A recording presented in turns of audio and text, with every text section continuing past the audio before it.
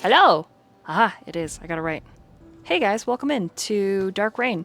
It's now hosted over on my channel. Christ. You know who I am, and you're here for 18 plus content within TOS Twitch structure. Yay! Yay. Okay, let's meet our players. Starting with the one and only Striker Sly. Of course, as I'm sitting here laughing. Oh my god. Hey, it's me, Striker Sly, your intergalactic spice trading fox, and I trade spices for information. The rest, well, that's just classified. And of course, welcome back, Little Dove Caldrian, your favorite best mistake. I swear I'm here to help, but somehow I always leave a bigger mess behind. Still, I have been told I make the chaos worth it. So tell me, Little Dove, care to make a deal? I guess I'll pass it over to Danriel. Oh, hi guys. It's me, TheNatchan. Snack stealing, raccoon loving me. Playing Danriel, who's just trying not to be angry, but she's pretty angry. She tries really hard not to be. But yeah, I'll pass it on over to Vil right next to me. Hello. It's just me. Whoa, what the fuck just happened? I had a stroke. I'm sorry. One more time. Let's try that again. That's a wash. We're gonna try doing it again. Hello. It's me, just another villain, playing Ethereal. Your slinky, sexy, broody cat. Pseudo-furry. Somewhat furry light, as I've been referred to. Tabaxi. Huh? I mean, the character, you know, very, very furry-esque. Me, not so much. It's not my thing really. But play Ethereal. Gonna have a good time. Gonna have a wonderful time here for a good time in a long time. Gonna hand on over to Sweet Ani. Hello, I'm Sweet. I am playing Alelrith. We're all gonna call her Elle because her name is very tongue twistery. She is new. She is a Shadarkai elf, and she is. Well, we'll see what she is. We'll see how she fits into this weird group. It'll be great. And now it's Jay. Hi, I'm Jay. This is Jay. I play Adra, the traumatized dog, and things I do for love, that kind of thing. From the middle of nowhere, trying to survive and trying to fix shit around. Yeah. That's what I got. Jesse. Hey, let's double back with a quick recap. Who would like to give the recap for some inspiration? I can't guarantee how good it's gonna be, but I'll give it. Last time on Dark Reign, we started with there was some good convo in between Caldrian and Glyph. They wanted to have some spicy times, but they had a audience not too far off with Elrith, and we learned his name is Ermir, the tiefling gentleman that we saved that that Ethereal apparently brought down as part of the trade, so there's that tie-in. We learned that Elrith and Ermir are a part of the same order. He is a paladin. There was a kind of angy first meeting between Ethereal and Ermir. There was some punching and some clawing and cruel words spoken to each other. Not to mention the fact that, once Ethereal marched away angrily, Glyph went after him, and then Caldrian, in his best Caldrian way, had to stir some pot, if you know what I mean. Actually inciting a pretty visceral reaction from Danriel. She got pretty angry at him, shouted, almost punched him out, was on the verge of punching him out. But then she cooled her jets and walked away. And I had to go to bed after that, but I remember the next sequence. There was a very good conversation between Glyph and Ethereal,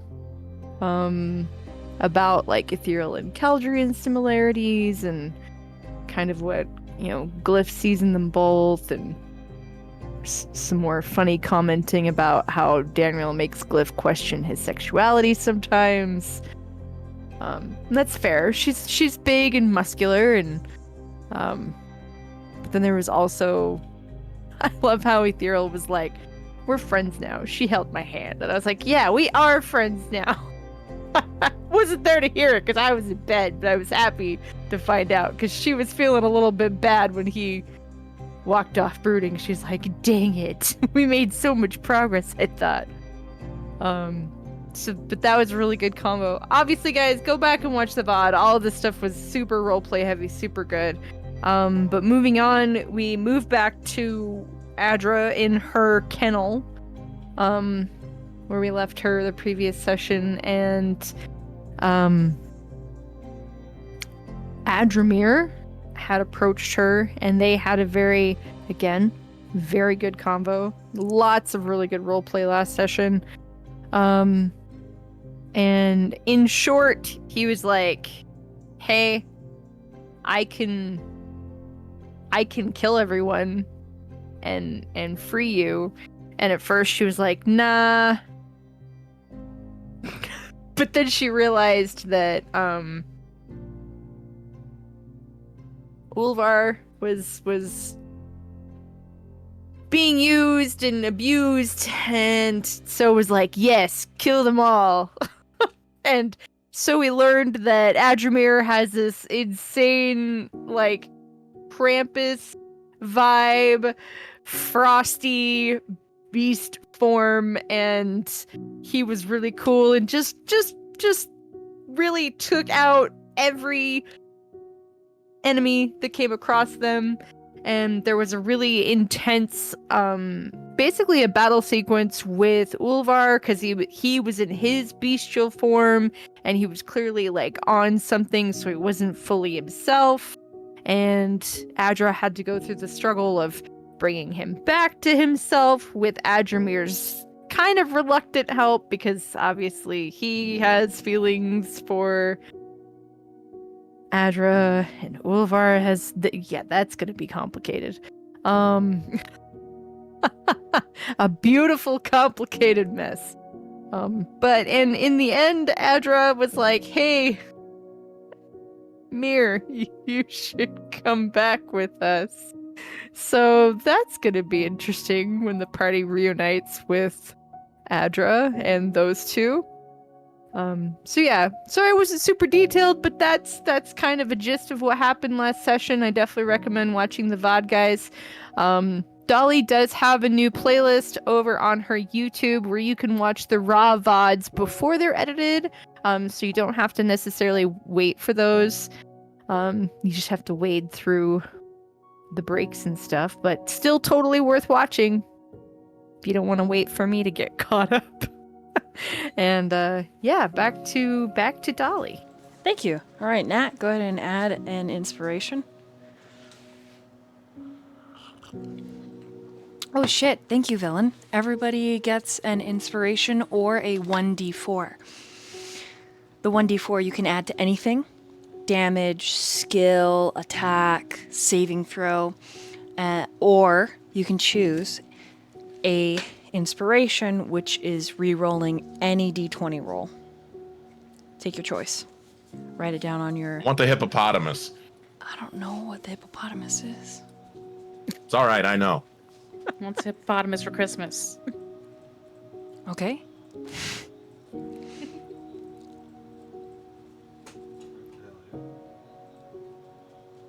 I'm just writing that down to everyone, so I've got it. All right, we're gonna maneuver so we're standing. I'm so sorry you're gonna have to listen to this for a moment, but I would like everybody in camp to make a perception check. How loud is that?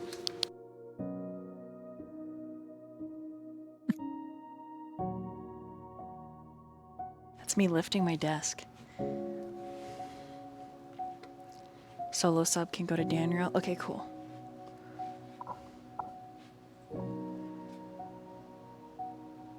Oh, thank you. Okay, the group that is not Adra. What'd you get?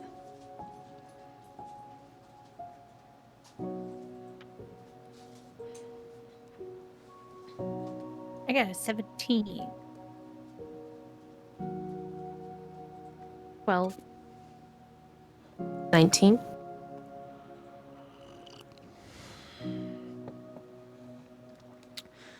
So...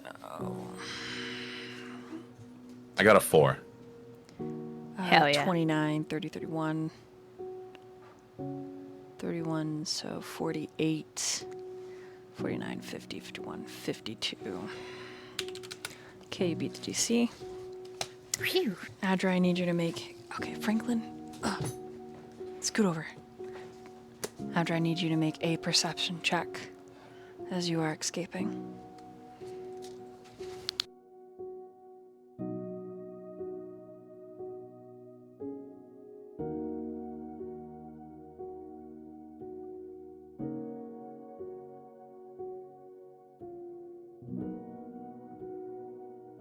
Wow, that's really good for you.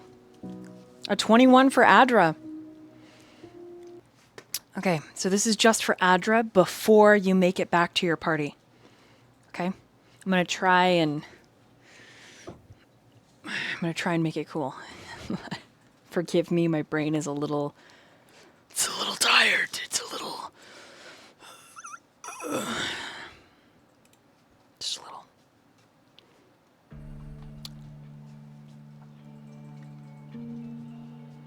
Okay.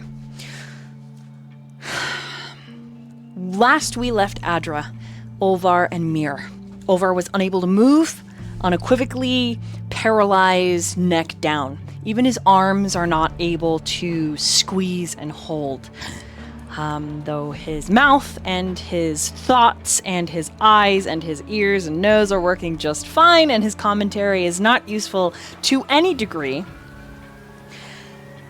he is doing the best that he can to hype man Mir, who is still slowly bleeding. You and Olvar, he's holding on to. In his elven form, his strength is surprising. His maneuverability as well, even more surprising. But he is leaking like a sieve all over you, Adra. Some damage up underneath his pectoral that just continues to slicken his side, and it actually makes it more difficult to hold on to him. It is not shadows that he moves through, but it is reflections of his own ice made up on the governing walls and ceiling that he steps through like a mirror, reappearing down the hall, bringing both you and Olvar with him. And of course, Olvar in this mad escape, as spells are being flung at you, arrows, javelins, says, I know there are a lot of things you could do with ice. So long as you don't let it get too sharp, it could be such a great toy.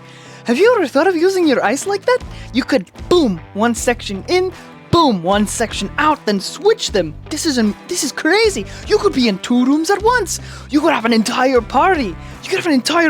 Now you have to keep it cold, or all the heat and the slicking is gonna turn it into a shiv. But you could use that as a weapon even! Oh my god, you are an assassin prostitute. Amazing. Now I have to come up with a really cool name. And his limbs are just flapping around as Mir's moving him. And at one point, Mir does move rather parallel to the floor and then perpendicular, slapping Olvar's feet, causing him to, oh god! Fuck, I can still feel that. Oh! Mir simply mutters under his breath, please, I'm trying to concentrate. Me too, I'm trying to concentrate on that pretty mouth of yours.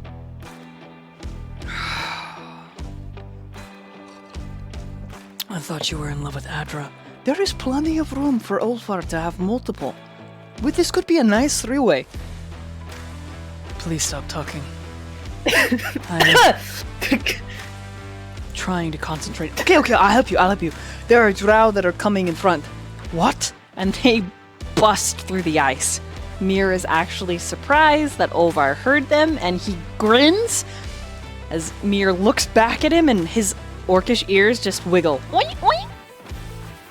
Big ears, good for listening. Perhaps you should try. Huh.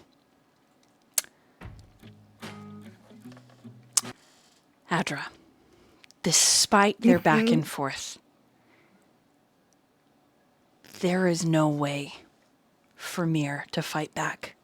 Not holding you, not holding Olvar, not bleeding as he is.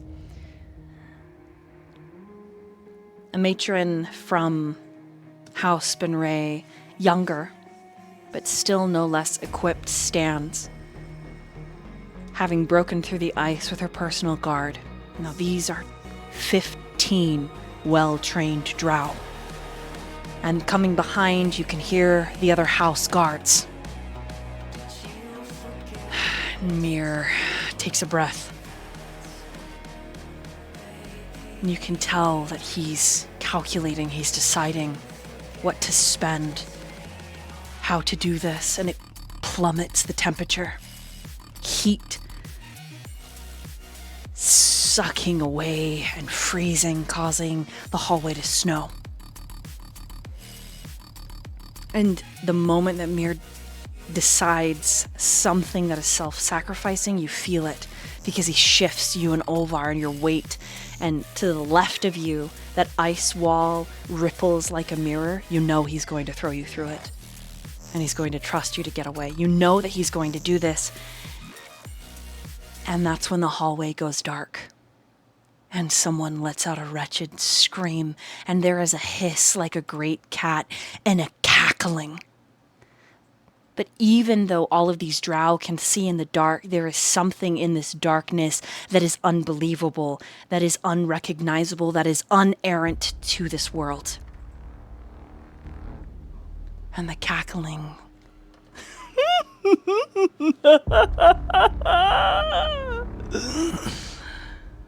You bleed so very well in this world.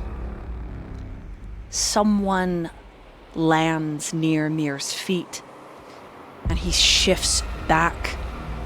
The sound of his steps are hard, packed, but also crystalline. The body is dry. There is nothing wet. It's fluids, all of them, sucked dry, leaving a husk. And a tisk, tisk, tisk. Don't try to run from me. It's just a little game.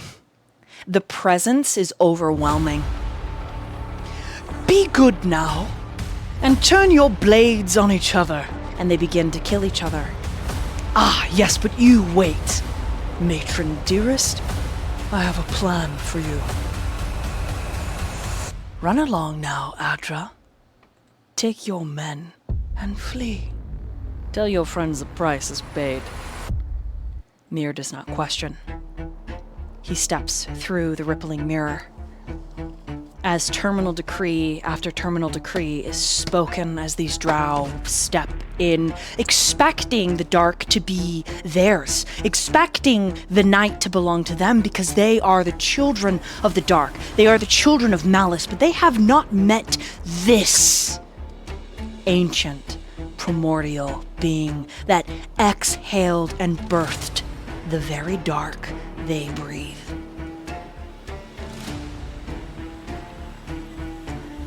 As I go into the mirror, I mouth a thank you. The only reflection of light that is allowed is a quick flick of the wrist. And there is this strange gold contraption. It's almost a bracelet, but it's not quite a bracer, and on it is a sundial and several rings and painted fingernails that they glint wickedly. You've never seen nails painted like it. In fact, you've never seen nails painted before. And the shirt, the tunic, it's not a normal tunic at all. There are cuffs on a fine, crisp white shirt. But the twist of the hand over the shoulder is a pshaw. Debt paid, debt granted. Enough.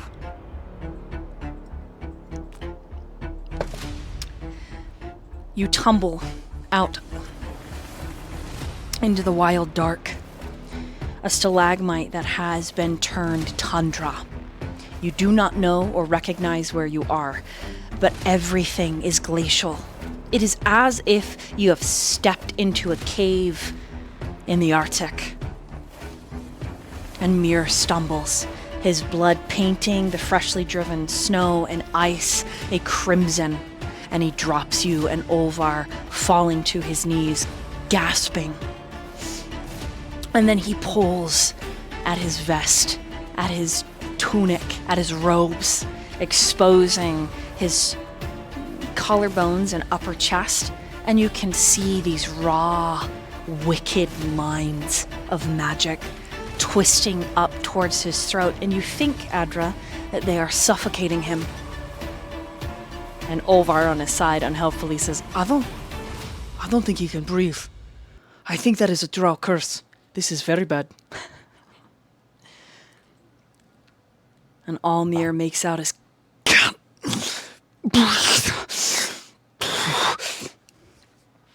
on his hands and knees, coughing and hacking and throwing up. And he says, keep running. Go. And Olvar's like, that's very helpful, but my legs are broken, I think. I don't know, I can't. I'm just going to watch you die, pretty much. So if you could not do that, that would be great, because...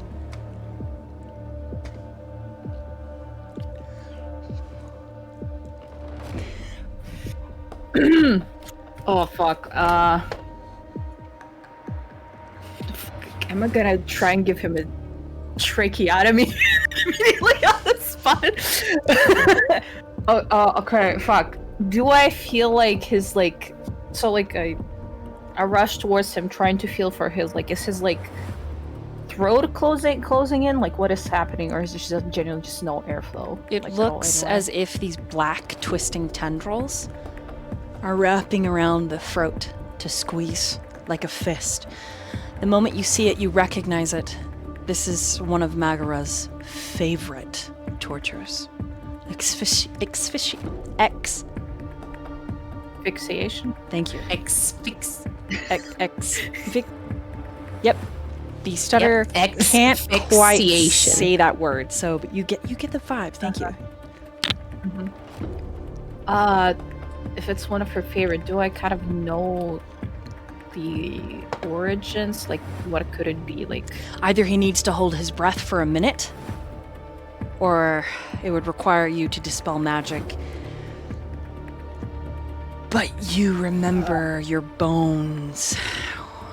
They were carved into after they were exposed.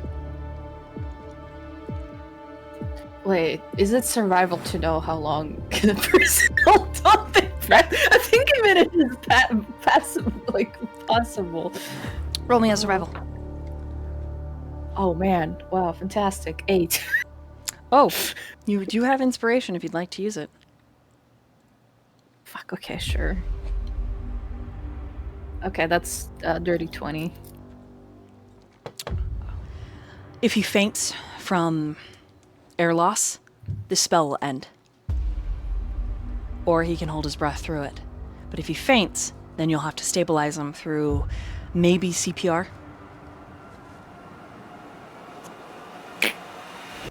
Oh, fuck. I mean, I can try and, I don't know, as muscle memory, try and pull the dispel magic, but either realize it's gone or not. Do you have dispel magic? Yeah, I do. Charisma saving throw.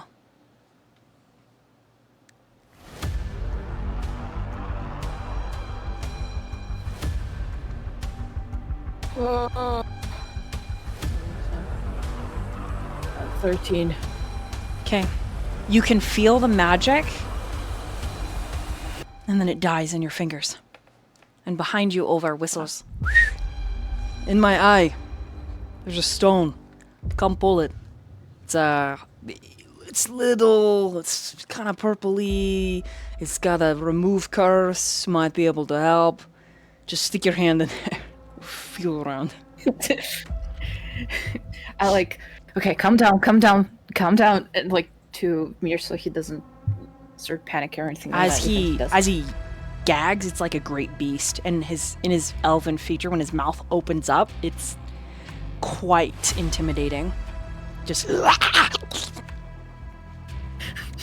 and Olvar's like, damn.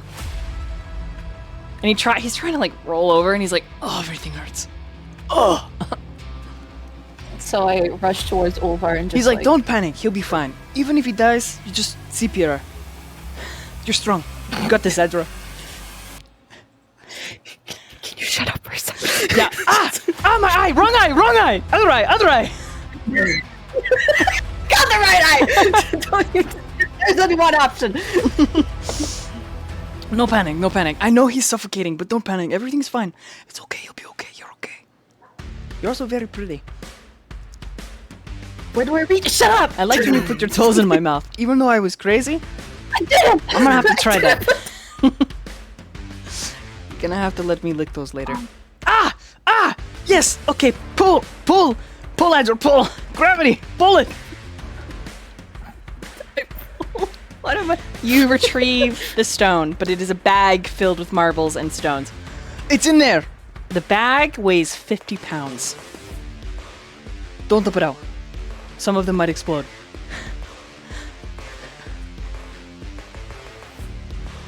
Open it up, untie it. Open it up. It's, imagine, and behind you, it's like... I'm doing it! Careful, careful, the orange ones, they explode. Careful. How does it look like? It's like purple, I think. It's small. It's not quite a marble. It's definitely a stone. Roll an investigation. Don't panic. Everything's fine. I'm not panicking. Hold on, Mir. I know you're suffocating, but it's okay. And he's just like... Dirty 20 again. Mir falls over to his side, and Olvar's like, oh no, oh, he's turning blue. That's bad. And like around you, the ice starts melting where he casts to get you here. But the ice that was here when you arrived is maintaining strong. You find the stone. Stay with me. You find it. And he starts seizuring and twitching because he's completely out of oxygen. And Olvar's like, oh, that sucks. I'm putting him on his side and like, what is it? Like, I think when you have a epilepsy, you can like put a spoon inside of it so like it doesn't choke his own tongue. So, Shove like, the rock in. Shove it in. Shove it in. Shut up! I mean, you could put it the other way too. What inside of your fucking mouth? I'm just saying, I might like your fingers in there. I don't know. But if his throat is too closed, you might have to suppository. Roll medicine.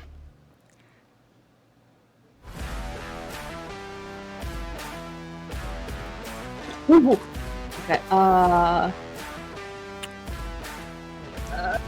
23. Okay, you do manage to open, like, you don't have to suppository this. You manage to open it and push it in. And within 10 seconds, he and you see all the tentacles, like, receding. And Olvar's like, see, I told you, don't panic. Not worth panicking over. Everything's fine. As my fingers are coated in Mir's saliva because of like, I just like flick it over. He's like, I would lick it if I could, but I can't. And Mir catches your hand. And he's just looking at you, and Olvar's like, oh, it's a romance. Well, I wish I could be a part of it. I'm so broken. I hate my life. But he's just over there blushing and kind of wiggling, watching you two. Mir's ignoring him, but just so you know, that cute music, that's Olvar's head as he's watching the two of you. Okay, perfect. As Mir takes your hand, that was covered in his saliva, he kisses the fingertips really gently. Thank you. And he prestidigitates your hand. Sorry. I mean, you helped us more. That's the least I can do. He just unclips his shirt a little bit more. Whew. And loosens the jewelry. You okay? I'm particularly unfond of suffocation.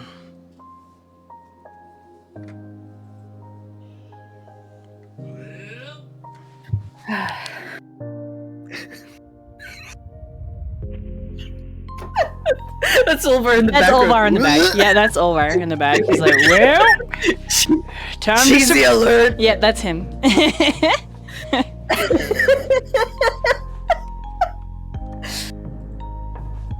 Oh fuck. Can I wanna because he's also still bleeding, can I try and roll a medicine, kind of like stabilize and bind some of his wounds? Yeah, go ahead and roll. Olvar just mutters, you know, it's pretty good that she doesn't have to shove that other places where the sun does not shine. Sun doesn't shine in your forehead as well. Well, I mean, it's... you don't know, the spell magic kind of feels okay up there. And Mir just looks over slowly. You are a strange frog.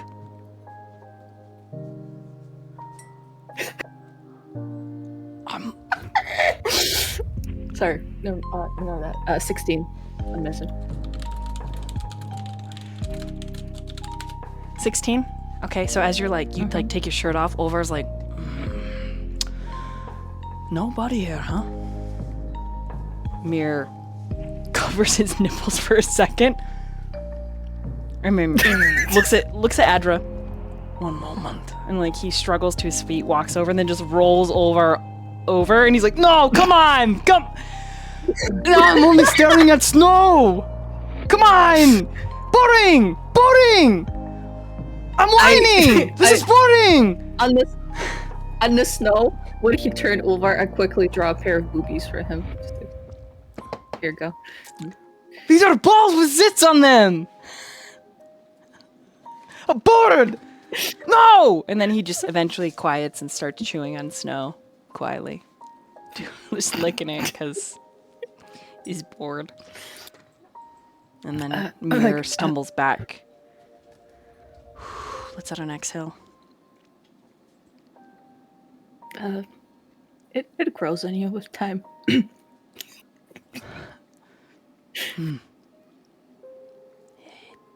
His gaze is very insightful, looking from you to Olvar. I suppose when one does not have the sun, they find other means to brighten their nights. Meanwhile, Olvar.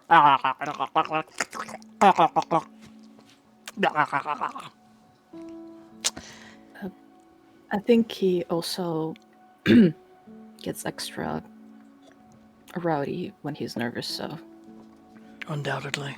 give him that.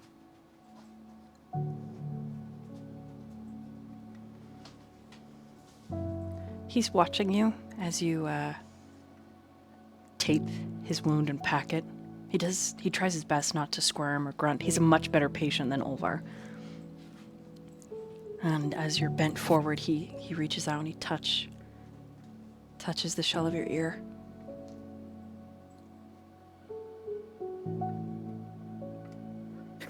I mean, she jerks and covers the ear, but mostly from like sensitive. Oops. Sorry. I did not mean to offend. It is just incredible to me how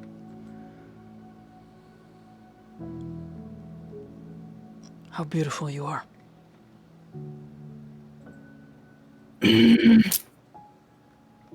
Swear to God, I'm gonna turn you towards Snow as well, just like him. Both of you are idiots in different ways. He just looks down at his lap. Forgive me. Blood loss.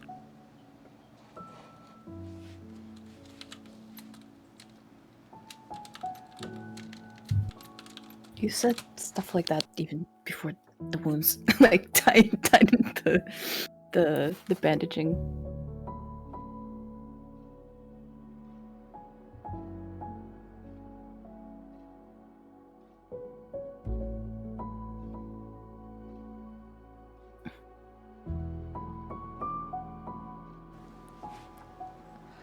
Mir is still and quiet, even as Olvar like is eating all around where his face is and snow and chewing and just, you know, mumbling to himself. Man, I wish we could put alcohol on this. I mean, I don't know what you would call this. This would have to be slurpy. It's kind of slurpy. Wetty? Coldy. Those sound like hand jobs. And he eventually works his way so that he can swing his chin back to look at you guys because he's eaten out a whole little like. He's like, ah! And then he kind of blushes in the snow, grinning, wiggling his eyebrows at you, Adra. I look down on him, like, I guess, like, before she thinks about it, she already, like, fixes his bangs a little bit. He has a new scar. They're like all over. You can see it's right above the eyebrow and goes up into his hairline. And his hair, where the scar is turned white. It's growing back. Little.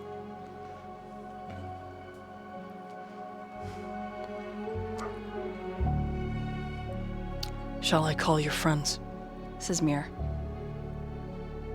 Or should I let you and Olvar return to them? And I remain here.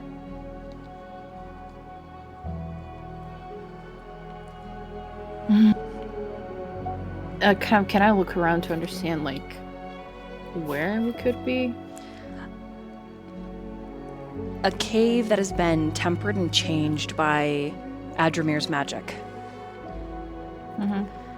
But you have no idea where it could be. Maybe far from Neuraxia, maybe close, but its cave reminds you of Wispel's home, but snowy, glacial, all white, beautiful.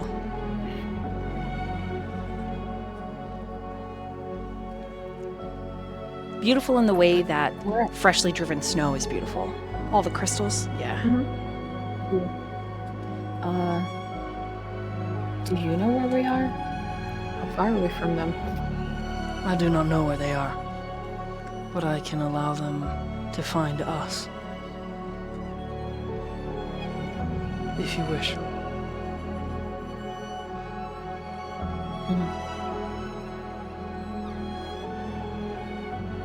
I mean, if there's a way for us to find them, either way could work.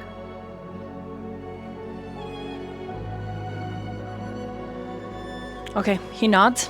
He puts his hand on the snow and there's a ripple. And from the snow detaches this very fuzzy moth. Soft and blue. And it flies from the cave, disappearing into the wild dark. Everyone else. Yes. Everyone else except for Ethereal. Into your camp, you notice this fuzzy, glowing moth. And as it approaches, there's a whisper emanating from it, as if a magic mouth spell that explains, "Follow me to Adra and Olvar."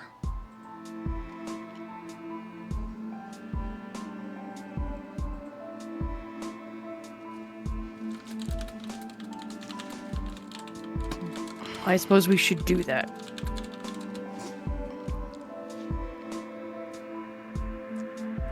So, Danriel just gets up to leave, and whoever wants to go with her can go with her. I'm sorry, are you suggesting we follow... Do you even know if it's a trap? Or are you just walking into it? If it's a trap, I'll find out when I get there. I will follow you to follow them all. In the event that you die, I'll be there to help. Hopefully. Hopefully. You know what? I'll follow, simply for the fact that if you do end up dying, I might have something to laugh at.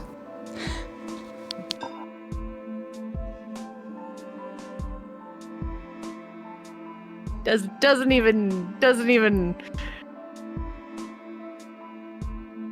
Ethereal, are you coming?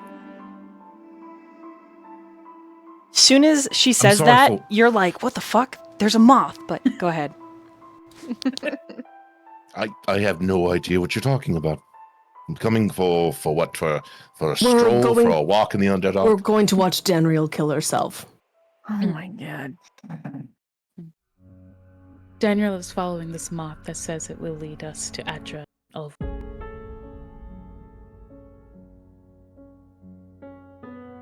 That's the prettiest thing I've seen in the Underdark so far. I would be quite remiss if Danriel were to die, so personally, it is in my great interest to not allow her to die, so... Glyph is standing by you, like nodding, like a little anime boy bobblehead, like, yep, yep, yep, yep, yep.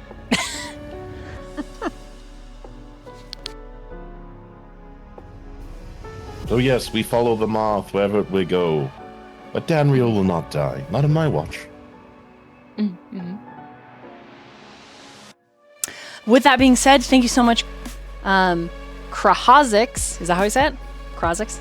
Krahazix? No, you're laughing at me, Sly, so I'm saying it wrong. Thank you for the raid. I appreciate it. I would just call you Krah, but I'm laughing because I did the same thing. Krahazix? But I literally was like, how the fuck do you say this? I just want to say it right. I just want to say it right. So welcome in, Krah. We'll treat your people right, just so everybody knows. This is a dark, high fantasy tabletop RPG. So there are trigger warnings. Any trigger that there could possibly be in like any kind of media or book that you're reading, imagine that this live play has those. So. But yeah, welcome in. I'm your host, your storyteller, your dungeon mistress, VoidDoll. It's a pleasure to have you here. Let me, and here's my players. They're going to introduce themselves. They can tell you what class they are, who they're playing, and where you can find them on the internet. Starting with the one and only villain. Just another villain. I play Ethereal, who is a echo fighter.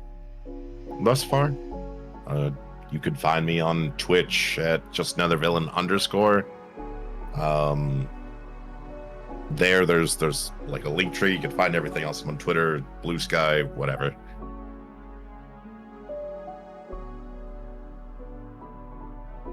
I'll give it to Nat. Oh, hi guys, I'm TheNatchan. I'm a variety streamer here on Twitch that loves all things raccoon, and I play Danriel. She is a Path of the Beast barbarian. Yeah, I'll pass it to Sly. Hello, it's me, Striker Sly, the Intergalactic Spice Trading Fox. You can find me on Twitch and everywhere else as Striker Sly, and I play Caldrian, who is a tiefling warlock who has somehow made a deal with death and keeps trying to stir the pot so that hopefully he can meet death once again. Pass it to Hello, I'm Sweet and Spacey. You can find me on Twitch on Sweet and Spacey, but I don't actually stream. I am playing Alelrith. She is a Twilight Domain cleric. And I'm going to pass it on to Adra. Hi, I'm Vicious J. Among friends, just J. I'm playing Adra, a wood elf, druid, moon circle, dog, werewolf. You can find me same Vicious J, Twitch, Blue Sky, Instagram. I'm a freelance artist.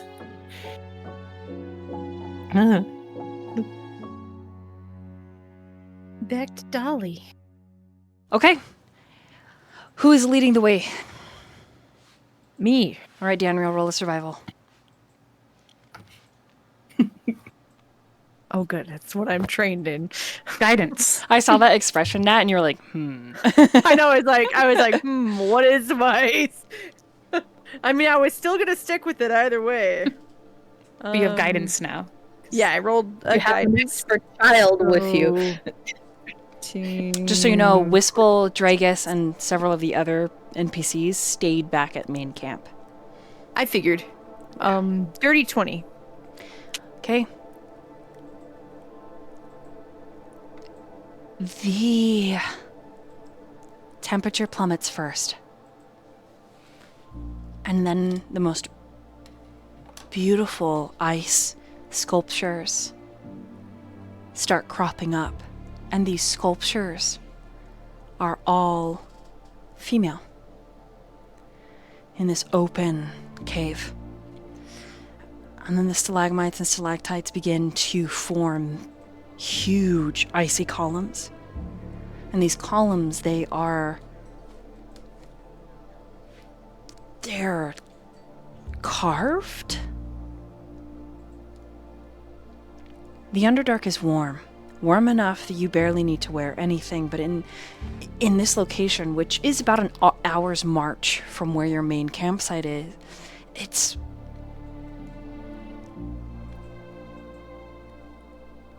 frozen. magnificent. The best word to describe this feast for your vision is majestic.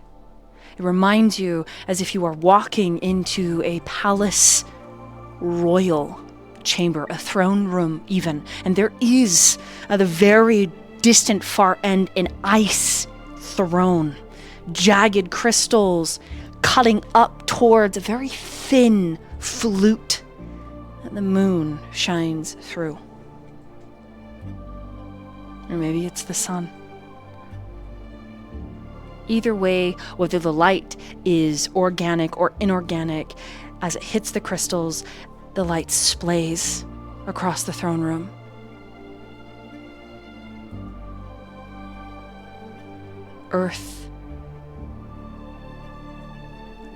Earthen material used in such a way that there is undeniable mastery of two elements, water and earth. And they have connected in such a way that visually it is beautiful, but the temperature is still cold until the last of your line steps into the throne room, and it is as if the elements do not touch you. The breath, it still puffs, leaving small clouds that try to escape towards the ceiling and the small flute that leads, hopefully, to the surface. But the cold no longer bothers you. Some magic has welcomed you, and the entire vision is splayed in soft hues. Every statue, as the crystals from the throne, the light that is thrown, hits the statues, they are colored as moving individuals. And one of them is definitely depicted more than any of the others. Mm-hmm. Over and over again, different iterations, different emotions, different moments. Would anybody like to investigate this room? Or do you follow the moth that trails beyond the throne? Danriel's a very focused individual. I think she follows the moth, but as she is walking, she would definitely observe and take note of the statues along the path, Okay. but nothing closer than that. Okay. Cal is not so focused on anything, especially not following this godforsaken moth. Probably he's looking around at everything and anything, wondering. He'll keep his thoughts to himself, but he's just looking around in curiosity and looking for some kind of something to take. I will follow to make sure that Danriel doesn't die. Okay.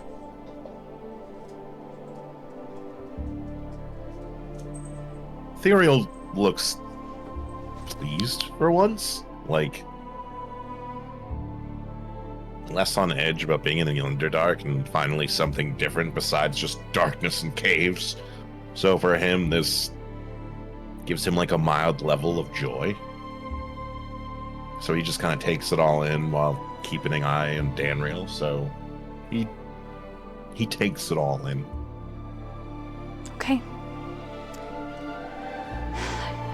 Cal, are you looking for something that might be worth, or are you looking for something that could emotionally disturb? Correct. Which one?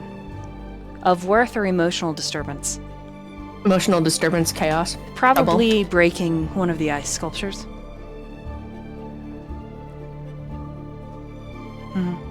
What about taking a piece of it rather than breaking the whole thing? You would be breaking a piece off. They are literally they are masterfully carved from a surreal block of ice. Probably cut with blade and chisel. Could he poke around first? Like, flick on it, see if there's somebody inside, that kind of thing. Like, he literally... Yeah. Roll an investigation or an arcana.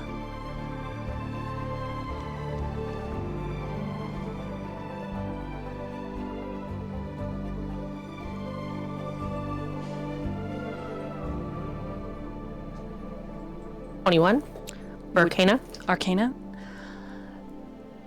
These are magically held in their shape, but they are manually sculpted. There is no one inside.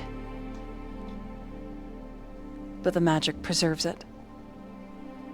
These are not living statues, this is art. And you see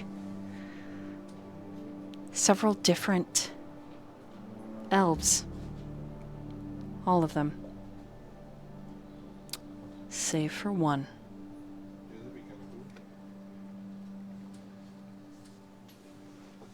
What is the one that is not an elf? Probably the largest human male you've ever seen in your life, but mostly the bulk on him. The muscle. The Goliath-like attributes, but there are no Goliath markers. There's no indication of their tribal tattoos or their people's piercings or scarration. This man looks like a fighter, a soldier.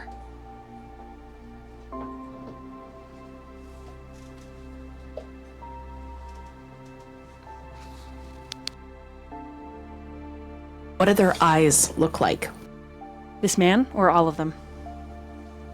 The man first. It's sad. It's as if looking disappointed at whomever.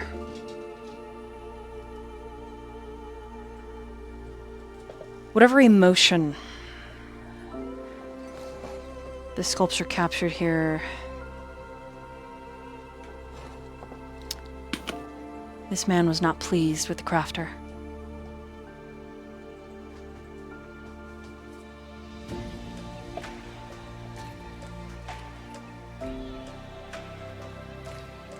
Meanwhile, the rest of the party, you bend a corner behind the throne.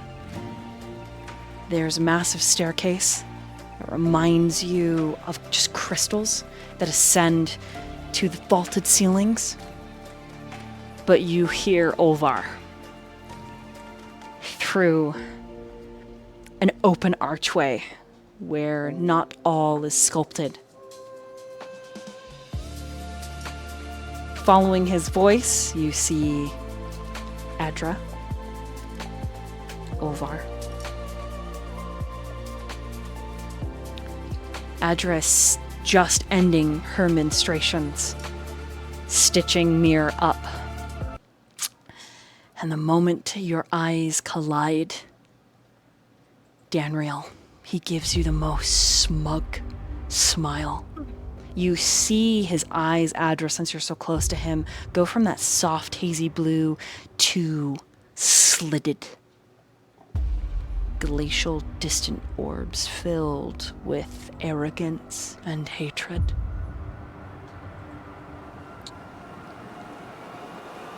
And his mouth twitches, where that very thin line of a scar where your javelin cut him open healed.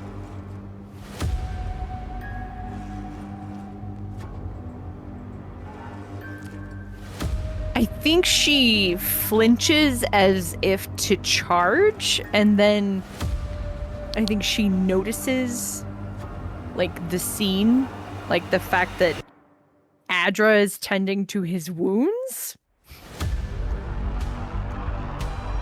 And she kind of freezes in place, but her hands flex and form fists. What is he doing here? If you're going to kill me, now is the best time to do so, Danriel. Not talking to you. Naturally. What is he doing here?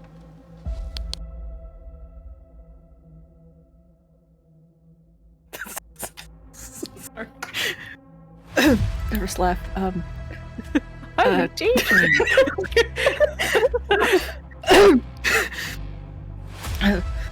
That was fast.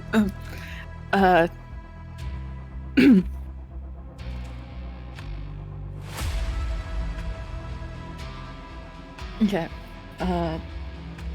She turns around, looks at Danriel. There is like a bit of an apologetic look because she doesn't know no, but like understands like the bloodthirsty Right. hatred. There's only ever been animosity between the two when they've seen each other. So yeah. Listen, in the alleyway, I was very proud of Danriel of not flipping the fuck out. But he's the reason we're here and out.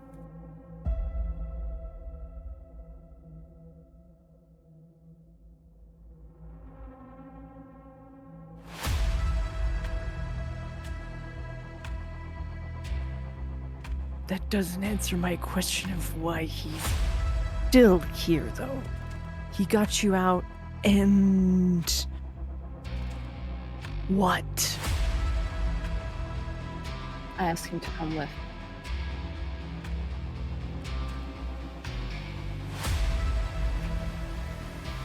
Not to interrupt, but while this is transpiring, can I like slowly move my way to the front to Yes. potentially get between like Mir Absolutely. and Danriel? Absolutely. No, no worry. I'm in the middle. I'm gonna be in between. I'm not gonna just. I'm literally physically between them. In response to that, That's can the I move case. backwards away from whatever? Yes, If yes, you that's can. the case, if that's Yes. the case, then I'll stand. I'll kind of like stand by don't worry. Danriel, just being like a your buddy's here. She's Your emotional support cat who's fucked up is here. she's clearly she is trembling with anger, and like her rage is just boiling beneath the surface. It's like the only reason she hasn't attacked is because Adra is the one in the way. Behind Adra, he is smiling at you, Danriel. And he slowly stands. And he says, and if you don't end me now, who's to say my machinations won't come to fruition again? You can see that Don't he's provoke very, very her. injured. Don't provoke her even more. This is the only moment, Danriel, that you and I are of unequal footing. And doesn't that make you hurt?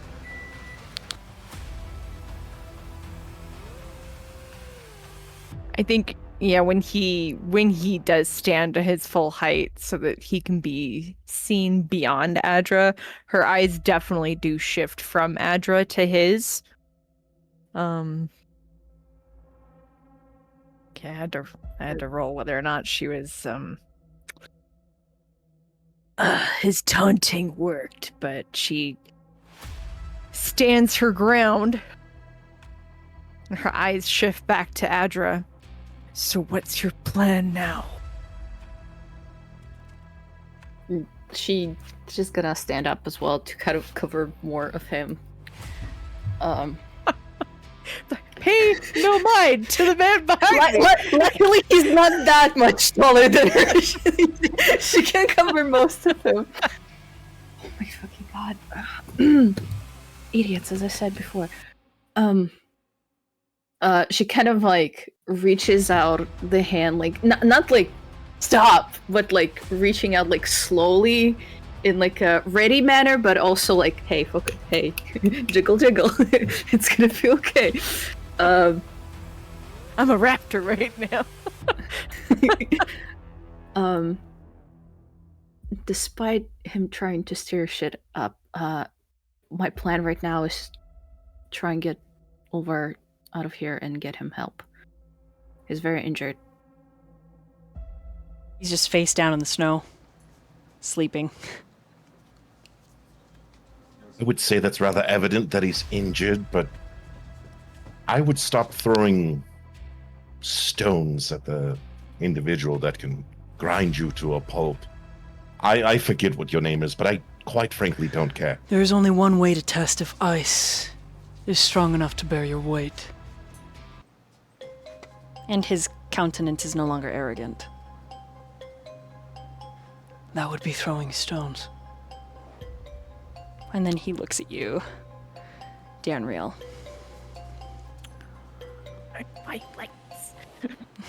And you're like, this bitch is just like Caldrian.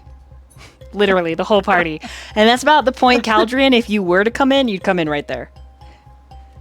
I posted a little video from Willy Wonka and the Chocolate Factory where he's kicking a bunch of the ball candy, like mushroom things, and that's basically Caldrian in the ice room.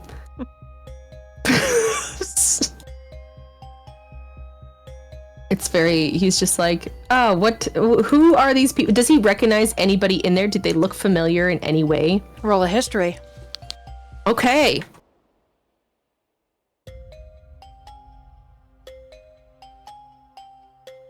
Hold on, gotta look at my sheet.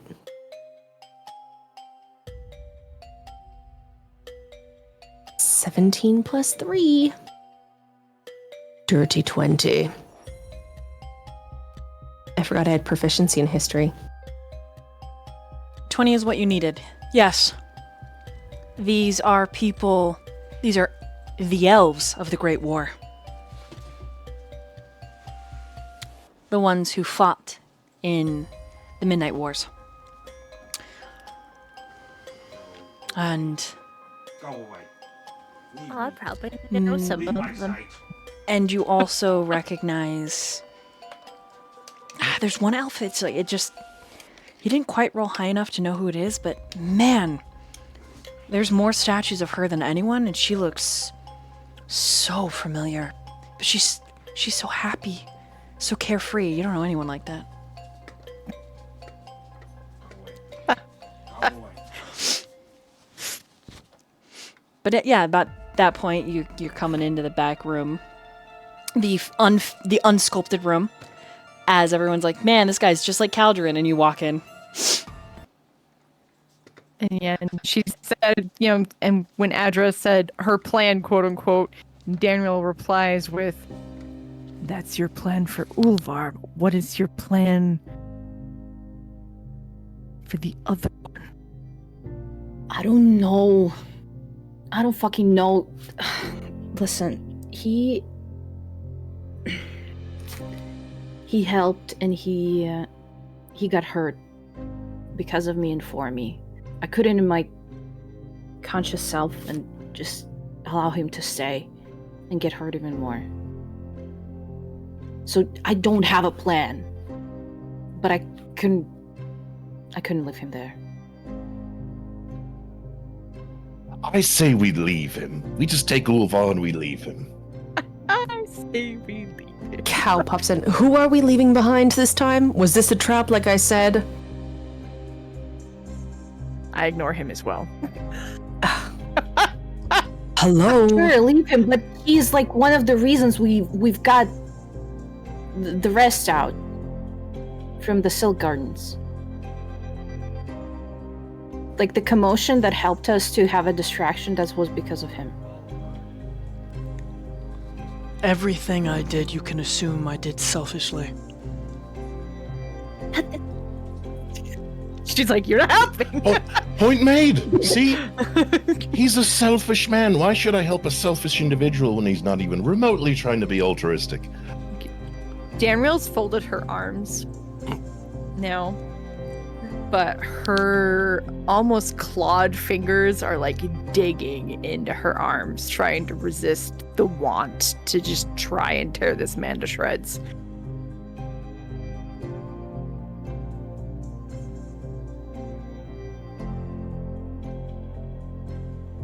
I say we bring him along. She looks like she's gonna say something, but then remembers she's ignoring Caldrian. And does not comment. I feel like you're not going to get a say. I think we should all have a say. Aren't we all a team? That means everyone should and has an equal voice. Isn't that how this works? At that point, Olvar, Oh, you're all here, good. Ugh. Danriel, hold me. My body is broken. Why are we so tense?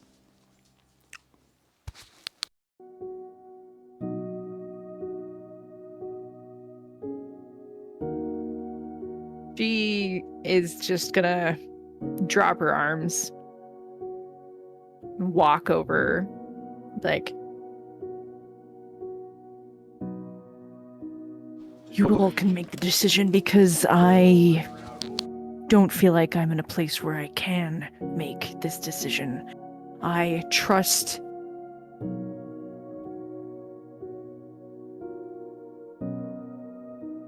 Adra,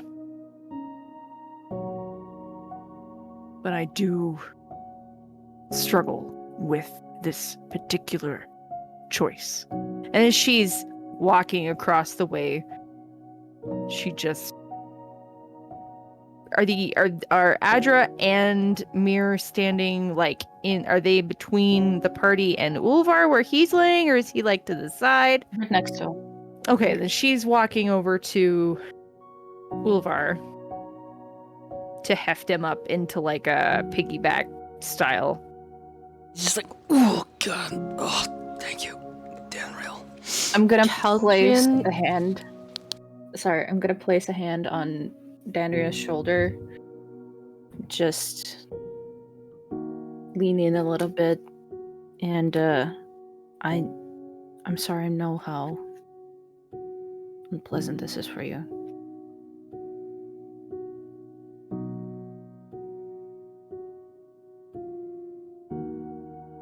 Aldrin will wait for Danriel and try to talk to her. Okay, we can go round robin. So you're gonna kind of follow Danriel out into like the big antechamber, right? Like right after the throne room. Okay, what's Elrith doing? I'm probably gonna check on Ulvar. Okay, so you're gonna do some medicine shit. So you're gonna follow Danriel Yeah. because she's got him as a backpack. What is Ethereal doing? Is Danriel will like pass him because he's gonna have to pass him to go the way he's gonna go back. He's just gonna put a hand on Danriel's soldier and like kind of in like a comforting, empathetic way and showing a sign of solidarity of like, I got your back. But I'm also here to restrain you so you don't kill people. Nice. But also, like you see in the subtext of it all, you bastard, you took my way out.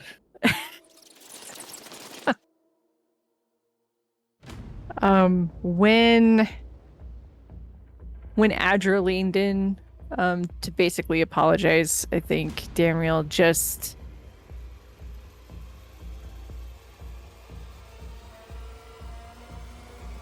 she just kind of nods and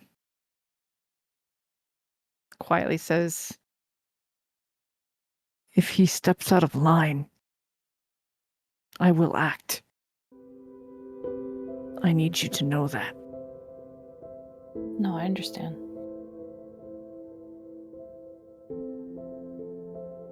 Very well.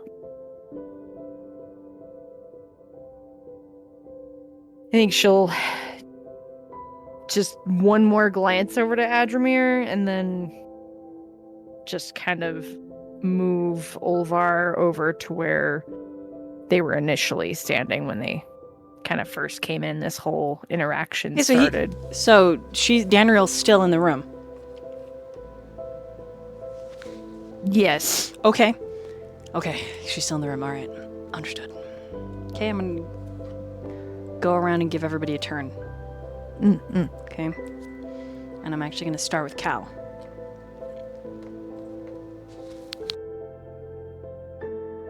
Cal has to take a few extra steps to walk alongside the giant Danriel and goes to the other side and leans in. He has this swagger to him, but he puts his hands behind his back and he's kind of leaning in, like imagine Puck in Midsummer Night's Dream, right? Very much like that. But he just says to her, you know, it's better to keep our enemies close, Danriel. Let them think we've turned our backs and they'll breed chaos wherever they are. But no, we are there to watch, we can learn, and when the time comes, we decide how they fall. Or perhaps this is an opportunity for us to rehabilitate. But letting them wander without our eyes on them,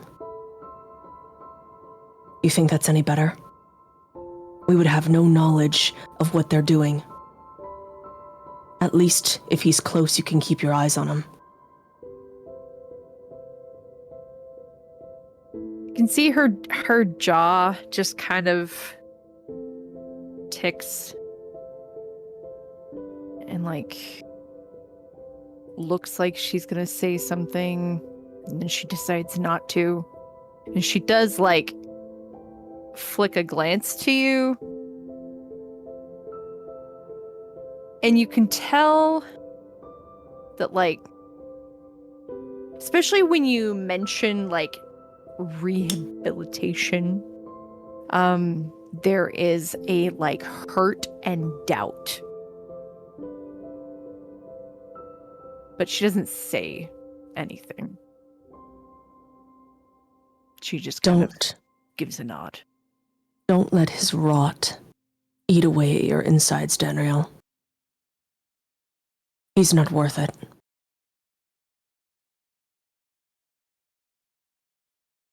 There is a fire that is in Caldrian's eyes, as if he also doesn't like the man who's there. Not that he knows him, but he doesn't. There's something there. A long time hatred.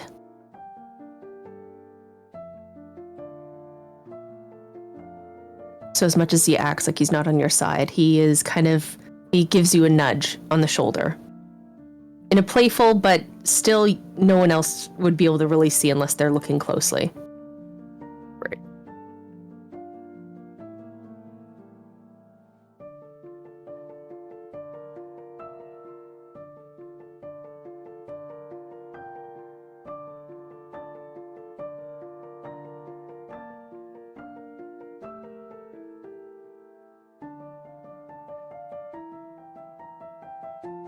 Danriel, Yes? need you to roll a charisma saving throw. Oh no. Okay.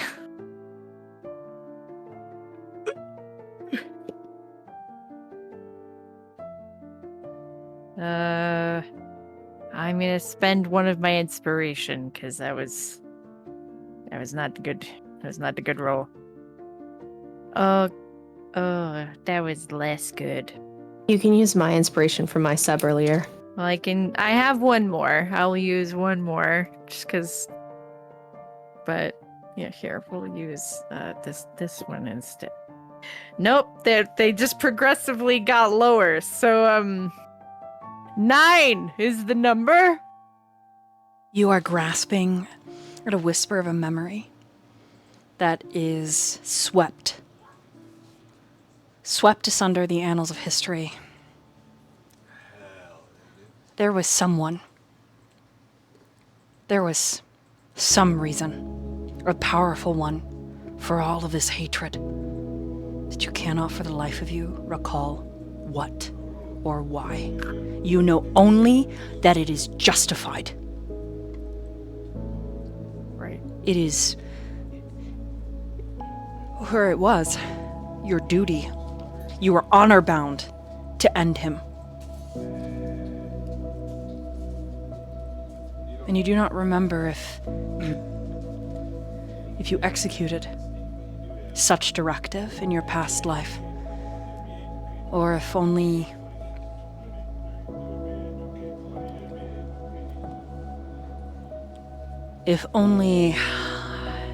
like the north wind that he is, he blew through your defenses, freezing you even on the battlefield, unable to act, unable to end, unable to execute your directive. Because the hatred is not just towards him, Danriel. There is so much directed at yourself. And that only comes through the ages with guilt and regret.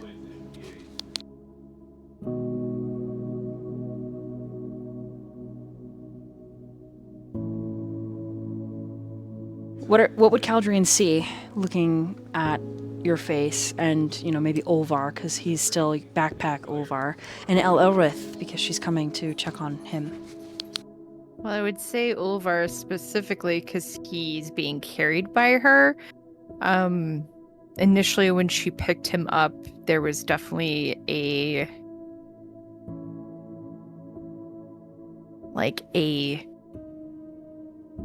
firm agitatedness about her body language. But as they move away and this feeling grows more prominent, her whole demeanor shifts, and it's almost like her shoulders slump a little, her grip lessens, her whole body's less tense. And as far as facial expression wise, it's definitely just like I said, her whole demeanor has shifted, especially since because now it's moved into again, not knowing the details, but there's definitely a sense of most likely failure there, and the self-loathing of whatever guilt she is carrying that she does not know the source of yet, really eats at her. So the confident agitation that was present before has just shed into, kind of like a hopeless guilt. The first thing I'll describe for players is Olvar, the way he lays his head, is almost like he's trying to give you a hug. He says, it's alright, Adro. Or not Adro, Danriel. Because he's always comforting Adro, my bad. Yeah. It's alright, Danriel. Whatever it was, that's not you anymore. You could be somebody else now. You don't have to carry the guilt, you can put it down.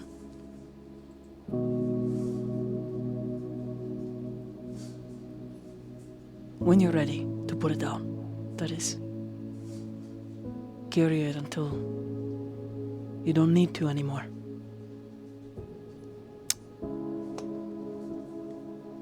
What does Caldrian do?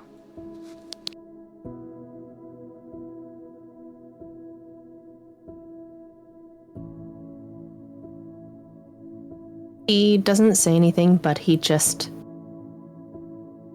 going to step behind her to the other side of Ulvar, but as he walks past, he's going to put his hand on Danriel's shoulder, and the one that's lifting up Ulvar, and probably give it a gentle, and it is gentle, a gentle squeeze, of reassurance.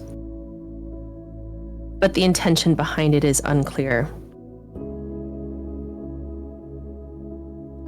Like everything about Caldrian. I mean, for everyone else, if you, it's actually him being genuinely, he understands. He understands self-loathing so much, and he understands hatred and the strong feelings that come from wanting vengeance, and he is. Yes, in his head, he's like, he wants to comfort you. But at the same time, he doesn't want to show that. So while his face and his body language maintain this cockiness, this grace and attitude, there is a sadness and this look in his eyes if you were to see him, but his head is downcast as he passes by you and squeezes your shoulder. So while you may not understand his intentions, there is genuine support. But he's going to go to the other side and help lift up Ulvar. Okay. Elle. Hello. What do you do beyond, your medicine check to figure out what's going on with Ulvar? How do you react? How does she react to this? She doesn't. She will probably just stay silent and just continue checking on Ulvar. Because at this moment, she is in the phase of observing the group. Because she barely knows these people. Okay. Yeah. What'd you get on that medicine check?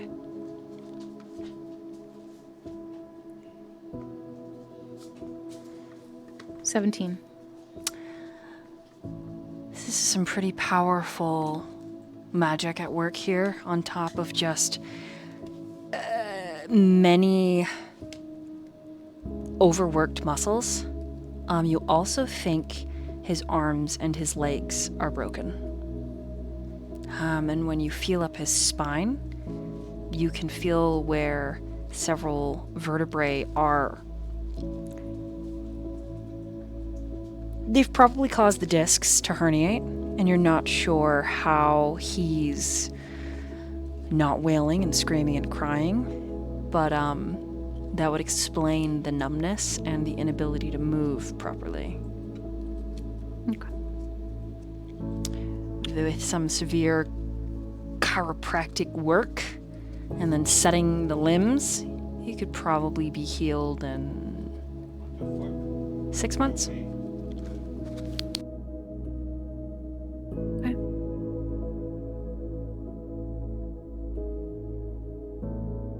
She's just gonna look at Ulvar and be like, "We'll fix you up when we get back."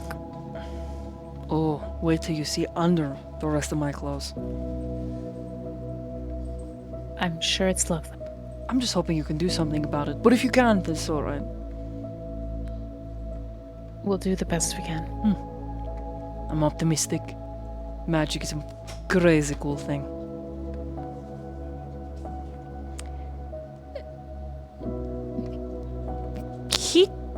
There's something weird in him, like that genuine, like, yeah. Like he's a little sad, but he's trying really hard not to be. Yeah. Anything else for the three of you?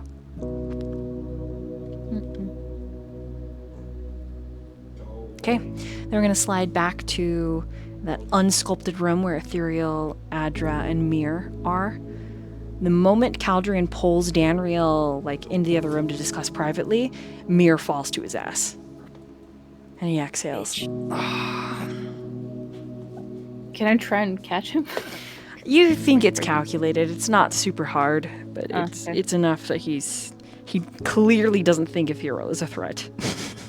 Because he's showing such weakness, but that's neither here nor there.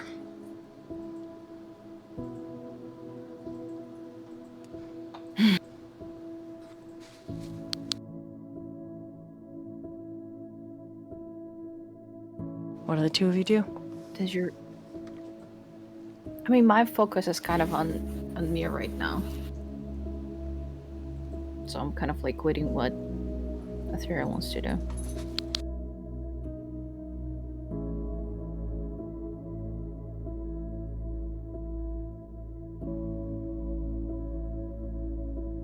Daryl just looks at Mir. To him, he just looks like a weak man. A weak man who postures just to get a rise out of somebody. He sees him as like a bully. Someone that in his mind, he feels justified in punching down on him rather than up.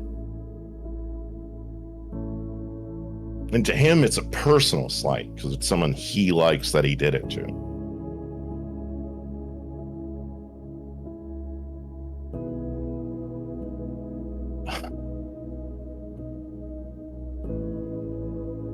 posturing and in spite of someone else. That's a level of petty I can somewhat admire to agree. Just kind of gets Even a. if I think you're a gutless worm. Noted.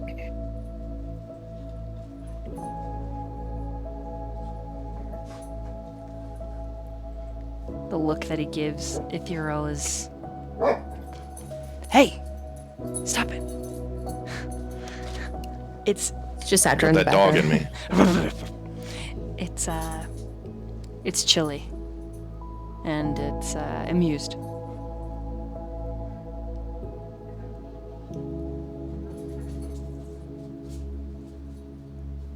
He returns his look, but it's of someone who's calm yet very deadly. It's also the look of someone who's just a killer.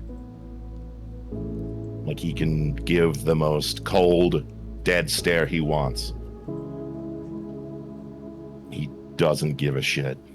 He's not afraid of him because he's weak in this moment, and he sees that weakness.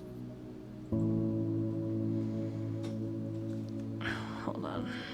And he thrives off of it. It's a 22 on an insight. Would you say Mir can read that pretty clearly? Oh yeah. Then why don't you come over here and I will show you just how much of a worm I am. And he just. And he leans back into the snow. Come.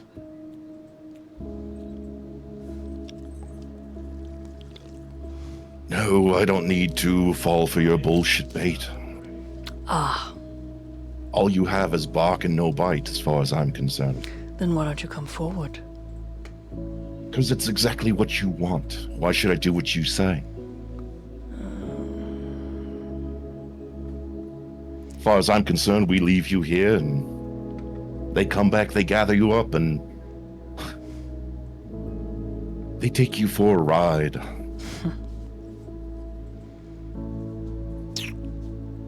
He says he does not correct you. Ah, it seems I'm spot on then. Well, what do you want to do with him, dog? I'm tired of staring at this pile of garbage and filth. When I could go help Ulvar, someone actually give a shit about.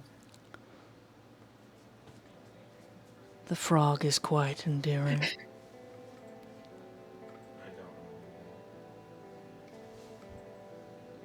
At least the frog is endearing. Has a personality. You're just He taps Stonewall. his collarbone as he's leaning back, right? Supporting himself with one arm, and he says, I know what I look like.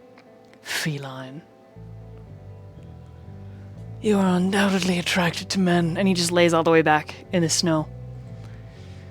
And then exhales, and it's this plume of clouds. But do continue to discuss me. My ego loves the strokes.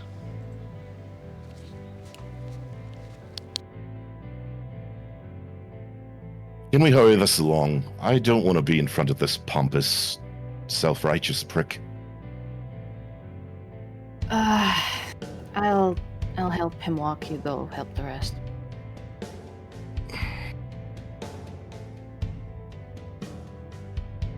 Your suicidal altruism will eventually be the death of you one day.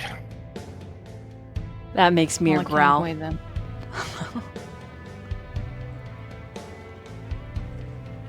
Oh, did that strike a nerve?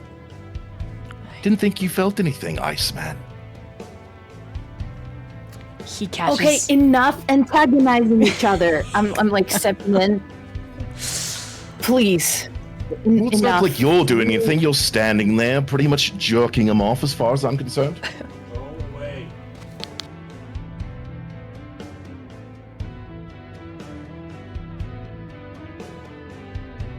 Now you're trying to agonize me. Very funny. Please go. I don't require your help. I wasn't going to offer to begin with. Enjoy your pet. I'm gonna walk away. Mir chuckles and mutters, "In another life, he would have made an excellent ally."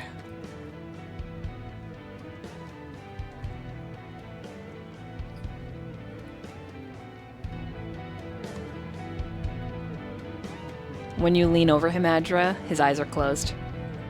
Like he's just getting ready for a snooze in the snow. I give his cheek a little. Okay, his eyes open. They're so pretty when they first open. And you see that the blues like ripple through the morning blue all the way to twilight and then back to that glacial, like frosty snow. Are you sure you want to bring me along?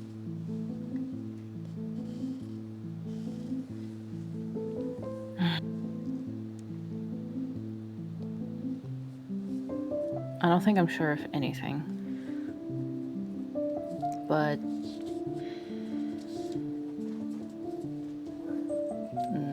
if there is one thing I have decided is to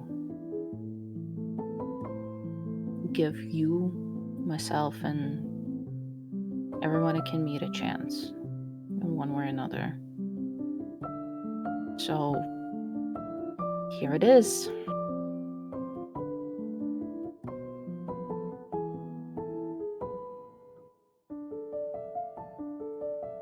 And it's up to you what you do with it.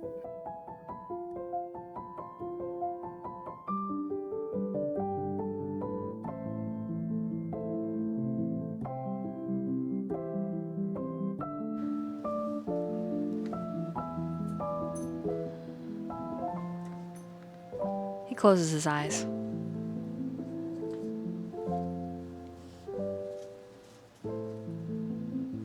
I try and lift him up. When you do, he stops you. I can walk. Are you sure? He does. He stands. I merely wanted to take a small rest.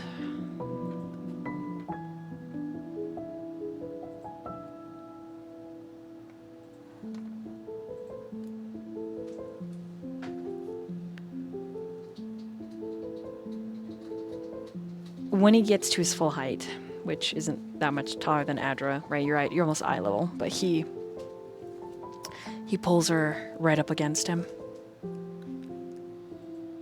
and cups her chin. I thought you could walk. But he cups her chin, and there's a bit of a smirk. And his eyes are just roving around her face.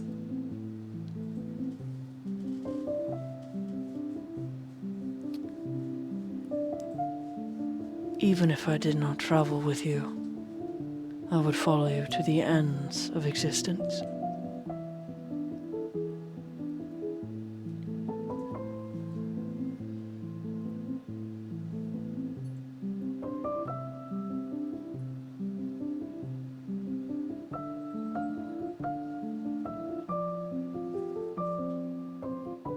Because I wish to know you as you are now. Not as you were before, not as you will be, but as that mosaic.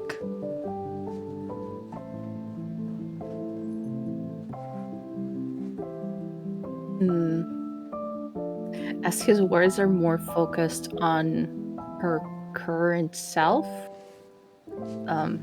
there is a creeping blush around her ears.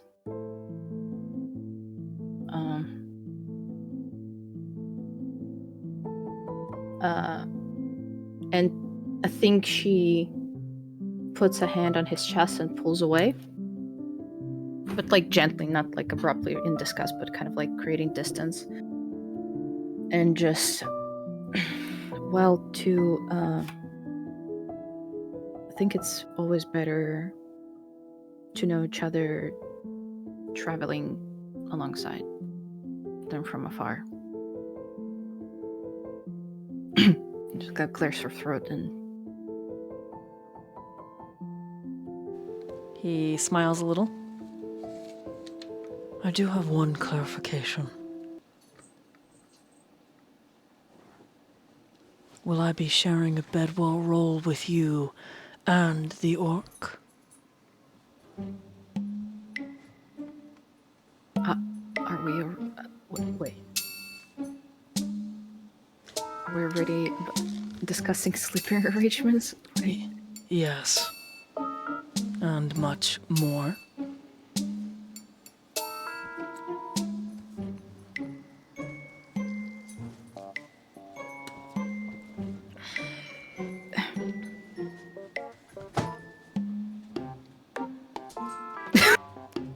He waits while she blink, blink, blink, blink, blink, blink. Did I misinterpret the affections?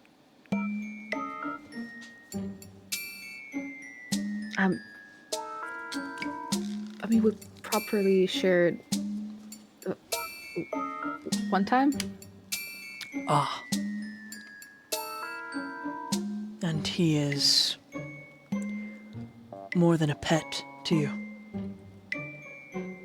I have no pets, and I would like you not to refer to my companions as pets. You are companions. More than the orc? Yes. The feline?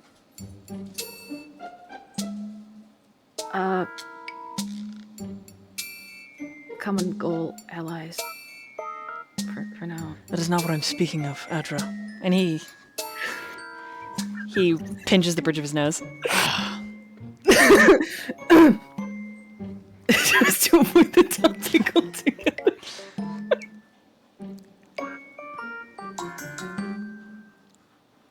Listen, I thought we kind of agreed to go on one step at a time. And I think sharing a bed is a few steps quicker.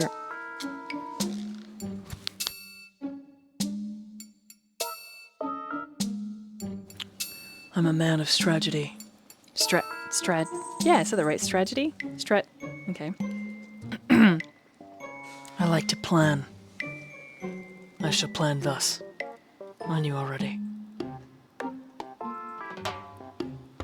An orc. And he steps past you.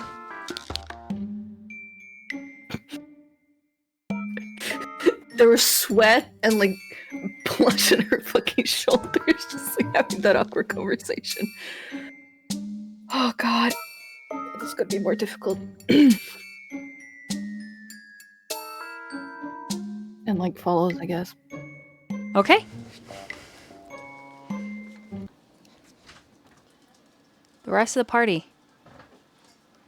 You are in that antechamber, like throne room. When Adra and Mir step out, Mir announces, I shall be traveling with you.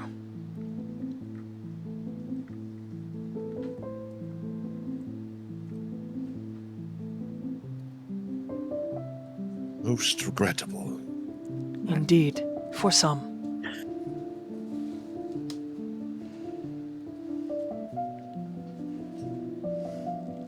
Danriel doesn't acknowledge his statement. Aldrian does a little spin, like turns around to see him, like as he enters, and he puts his hand out. Says, "Pleasure to have you here on the team, I guess." And he tilts his head.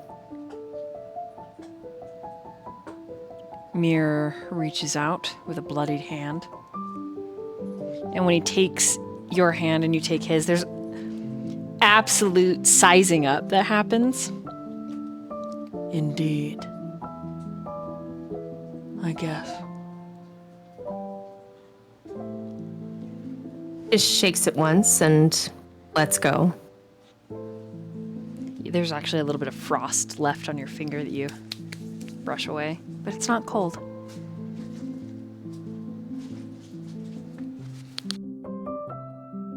as we're like passing by the statues, because I figured since we appeared inside of the cave, I didn't see all the Right. structures. Mm-hmm. Can I try and note and recognize what these are off? Roll an insight. Elrith, is there any? Yeah, nice to have you on the team, bitch, or anything at all? Anything before we get to the room filled with statues? Bitch.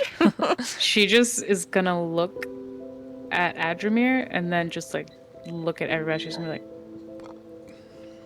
like, Yeah. Yeah. As you begin moving, Almir says, I will endeavor to not get into any of your way,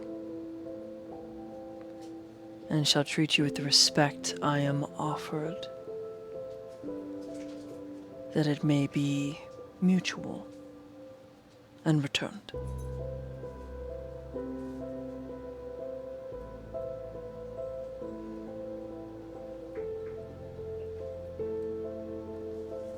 and Olvar, very helpful, whispers to you, Danriel, I think I'm going to fuck him.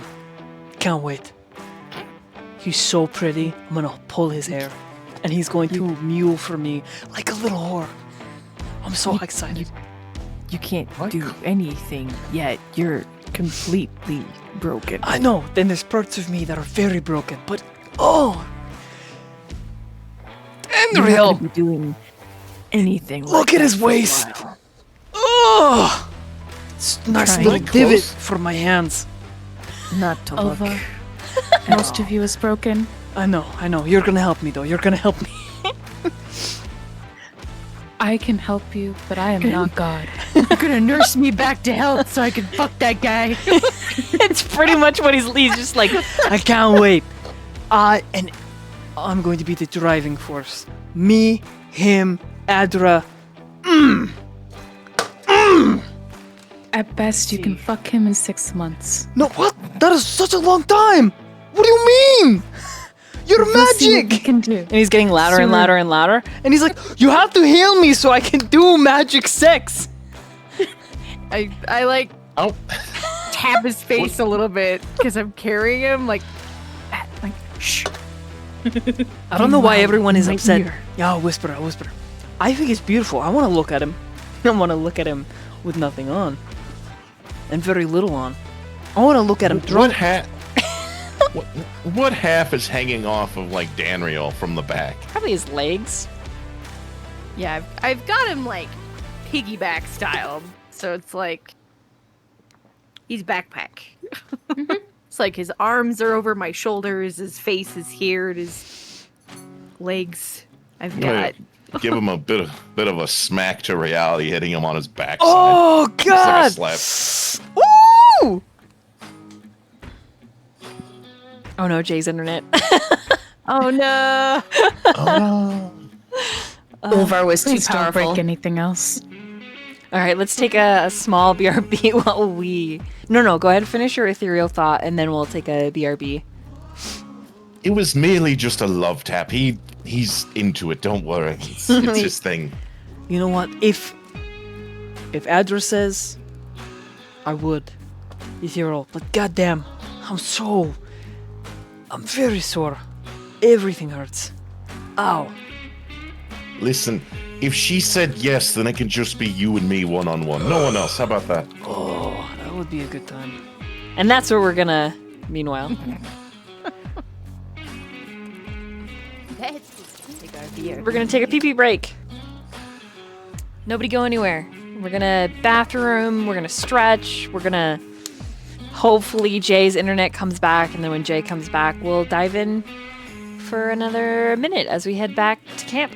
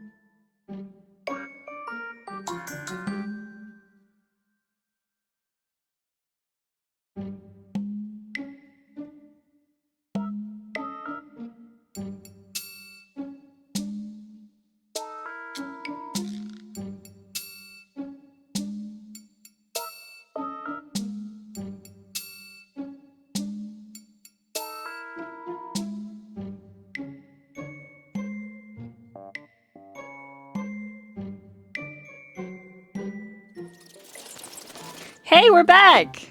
Welcome back. Hey, what's up? What's up, bitches? What's up, motherfuckers? Welcome back to Dark Rain. It's us doing shit in the dark, but jerking off. Who knows? Okay, Adra. What'd you get on the insight? 19.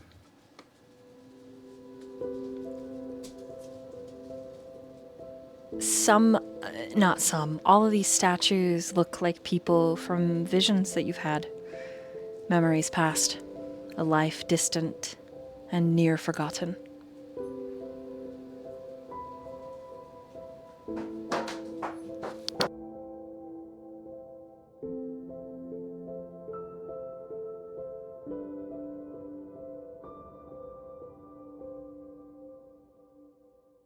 They can sense me. That's yeah. They're activated.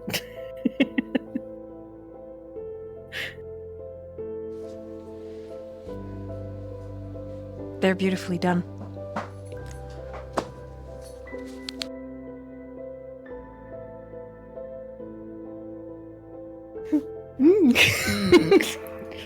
I'm just taking in the art.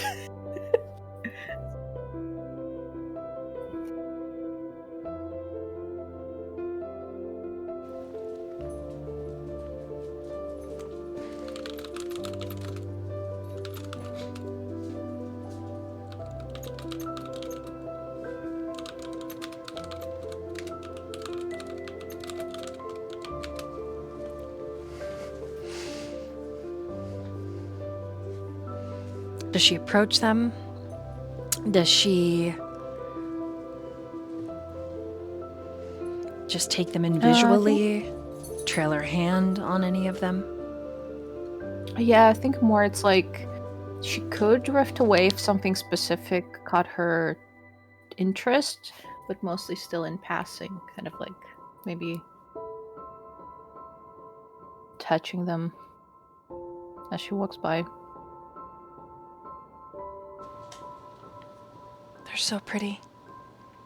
And they're cool to the touch. You should be shivering, you should be freezing right now, but none of you are. You're all comfortable. And it's odd how comfortable you are in this frigid landscape.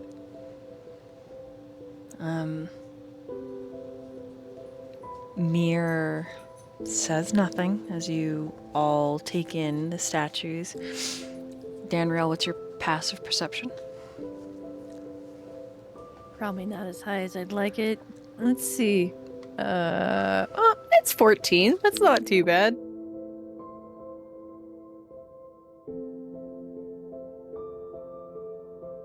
You see her.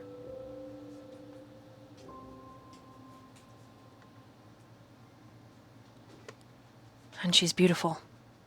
She's exactly as you dreamed.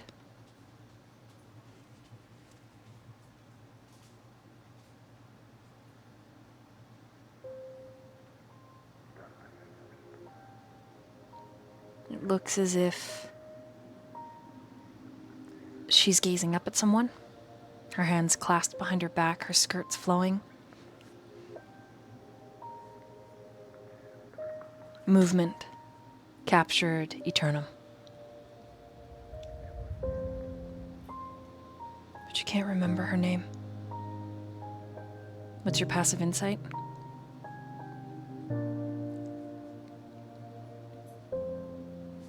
Significantly lower. It's only 11. 11 is high enough. 11 is what you needed. Yes. Mir would know what her name is.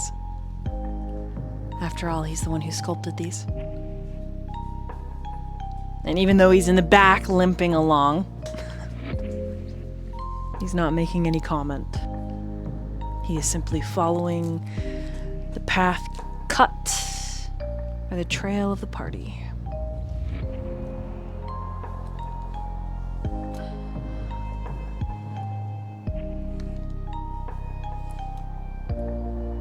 She definitely looks at it long enough to commit it to memory. So it would be obvious that she looks at it for a significant amount of time.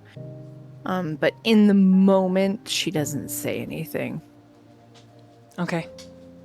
There are several statues of her. Varying ages.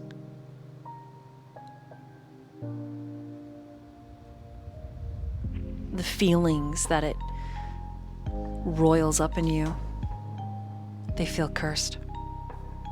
Because it's both joy and wretchedness.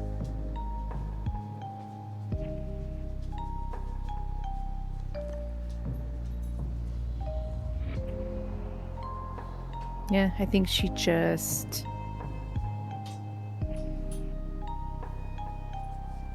takes all of them into account. You see other individuals from your past, Danriel. The distant past. A past that's a waking dream. Young men. Elves. You knew them. You laughed with them. You've eaten with them, but you cannot remember their names. All varying ages. Some of the elves that still bear the chubbiness of their very, very short youth, and then elves that are the regal of ancient. You see them all.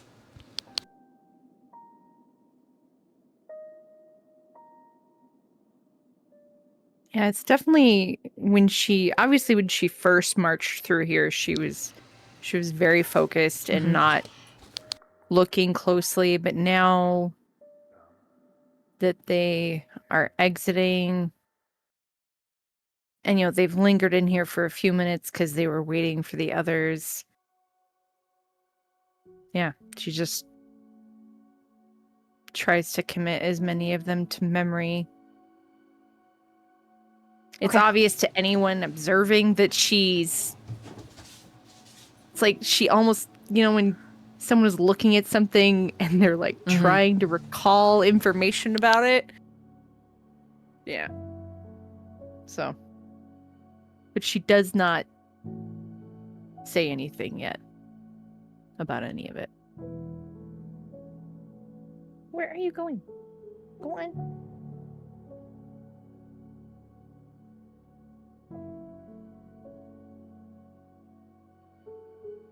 Any roleplay before the party leaves this ice castle? Any questions? Any comments? Any concerns? Like, do I recognize anything about any of these fucking things, or is this just like way over the fucking Roll an insight, like Ethereal. way over my head? And Elrith. This is not gonna go well.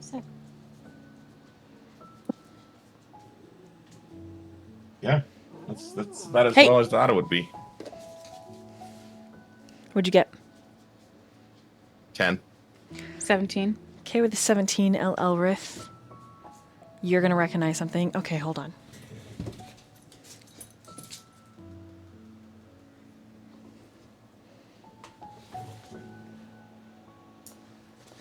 There's harassment.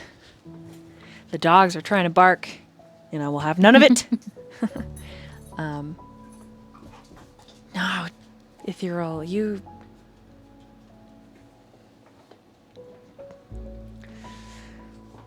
They don't look... They don't look like anyone you remember or experienced. There is a feeling, though, when you're looking at one. He's a wide-shouldered elf, the permanent scowl. One ear is clipped short. Looks like it's been torn. And the look on his face is just like he's been asked a question by an idiot. There's just something really familiar about him, but other than Mr. Sir rubbing on that statue's feet, weaving in and out, you have no recollection who the fuck that is, but you know that guy. And for some reason, looking at that elf in particular, it makes you question. How does Mir know him? Because you know him.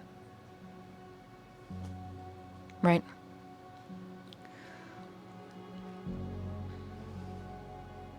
L.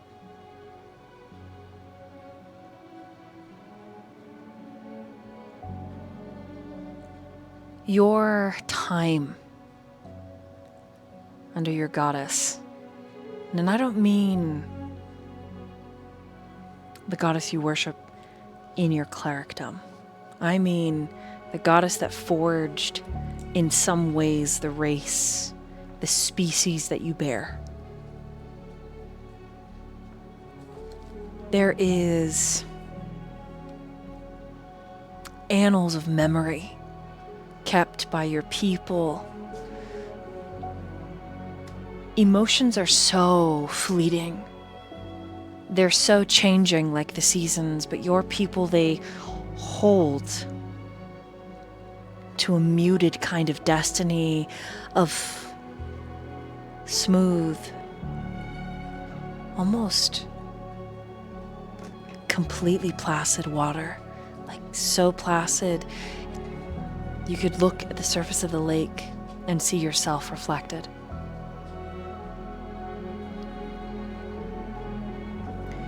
There are two statues that strike a chord because you have seen them sketched in your history. The first, a human soldier, a worshipper of Selûne.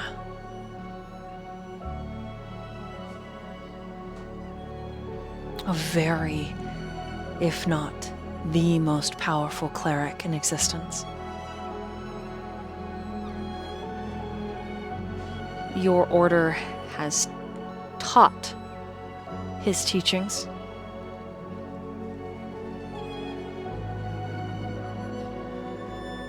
And it is almost with reverence and awe that you gaze upon his statue.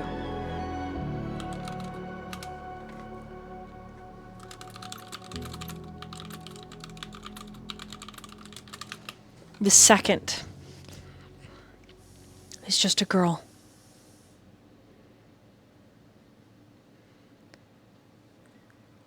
And you know that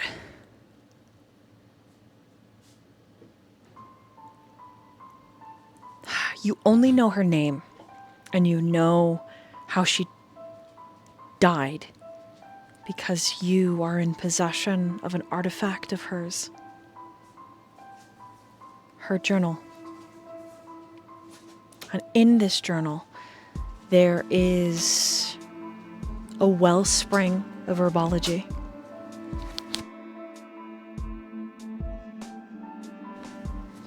Of medicinal knowledge and philosophies.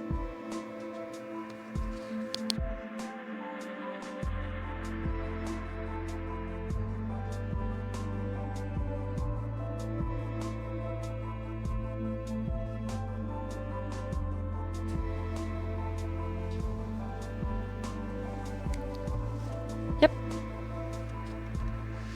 She'll note it, but she won't say anything. Okay.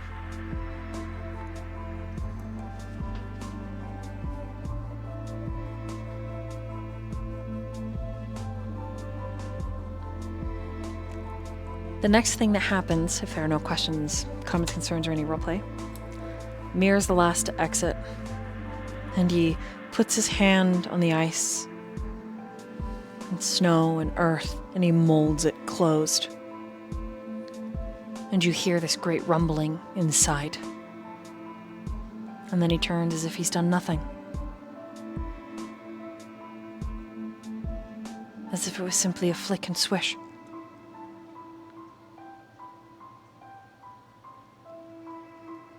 And he continues to follow after your party. Slow, limping, but steady. Ovar has since fallen asleep on you. Once again, Danriel, and occasionally he'll start awake, only to fall back asleep, to start awake. And if there is no other roleplay on that hour journey back, we will cut ahead to when the party returns to Wispel and Dragis's hidden campsite.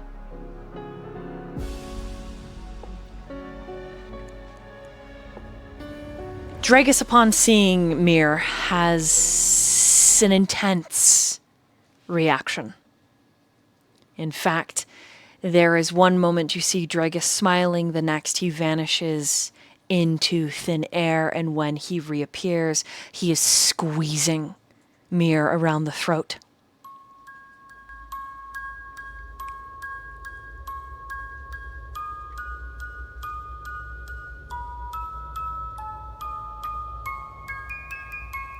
And as he holds Mir aloft,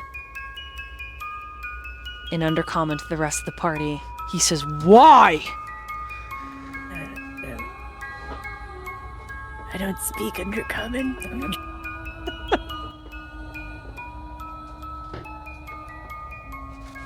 Ethereal will smile at this sight.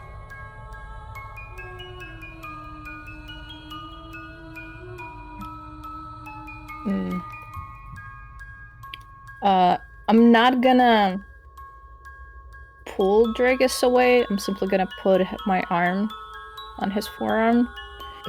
Ethereal's gonna get between you two. Let's hold a sandwich. Between Dragus and Mir. No, between Adra and Dragus. Dragus, Mir, and Adris. Yeah. Okay.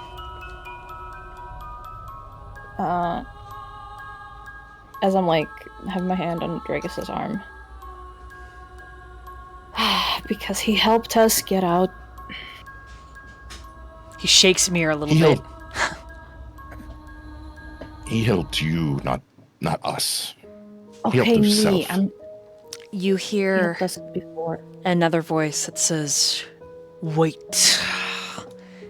Caius. He is the only reason I live. Put him down, Drow. And Dragus is holding his chin, and Mir can't talk the way that Dragus is holding him.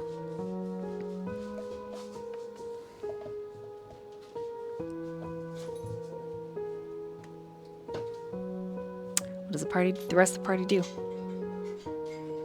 I'm happy to see Caius alive.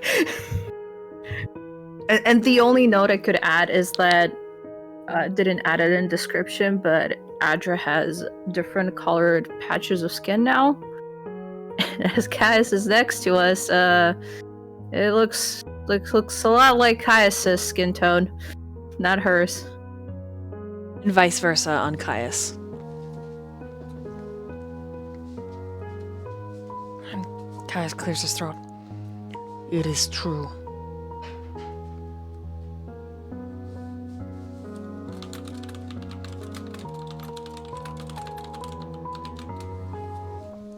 He is the only reason I live.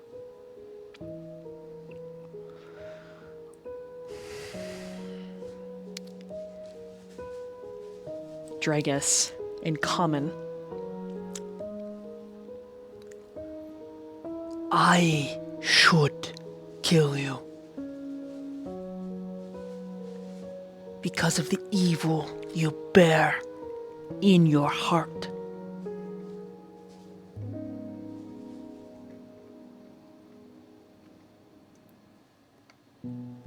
You disrespect the sacred pinky swear.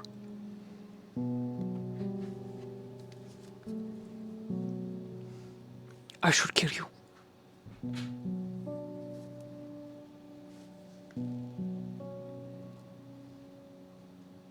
Seems that Dragus? there is a lot of He looks at you, Ethereal. Looks at Adra, looks at you. And then those green eyes bounce back with just fury at Mir. And Mir is turning red. I understand your anger and vitriol at the betrayal of the promise, and that is justified.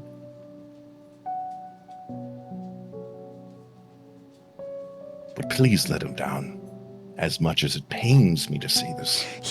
And if you can't do it for Mir, then do it for myself and Whisper. He sets you down. Danriel. Sets Mir down. Click. And lets him go. Mir doesn't do more than just pop his jaw and you hear it click back into place.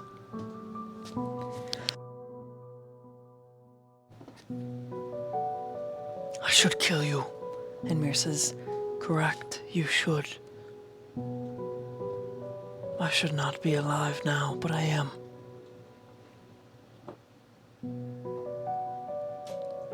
Drake just spits on the ground. Pinky swear breaker. Steps back. And he moves over to El Elrith and I tried to read the Bible thing you gave me. I don't know how to read.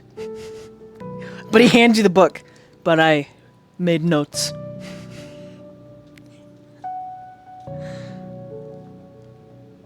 Made notes on what exactly? Your Bible. I drew. Oh, you. Okay. How it made me feel looking at the pictures. My daughter Okay, helped. how about? Oh, good. And Wisp was like, I I have colors, but only brown and lighter brown.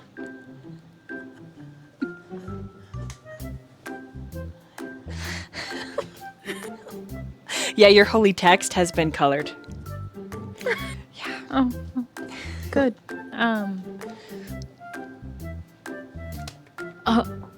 I'll explain the short version later, I guess. I don't. Good, good. Can you read Undercommon or just can't read at all? I don't read. Oh, okay. Does Wistful read? She just looks at you. I can read people's emotions by looking at their face. Okay. Okay. I'll just read it to you. It's fine. Whisper like takes your hand. Okay. Dragus takes your other hand. Okay. And they just stand by you looking at Caius coming down towards Mir.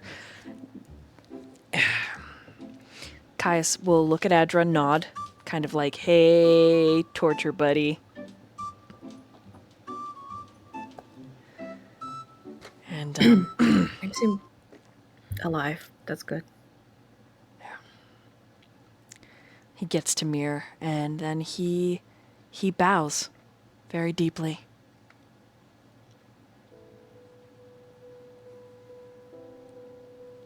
And in front of everybody, Caius says, I will never know how to thank you.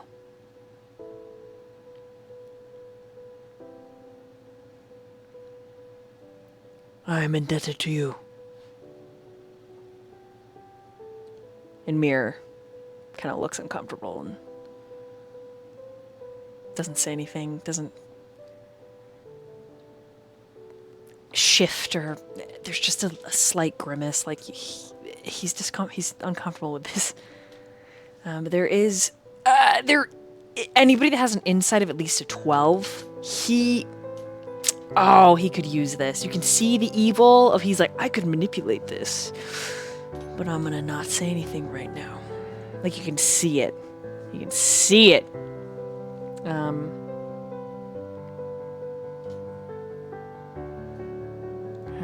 Then to you, Adra, says, I am glad that you are alive. And well, I did not know if you would survive.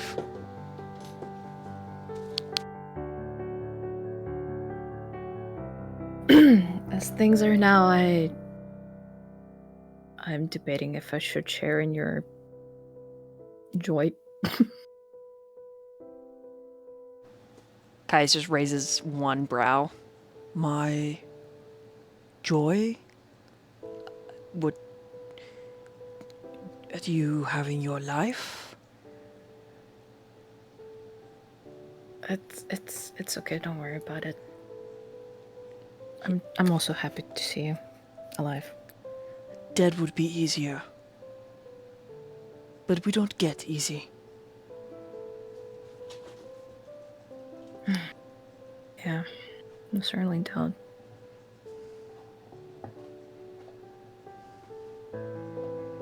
think as her and Kais are talking, she's gonna look at Mir, then probably look towards where Elle is, and like Danriel, and be like,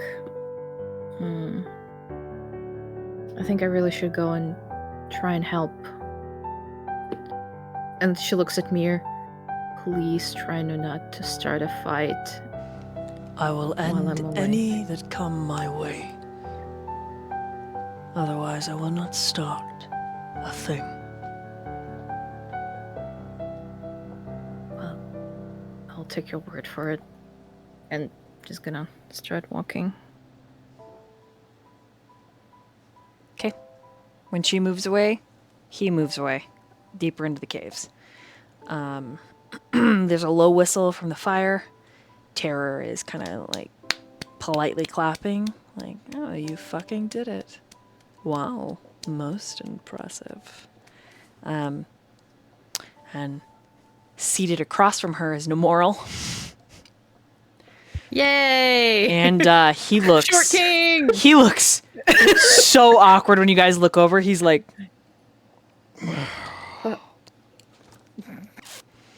like, God, don't perceive me, don't perceive me.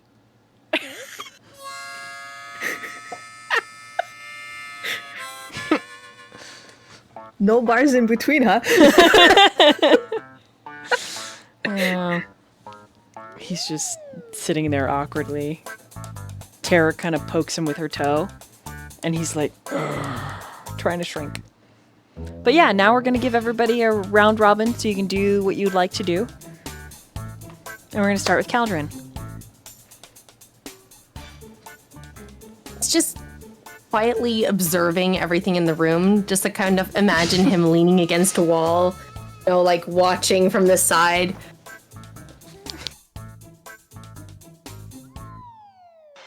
My watching from the side dances, Caldrin.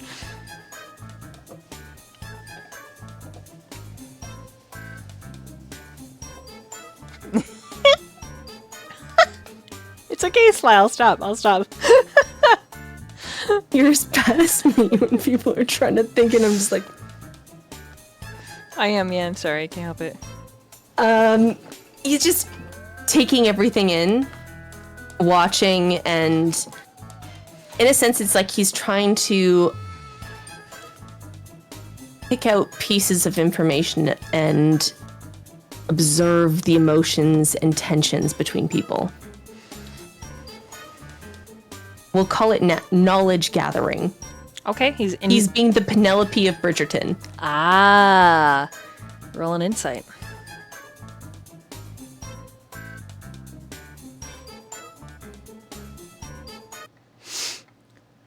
That's an 18. Yeah, there's quite a bit that you see.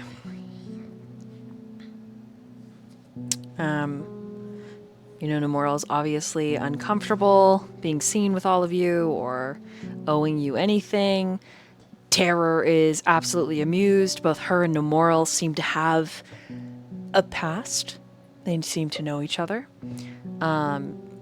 Dragus and Whisple are probably the most innocent of the entire encampment. That begs to differ maybe Dragus's intelligence score, but he's very wise. He's very charismatic. And he's definitely strong. So, Aramir was by the fire. The man's eyes light as if he's seeing the sun when he catches sight of Elle. You're like, ew, gross, but kind of cute. The golden retriever just stands right up and walks to her. And before he can take her hand, it's already taken by her disciples, which he's respectful about, but impatient. You see that very obviously. He would be quite the target to manipulate, Cal, because he's an honorable and virtuous man. He abides by the pinky promise, or pinky swear. You can see that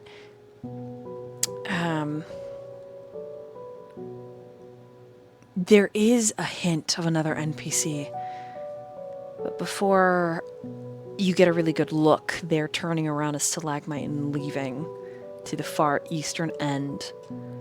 Mir, you can tell that he's doing the same thing you are, but unseen. He isn't as brazen as you, isn't as open, but he does the same strategic gathering and collecting of information, and has been the entire walk here. Olvar is just an empty sack right now, still sleeping, drooling all down Danriel's arm. Yeah.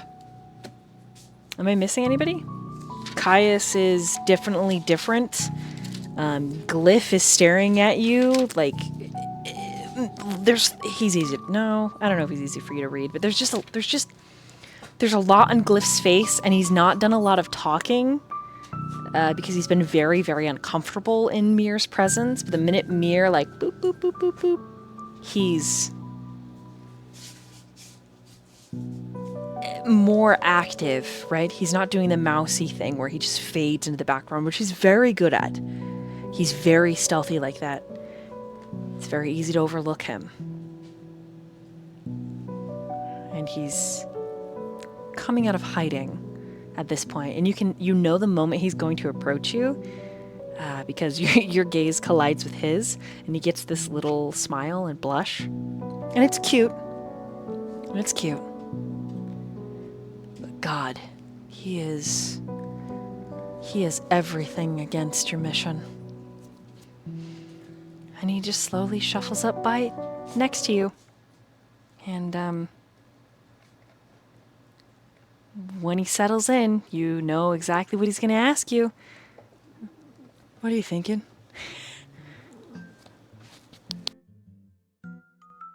Opera for your thoughts? Maybe? Huh? I'm watching. He leans on the stalagmite. I'll watch too.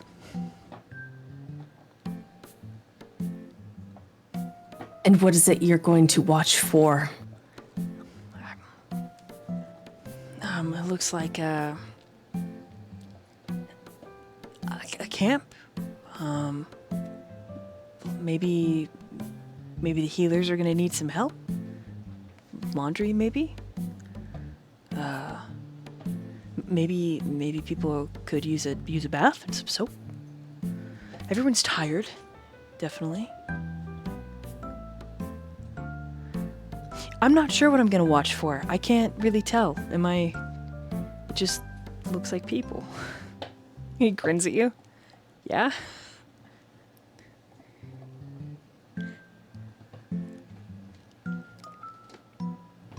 Yep. Exactly. Dragus looks really happy right now. He looks like he's really into this religion thing.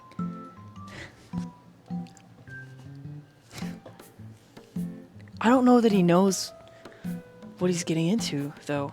And he kind of scoots a little closer to you, Cal. His delicate but masculine hands kind of brush your knuckles.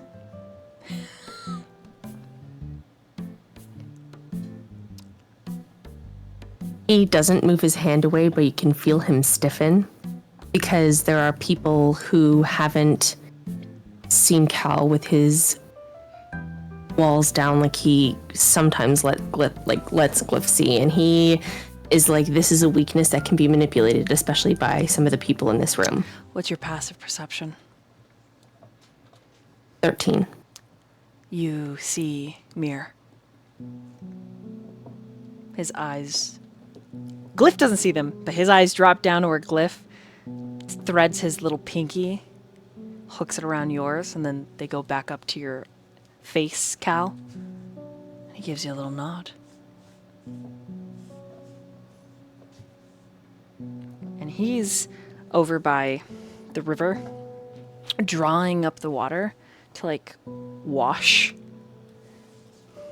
Using magic to prestidigitate and soak and then draw the water from his clothes.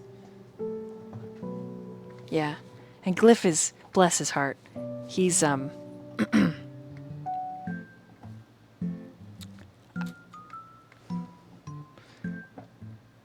you hungry? I could get you some tea.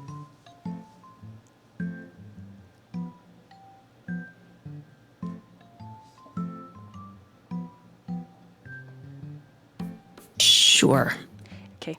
With a task, he steps away and he almost hops. When he walks, you see his little doe tail, like, happy as fuck. He's like, over to Nemoral. He's like, oh, excuse me. And Nemoral looks at him and then looks away from him, and Tara chuckles. You can see that Nemoral finds Glyph attractive, but is odd about it. And Glyph is like, oh, sorry. Just their interaction. And then he's returned. And he's got a bowl. And the weapons master that did behead you that one time is looking at you with intense jealousy as Glyph hands you the plate of food. And Tara is just laughing her tits off.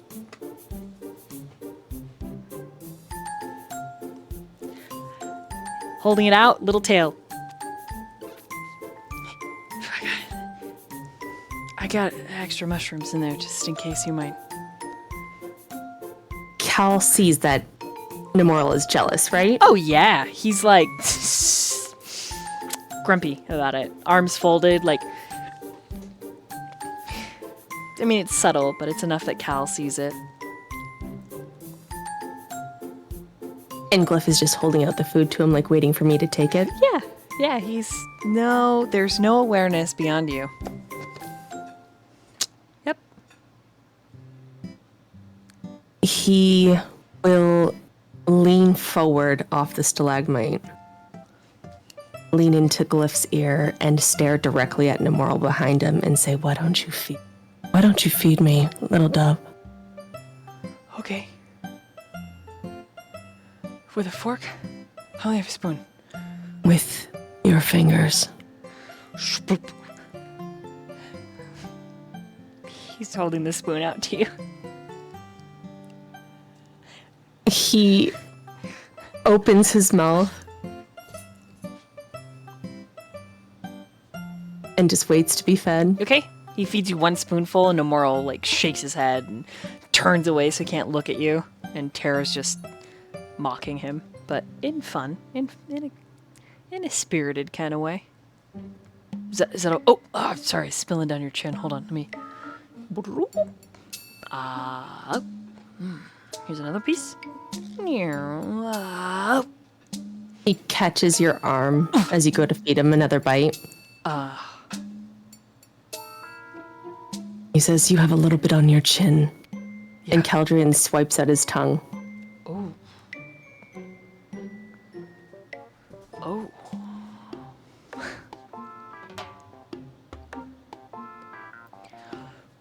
Whew. You could kill me. I could die.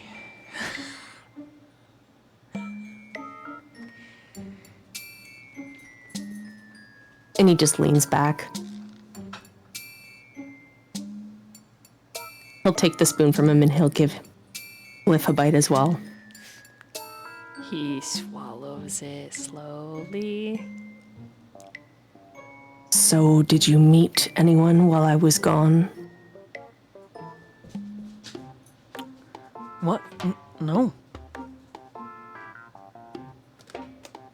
I mean, I think I'm friends with Ethereal now. The pussycat. Ethereal? Yeah. He's cool. Friends? Uh-huh. Yeah. And are you friends with anyone else? It might be best that if I try to be with everybody in camp, get along at least. What about you? This feels like a weird. Hold on. Cal, you're not doing a thing, are you? Will you squinty eye everybody and you're like, how can I use this guy and how do I make a deal with that guy? You're not doing that, right? He looks mock offended. I don't do that. Sometimes you do. Yeah. A little bit.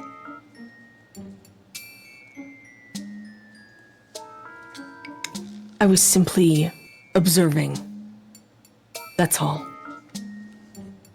And I'm not trying to use anything against you. I was just curious because unless you haven't noticed, you have a few admirers and I'm not. You have a few admirers. He turns and looks. The root vegetables? He turns back to look at you because if I'm honest, I might commit arson for some carrots. And I don't want this to be a species thing. I know what I am. I'm rather fond of them.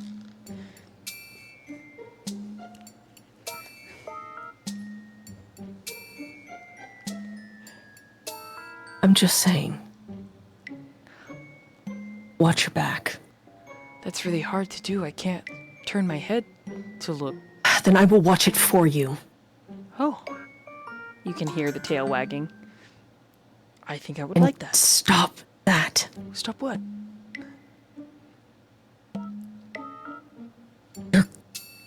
Your tail, it's moving. Your tail moves. It swishes like a cat. With intention. Well, I'm happy right now. I'm talking to And my that's what it favorite. does when it's happy. Yes, I'm talking to my favorite person. Of course I am. It's calling attention to a particular area and people are staring. Well, then he turns and looks, and he he doesn't. No one. Everybody's. What? Why do you hate happiness so much? It's not that I hate happiness, I'd just rather not share.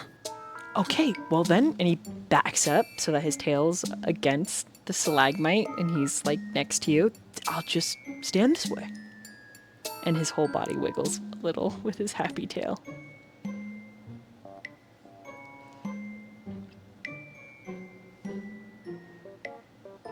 Cal is kind of like slapping himself in the head, like in his own, like inside of his head, he's slapping himself in the head. He's like, I didn't mean to say that. That's the stupidest thing I've ever said. I didn't mean to say that. I didn't want to share. What was I thinking? And like, he's now processing these words and he's like, oh, for fuck's sakes. And he just looks at him and says, I didn't mean that. I Too late. don't know what I was saying. Already said it. Didn't say it. It's already in my heart. You've forgotten what I've You said. think I'm yours, and I No. say yes. No. Little tail. His ears are like boing, boing, boing, boing, boing, boing, boing. And what if I said I did want to share, then what? You probably would not be okay sharing me. But you'd be okay sharing me. Well, I've already spoken to Dominicus. I mean, I had to in order to come down here. I'm not an idiot, Cal. I'm just inexperienced. I'm sorry, what? You heard me. No, I don't think I did. You did what? I'm going to go get some more food. And you can look at my happiness from behind. And as he walks, his little tail's like boop, boop, boop, boop, boop, boop, boop, boop, boop.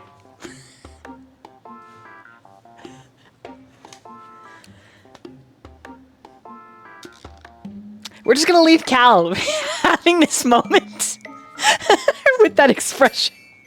It's so good. And we're gonna slide over to Ethereal. What are you doing, my chombre?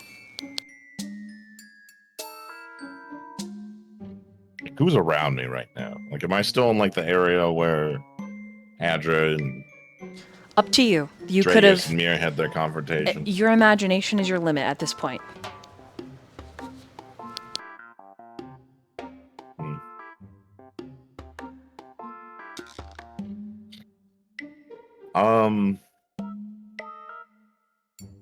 I think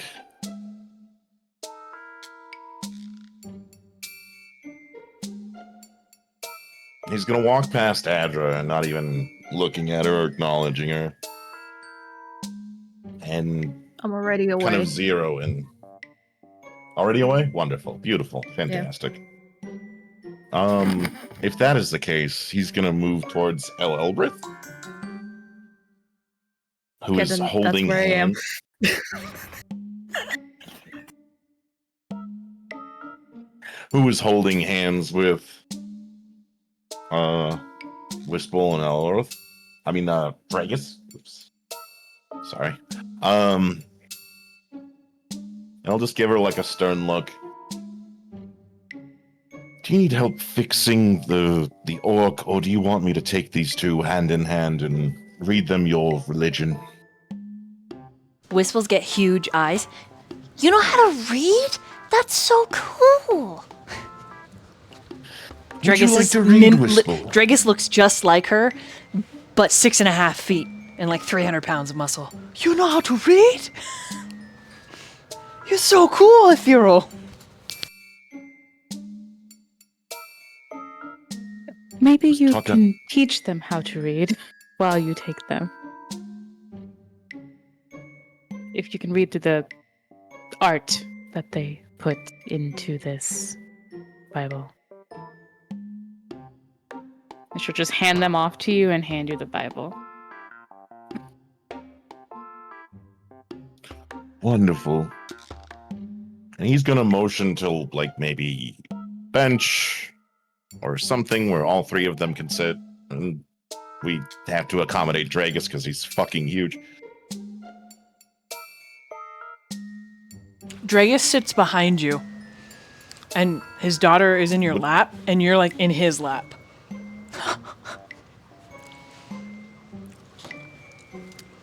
Type shit. All right.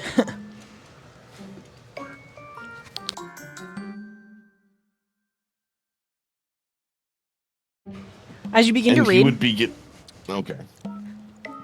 as you begin to read, both of them are listening. Dragus just puts his chin on your shoulder. It's very domestic. I need you to roll a charisma saving throw. Oh no. Why? You have to be charismatic to be the mother of the family. Evidently. What does a 19 get me?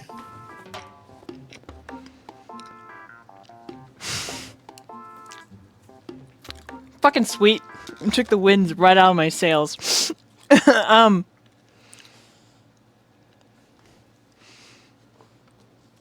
Yeah, it feels like stop it, Franklin. It feels like stop it, Franklin.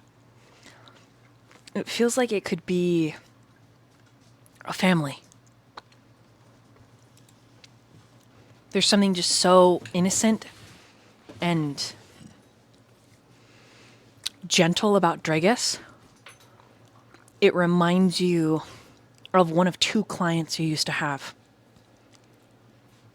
that were soft. And they were a rarity.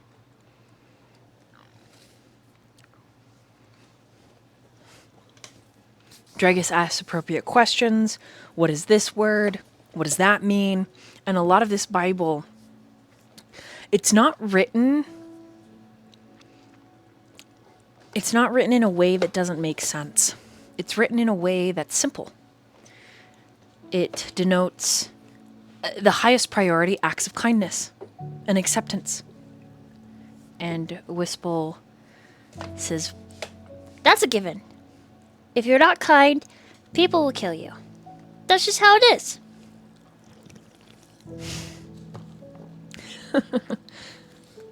And Dragus is like, that's right.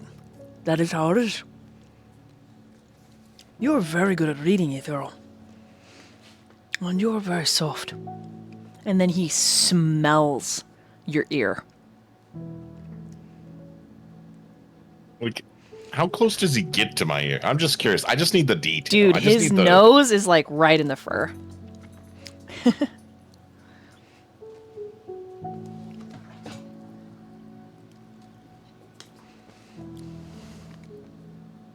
He's just going to kind of like just breathe.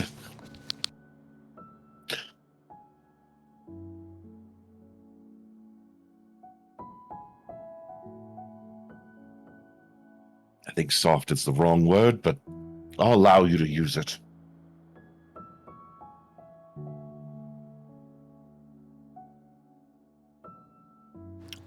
In common, another word, like, more.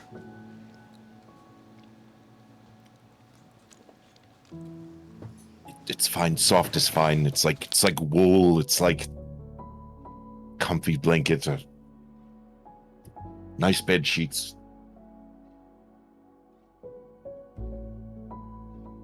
Like he's trying to find the words, but like this moment is like overwhelming him a little. Like he's just trying to be a little dismissive while trying to explain it. Okay. So, as you read, hope is the seed that grows in every heart and is watered by gentle hands. Dragus absentmindedly like rubs your arm.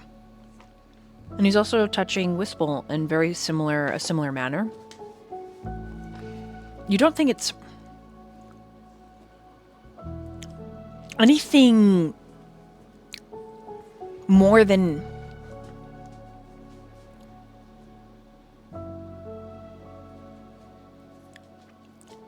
he possesses a childlike wonder.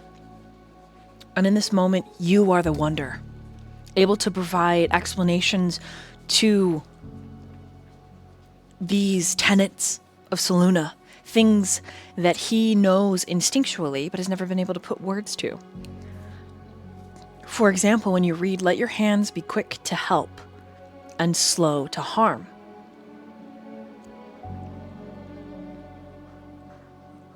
Other things where kindness dwells, fear cannot linger.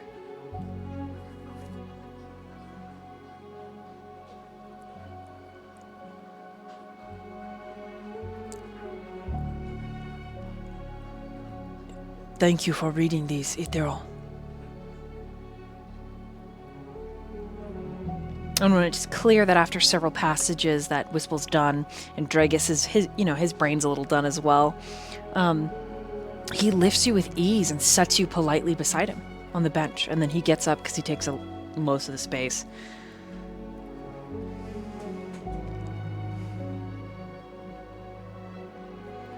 I hope someday I can see this dawn that is in the book. I want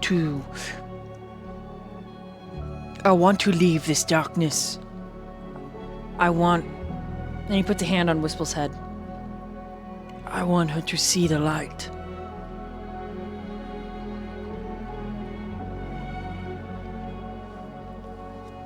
Thank you for taking care of her, Ethereal. Taking care of me.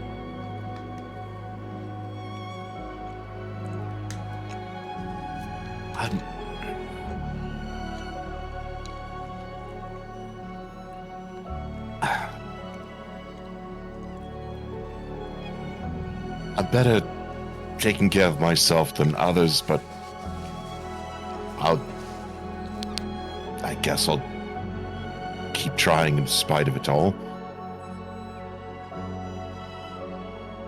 Wisple giggles. But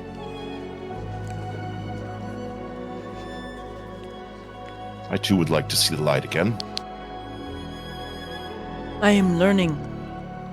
Aramis explained that there is a light.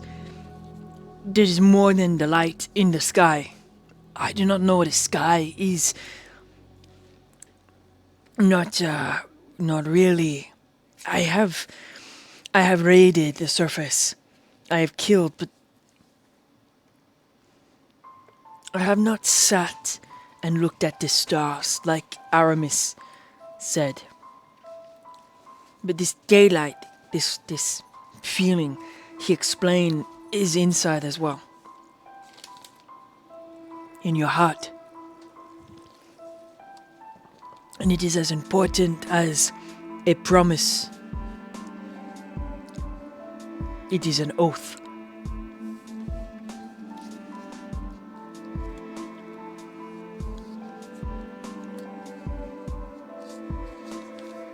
Are you hungry, Ethereal?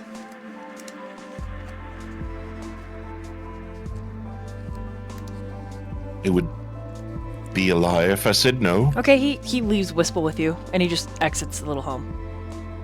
I will be back. And you're alone for like 2 minutes, and Wisple gets this kind of little evil fate expression. So So, I don't have a mom.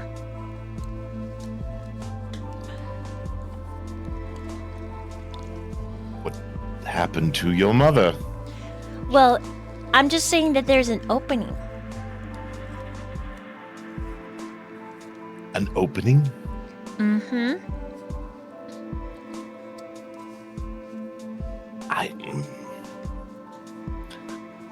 I don't know if you want me as another parental figure. You could kiss my dad.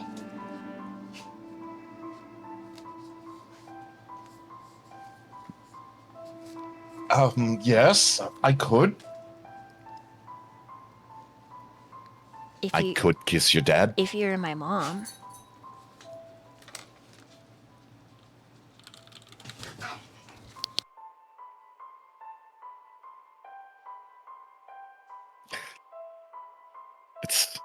It's a little hard to be a mother, isn't it, without a bosom? What? Yes. She shrugs. I don't know. Dad said you need a mom and a dad. And I don't have a mom, because he's the dad. I don't think you need a bosom. Is that a shirt? He's just gonna brush it away. What if you just have two dads instead of a mom? Whoa! How do you have two dads?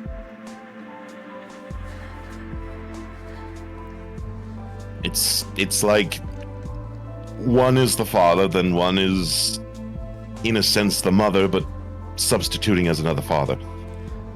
What?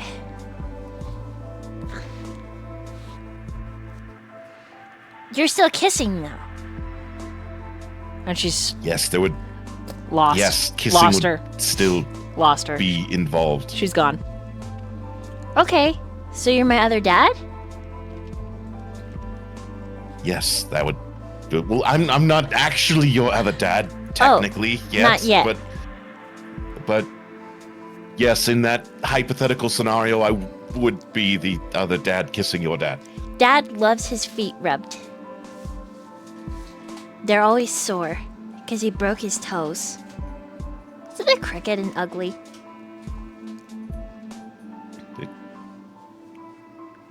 Why didn't he have them put back in place?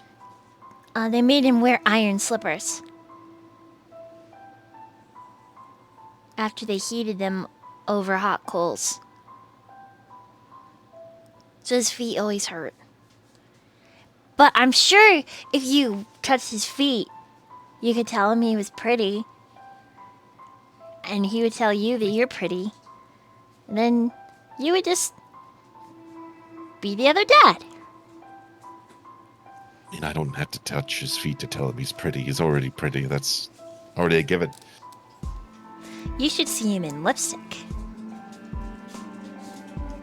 I love him. Lipstick? Yeah, he puts makeup on.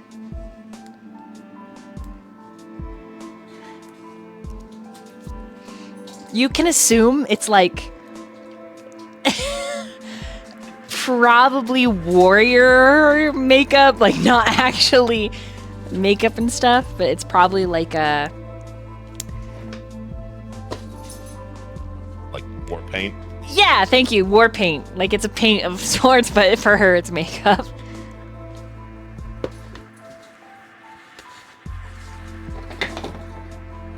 Well, maybe we can put some makeup on your father and see how he looks. Okay, he's pretty. He looks good in lipstick. I like the lipstick too, but Maybe- it tastes really bad. It smells not- good though, but it ate it once. You're not supposed to eat it. It's not meant to be tasty. I'll show you. It's meant to. Hops down, rushes over, pulls out this tin canister that's got like this deep purple, like, almost oily liquid in it, you know? This is his lipstick. His makeup. He puts it on his eyes too. Sometimes in his hair. Am I just connecting the dots that it's just war paint now? Yeah, it's war paint. He also probably puts it in his hair to hide how white it is. I see. That's the kind of makeup he uses. Yes, that's a special kind of makeup meant to. That's the makeup of a warrior. We call it war paint.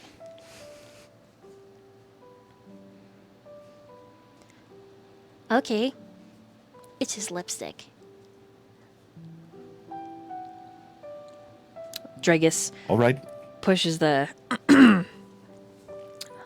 thick, like rough spun, almost blanket that acts as the door aside and says, I could only hold 2 bowls, so here you go. Gives one to you, one to Whisple. I will be back with my own. Why? Come here, you big oaf. Are you going to feed me? Sit down. He sits like a big dog.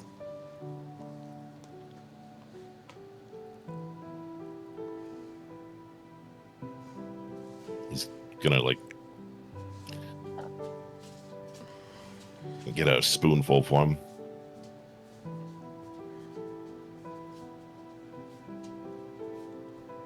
Well, open up, come on. Oh yeah, he leans forward and drinks it. And Whistle's just like,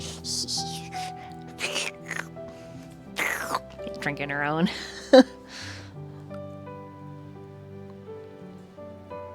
how are you kind to somebody?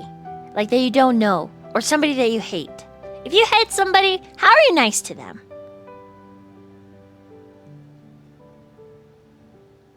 Dragus thinks for a minute. I don't know how to tell you. I've only known hating people the majority of my life.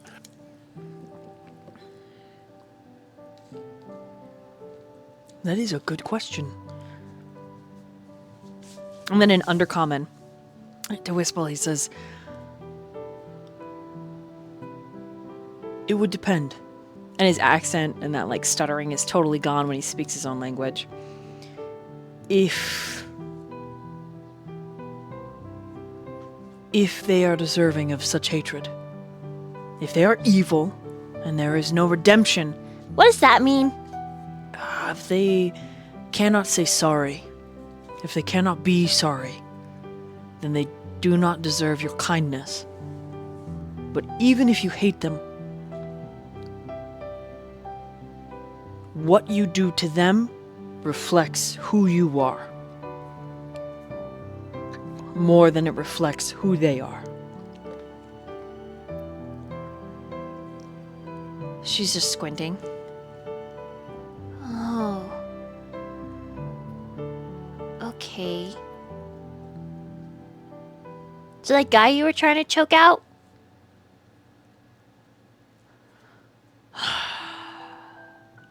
And then he switches to common. It is. She's like, Daddy, why do you do that? When you don't want to tell me something, you talk in common. Like you don't know the words. And common, he says, I don't know. Words, they are gone. Air.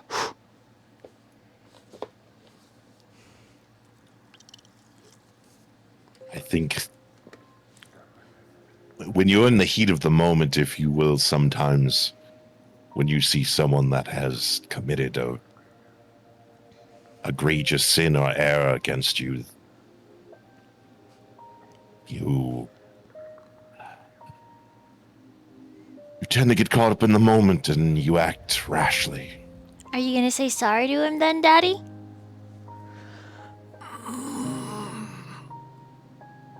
Probably. Mm-hmm. And she sits in Dragus's lap. I want to insight that. I want Okay. to insight that. I'm curious if he's actually going to do it. Okay, insight. All right, that's decent. Let's see if I got anything with that. All right, flat 19. Yeah. Yeah, you think he's gonna do it. You think he's gonna hate it, but he's gonna do it because his daughter's watching and learning. And he doesn't want her to be, with a 19, he doesn't want her to be like the drow here. He wants her to be different.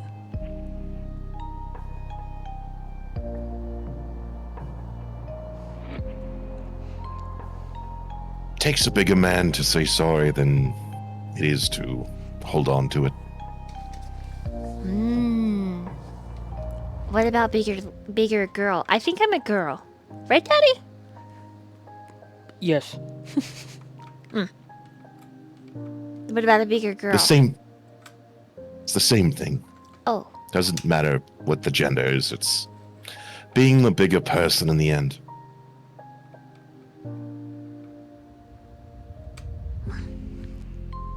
She's like, yeah. Finishes like her soup, just drinking it, not even using the spoon, sets it down, stands up, flexes, and is like, I'm gonna be huge! Huge! and then she grabs her basket and leaves without any other word. Her dad's like, where are you going? And she's like, I'm gonna go make soap and help Adra. Goodbye, Mommy!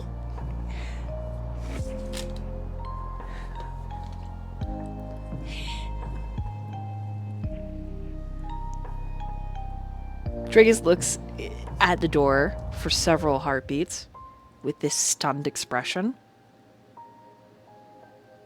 And then in Undercommon, did you hear that?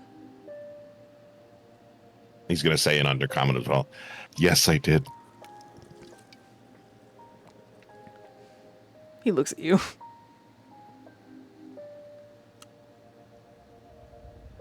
And then he spots the little canister. And he lifts it up and he's like, it is not lipstick. I am not mommy.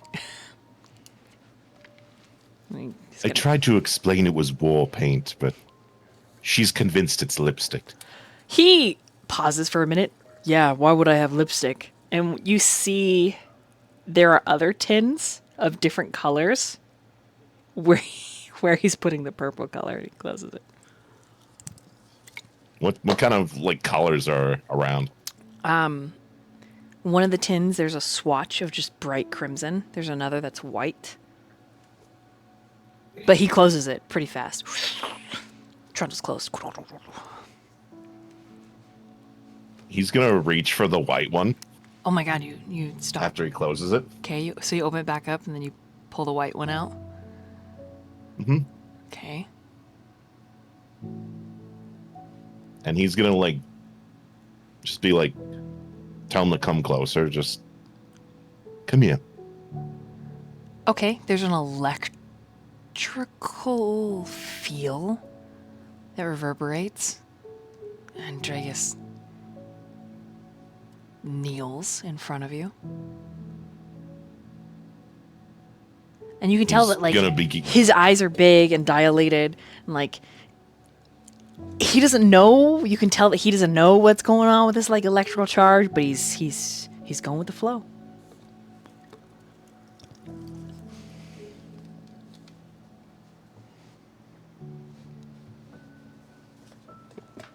Ethereal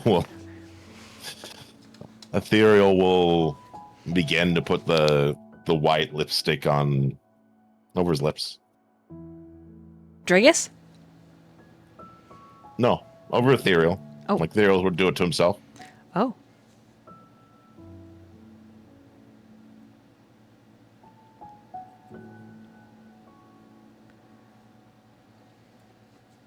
I'm curious to see how much you trust me. Close your eyes.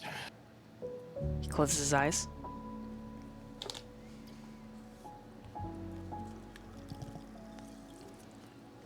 He's gonna kind of eyeball him for a moment, then slowly move in and give him a nice gentle kiss. On the mouth? Yes. Okay. The lipstick is sticky. Because it's all oil-based. Very pigmented. His eyes are still closed. And, his breath stutters. And in Undercommon, he says, Ethereal, do not start something you cannot finish. I was trained for Eros and war.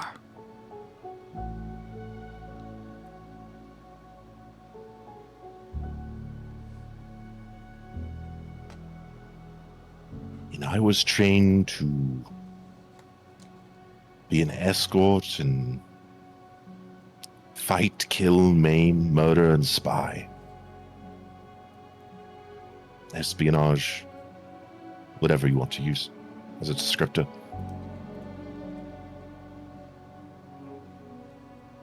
When Dragus opens his eyes, they're so green. Which is such an unnatural color for drow.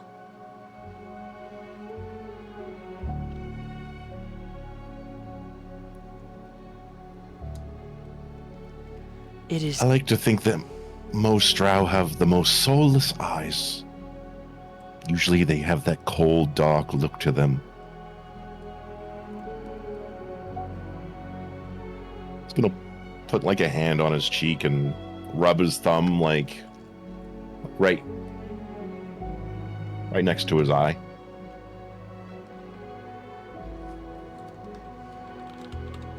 Yours is so full of life, it's strange to me.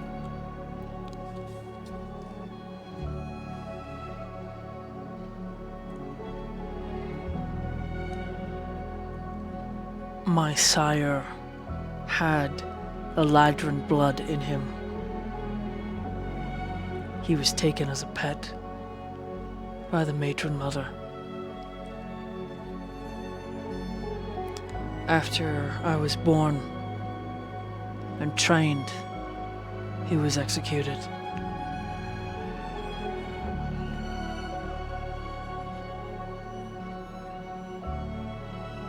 It feels different.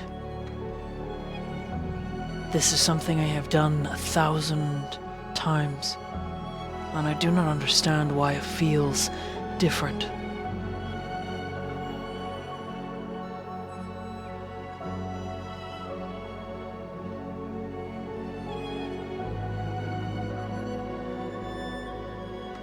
I couldn't tell you why it feels different. You have to find that for yourself. I see.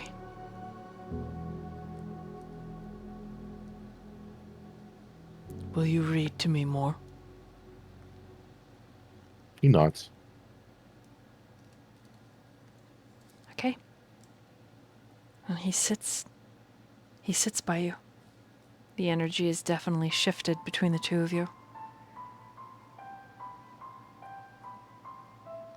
Ethereal, you are insightful enough in a way that Dragus might not be. He is undoubtedly attracted to you, and should you pursue this further, it could be something more.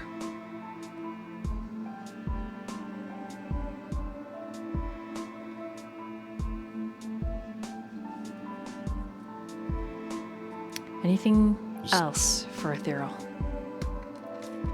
Just continue to read to him. Okay. Then we're gonna slide over to Elle. Hello. And you and Adra are over Olvar, who is in and out of consciousness, no longer sleeping. I need one of you or both of you to make medicine checks.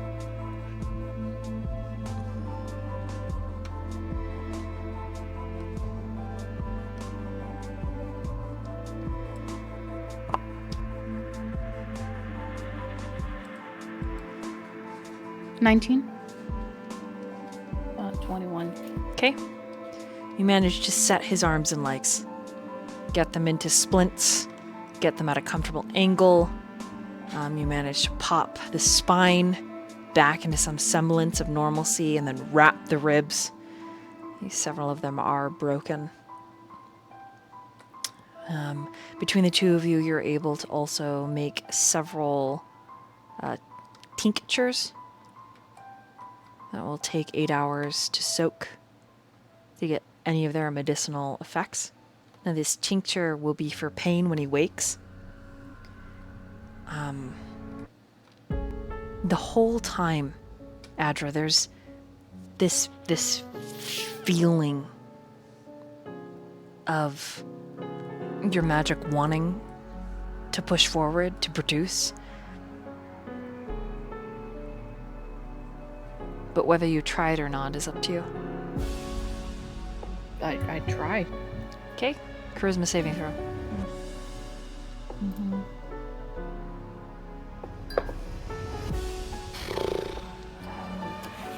gonna re-roll. This is pretty.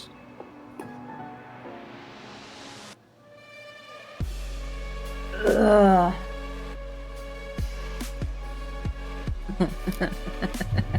That's a 1. Okay. I still have that extra inspiration from my sub if you want to have it. As Nat didn't use it. Sure. Let's see.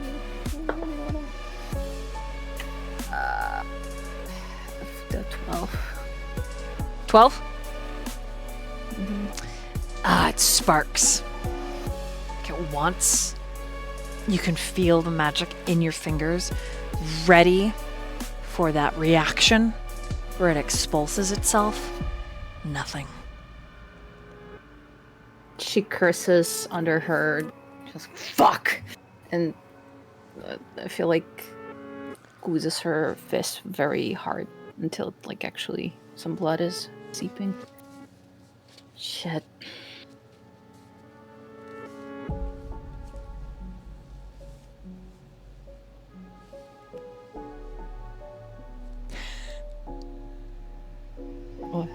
Just looking at Sweet.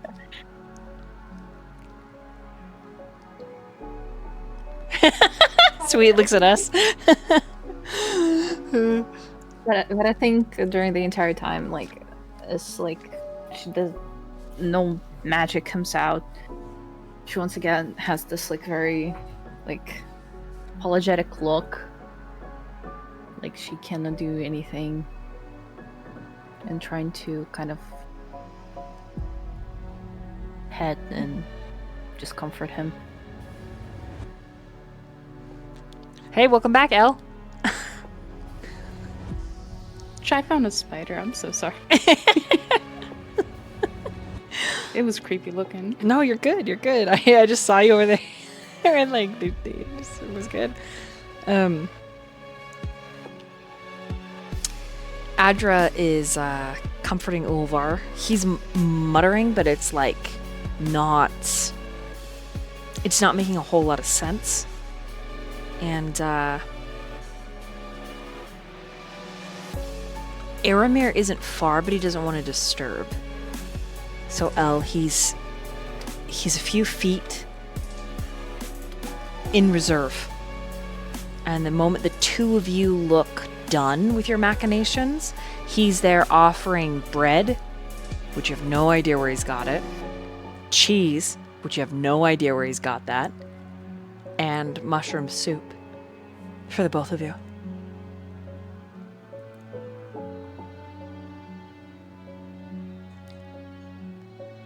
Thank you.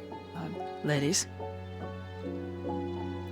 Thank you. I take the portion, but I'm like, is there any way we can stabilize him?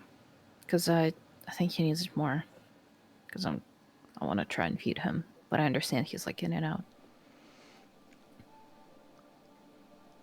You got anything else? I can heal him. Yeah, I'll do a cure wounds to see if that works. Okay. It does at second ease level. a lot of his pain. You can hear the bones like snap as they mend. And then he just... Now, the other question I have for the two of you is, did you examine him fully? I would have before we Top to did bottom. anything. Okay. Yeah. He has been castrated.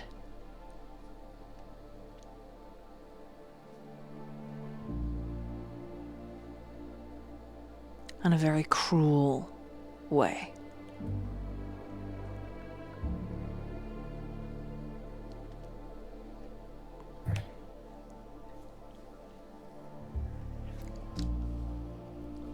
The first thing he says when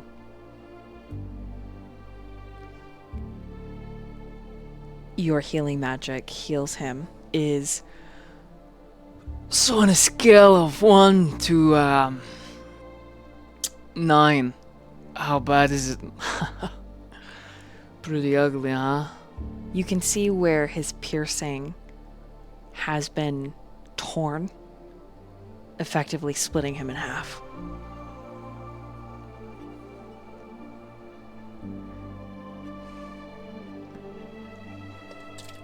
You don't need to give me that face, Elle. We're friends now, yeah?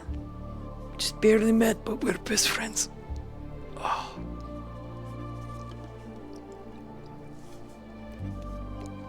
Are you gonna be able to fix it?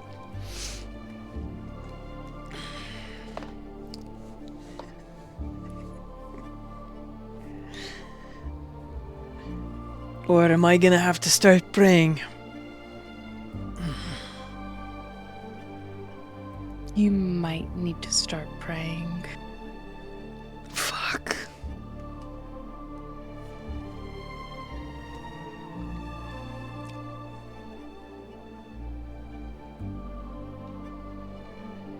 And he kind of reaches over and pats your hand, Elle, with like his arm. It's all like in the cast.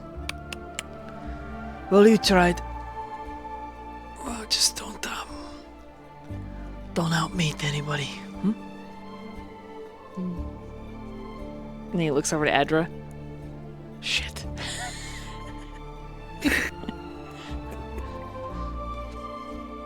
What? I just forgot that you were gonna be here helping. I was hoping maybe you would be very focused on that Adramir, and then I could just eke on by me and my little pee-pee problem, huh?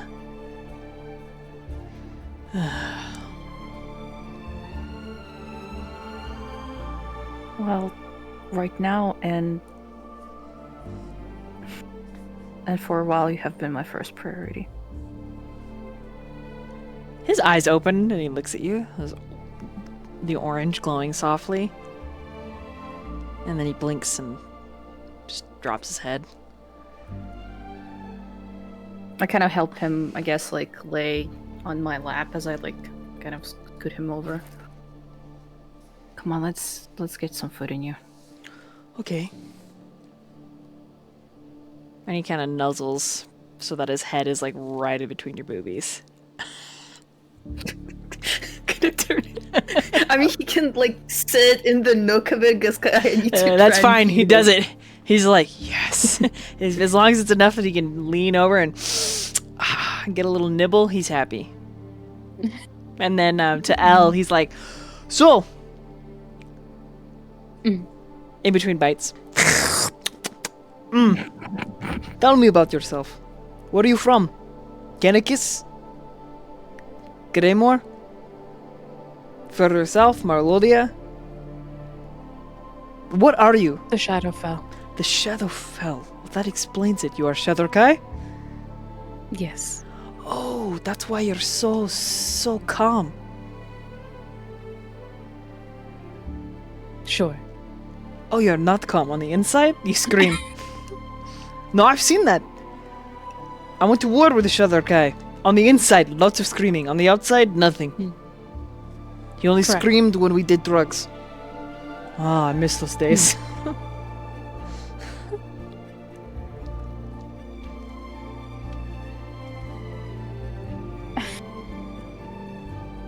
How did you two meet? Motions to you and Airmere. Long story. Okay. I have a long time to recover, right? 6 months? Before she can bounce on it crazy style, so... Please, speak to me. I shove a piece of cheese in his fucking.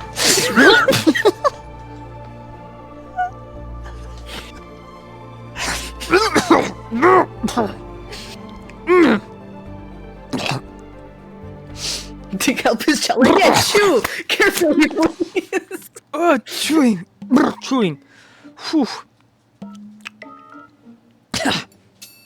I still want to know. You know, I've heard that Glyph is a great healer. Did you want me to get Glyph? No, because the rest of me might disappear to the Feywild. He could. Maybe you'd have balls on your forehead. They'd be back. I'm glowing too. Look, I was a bee. I was a swarm of bee for a little while. Yes, you had 8 cups. I did. I was fuzzy. I don't really want to experience. I don't want balls on my forehead or my chin. I don't want tits unless it's a full package change. Well, it was an option. Well, I just want to know how you and Ermir met. Why are you shy? You don't like this? You like him? Oh, you more than like him. That's why you don't want to tell me. You want to marry him. You're waiting for ring. Looks at Ermir, and Eramir's like, looks at you. I'm gonna. Right. If anyone would like more, I'm gonna go get some more cheese and bread, and I'll be right back. Oh, that's so cute. Oh, he wants to have babies with you. Look at that. Oh, that's true love. Looks at Pulled me Adra. out of the Underdark while I was dying. Hold on, wait, That's how we what? met. Yes. You were already in the Underdark? Yes. In a different drow house? I was with a group of adventurers. And they were killed? What happened? No, they tried to kill me. Oh, and he killed them for you? No, he just found me. Oh, they left you. Yes. They're still alive? Somewhere. Are those cunts? Yeah, that's why he was here.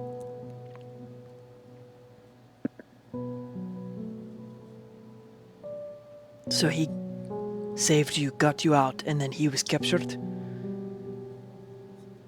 Well, we had some time. Oh where I no, he was recovering. hunting them. For you. He was. Oh, you are gonna need to get the ring. I'm sorry. You're gonna have to get down on one knee. Baby girl, Aramis, I need you to have my babies. He's gonna be male pregnant. You're gonna have to. You want me to give him your babies? No. Your babies. Oh. You're gonna need a male pregnant him. Peg him. You'll love it. Okay. Yeah. In my You should run that by him when he comes back. I will.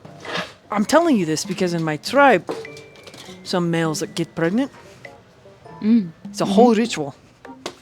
It's a great honor. Maybe you could get pregnant. No, I'm a stud. Not anymore.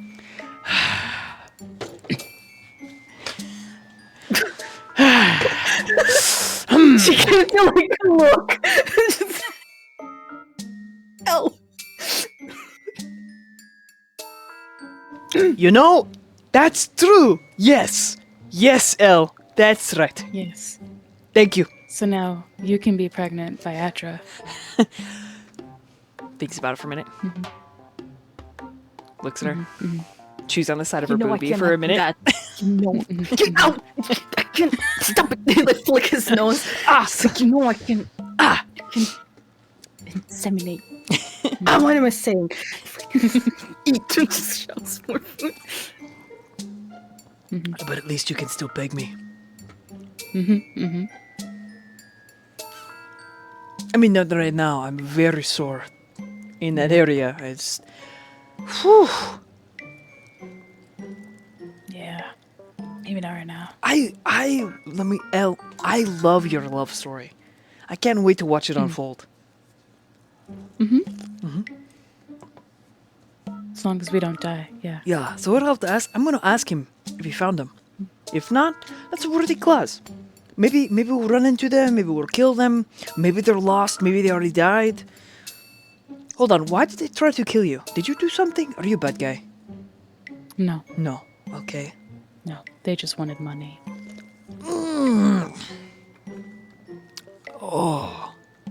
I believe you. Edward, do you believe her story? I believe it. I'm hooked. I'm in. I believe it. Well, rooting for both of you. Thank you. Oh, thank you. Wait. Looks at don't- Elle. I don't think she was. No, it's okay.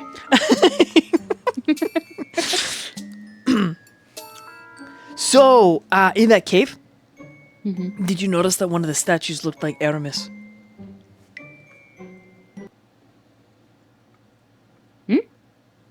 When you were looking, did you notice that one looked like him? I didn't notice until he came over here, and then I recognized it. No. Oh, yeah. So the statue that looks just like Adramir, and then his little sister on the side, and his little baby brother looks just like Aramis.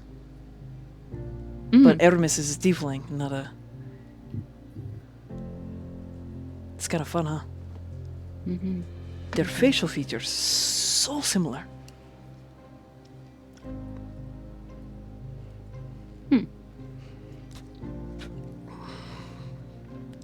And did you notice the human looks like me? Eh? It didn't. I wasn't in there. I was just playing. Everything hurts. And then he leans in and starts chewing on the side of your boobie again. Nom, nom, nom, nom, nom. Ow! Stop it! Shoves more cheese in his mouth. Ah! I'll cure wounds him again. Just be like, Okay, that does ease off some of the pain, and thank you, Elle. I owe you. Both of you for healing me. And he gets suddenly really serious, and it's like really uncomfortable when he gets serious. Because of like the amount the energy changes. Like everything that was joy and happy, it just plummets. And the feeling between all of you, it's so visceral and sad that an instant lump in your throat, like, it wells up. And he tries his best to, like, hide it, right? But he just closes his eyes, probably because he doesn't want you to see the emotion there, and says, Thank you.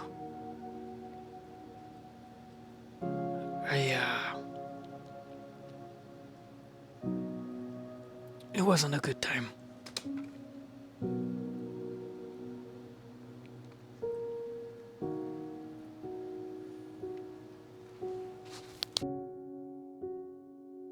I'll start like rubbing a little bit on like maybe at his chest, like a little bit.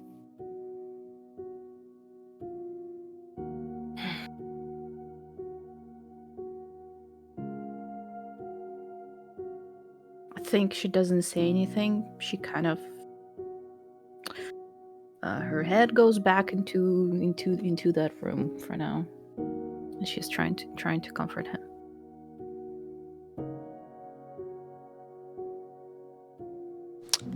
Elle's just gonna be like, just rest and heal. We'll be here. I think Ular's going She'll to probably take your hand if you try to leave. And when he opens his eyes, only one eye is watering.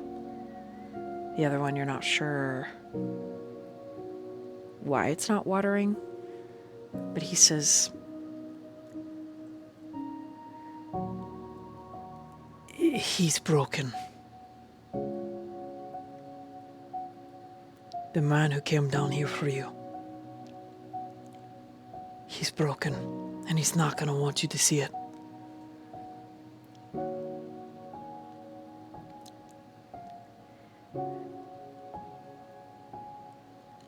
It's gonna be really hard for him to feel like a man for you.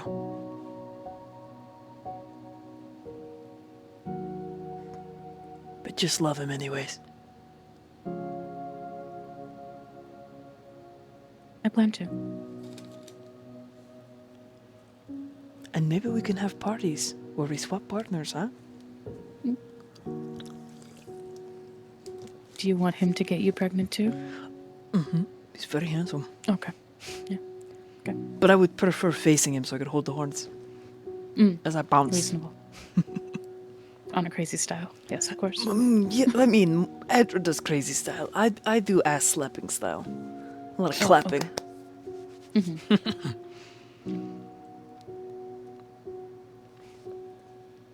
And he lets her hand go. But thank you, Elle. As far as I'm concerned, you and I, we are like besties now. Best friends. Okay. Best friends. She's just gonna get up and Those people who leave tried to them rob you, be. Oh yeah. I am going to help Aramis kill them. Me too. He just nods. And then turns his head and snuggles into Adra. And it great effort. He gets himself rolled onto his belly and wraps his arms that are still mostly like splinted and around her so that he can like burrow into her. Well, if she were well fed, it would be soft. But because she isn't well fed in this moment, it's just packed with muscle because there's not a lot of fat to be had. He just nuzzles his face into your belly and your thighs, and he's asleep so fast, holding on to you. Anything else for you, Elle? No, she'll just probably give them some space and find somewhere to sit and eat. Okay. As you are headed towards the cook fire, Aramis is headed up with more food. And when he sees you, what Olvar said,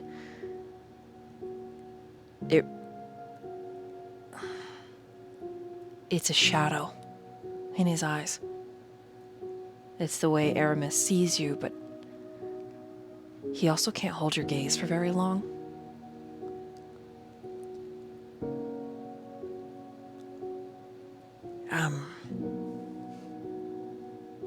Should I just take these up to them then and meet you down by the fire?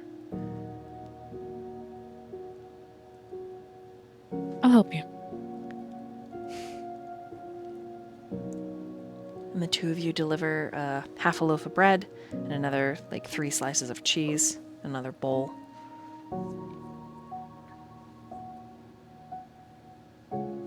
Don't worry about there not being enough. There's plenty. And he doesn't really elaborate beyond that.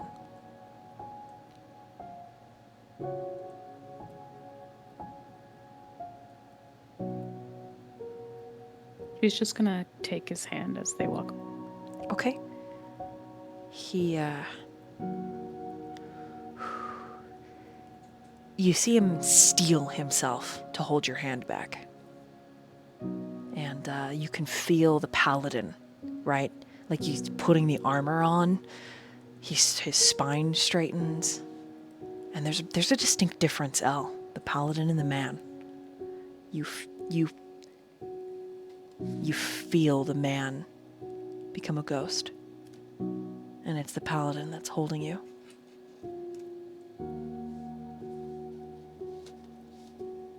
And he eats with you. And he asks you these casual questions. But the sustenance from that initial when you woke up and he was so grateful to see you, and now that you're seeing him, he's retreated.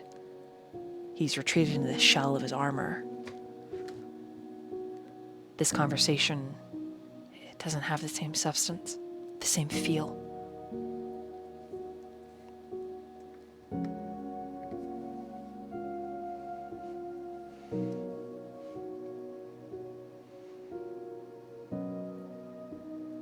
She's just gonna give his arm a reassuring squeeze because this isn't really the place to talk about it.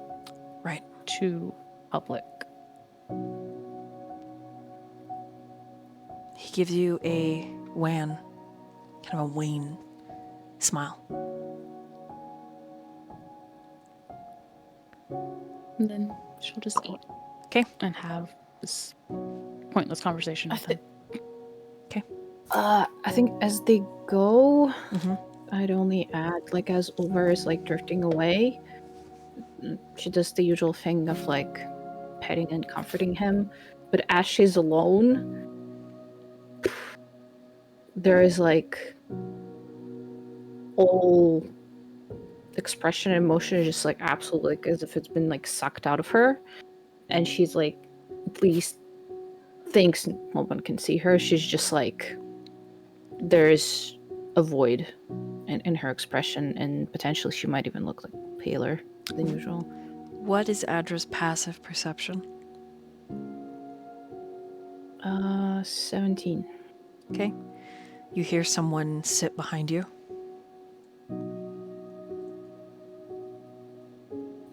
She doesn't turn fully, but kind of to see, or I guess smell. You smell myrrh, cinnamon and winter. And he prestidigitates the ends of your hair and he unbraids them. Then prestidigitates the rest of your hair. And then he finger combs, getting rid of all the knots until he can braid those sections of your hair that are long. And he does it without words. Doesn't inquire of you.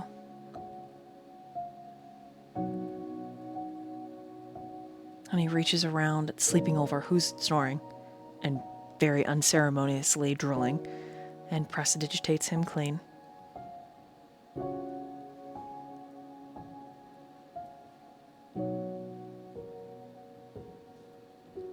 And then when Mir shifts, he taps your shoulder and he says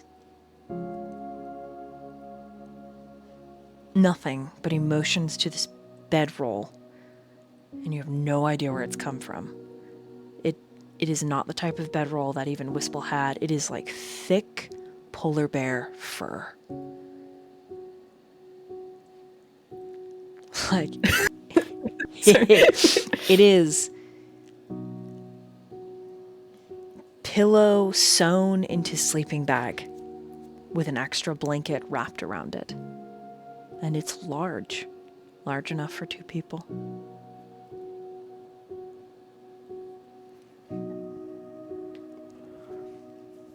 The only thing that he says, rest.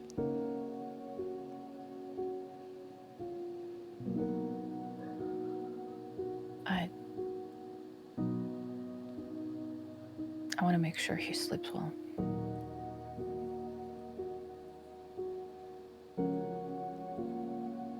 And she's gonna probably try and scoot him over to the... Mir will to that assist. sleeping bag.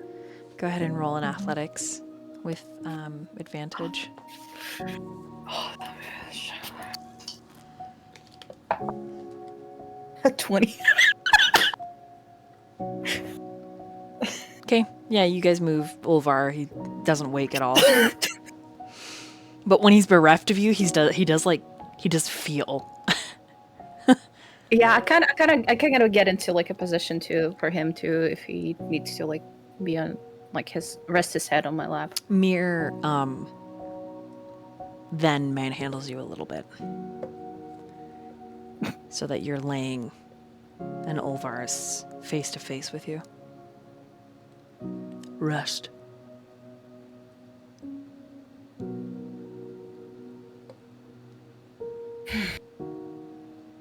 She grumbles. You should also eat. He lifts the loaf that he's eating, and then puts it back into his lap. And do you stay laying down? Yeah, I guess I am. Okay, But, Ulvar she like doesn't- snakes around you as best he can with everything splinted, and Mir, his hand gently touches your hair, and he just soothes his fingers through it over and over.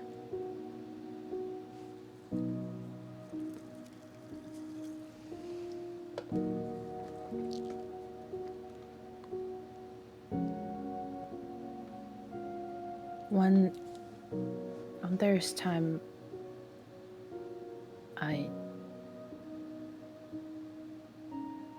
it's not one, it's a... I think you, me, and Danriel need to talk. His eyes close. And he just nods. He doesn't say anything. But you can tell that he doesn't want to. He doesn't like that.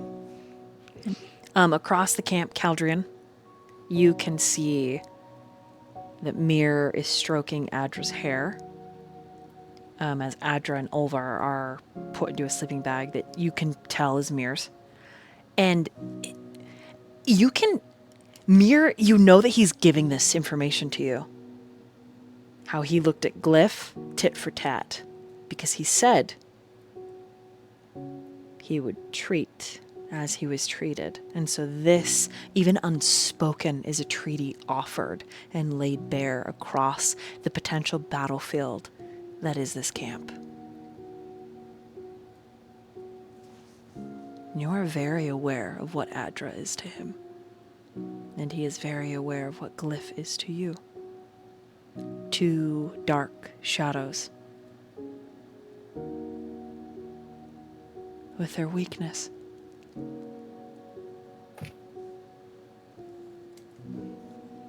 But can it really be called one if it is also the key that sets you free?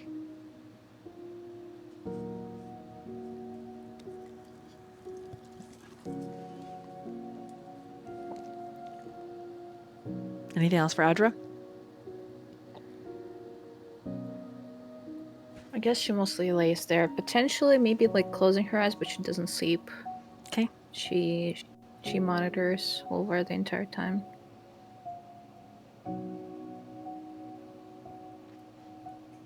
We're gonna meanwhile over to Danriel.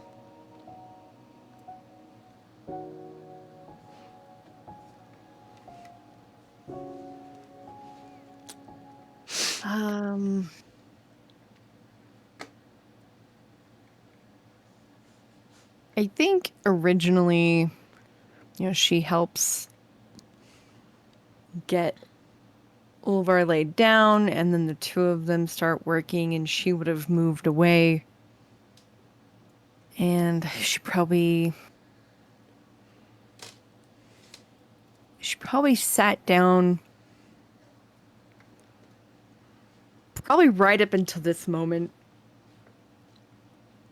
If she notices Mir, the two of them. This is. Oh yeah, I guess it would be happening. No, it's a minute. It's a minute before that happens. It's a minute before that happens. So you have because he's gonna approach Danriel before he goes to Adra.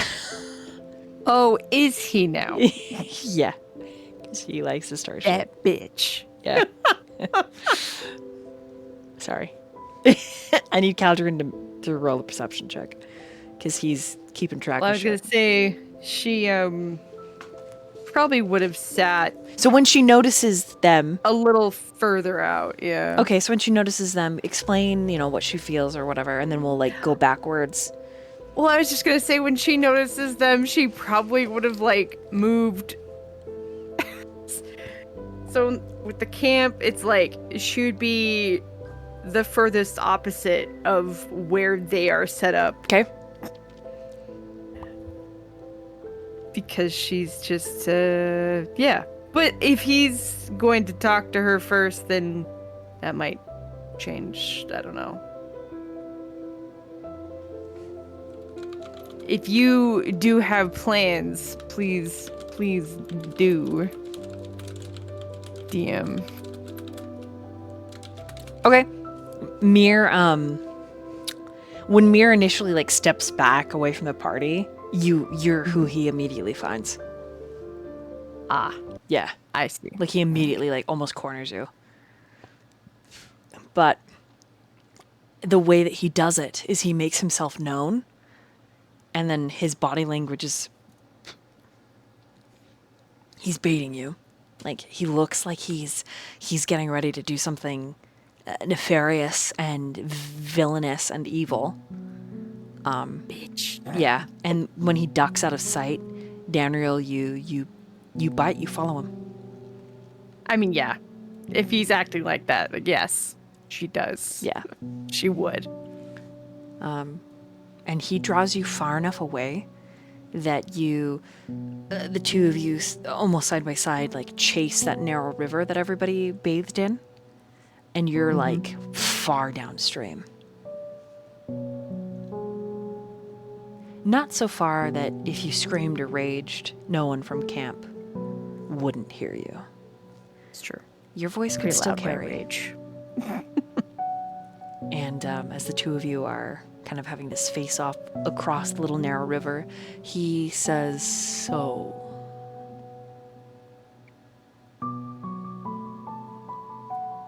We will be traveling together again.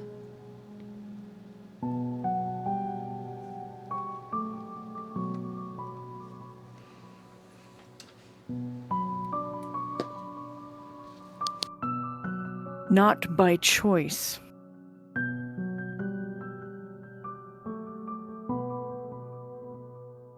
But at the same time,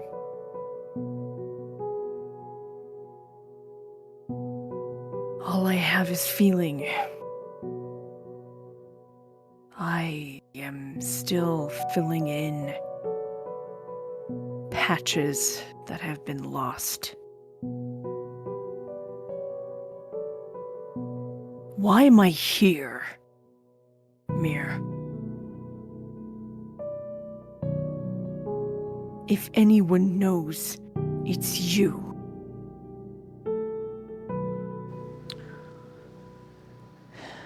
You are here because the matron wanted a warrior. There are plenty of others. She had to disturb one who rested after death, You are the best I know.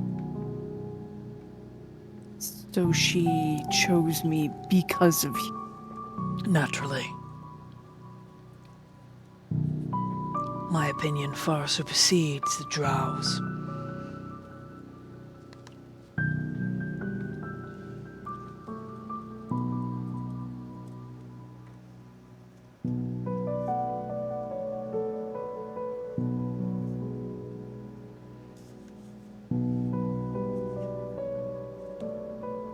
And is your goal the same as it was?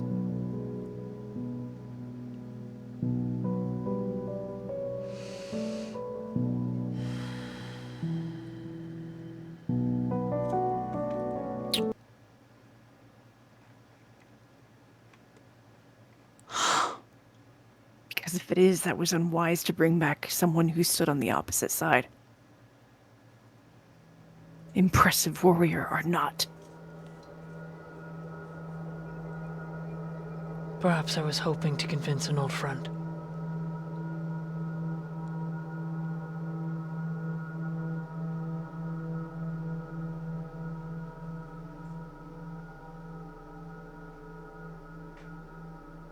You couldn't convince me last time. I almost did.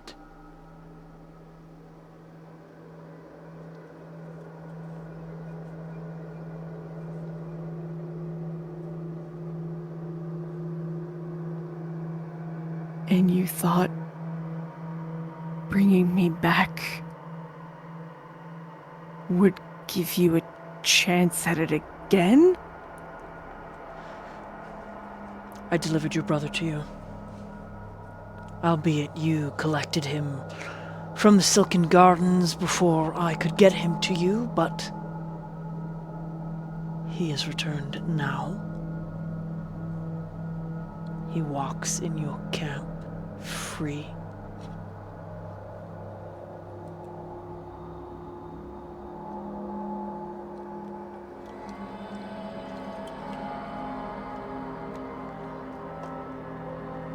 What's your game? To make those Here. suffer who have taken everything from me. That has not changed. And you're doing that this time by what? Siding with the drow? They're a means to an end. So just another tool. Do they deserve anything else? No, I'm just recognizing that you treat everyone the same. Not everyone.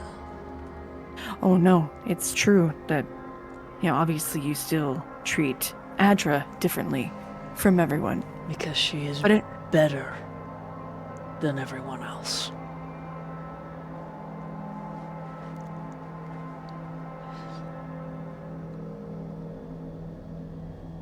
I won't argue with that.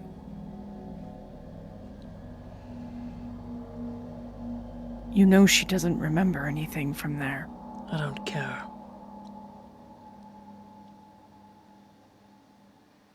He looks away, and this is the first time you see him have like complicated feelings, much like the ones you carry. You carry with you now.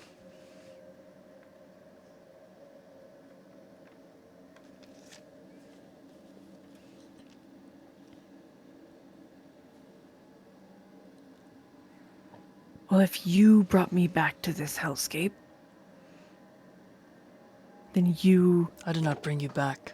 I merely suggested. suggested, manipulated, they're the same to you.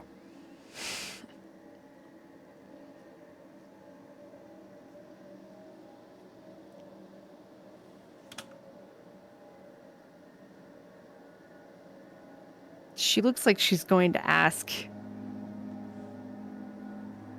And then she hesitates.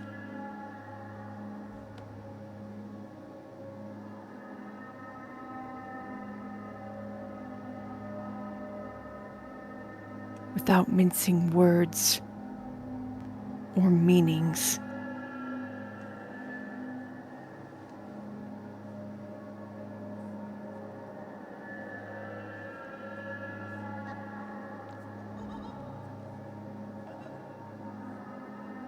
Other than the Adra statues, the other girl.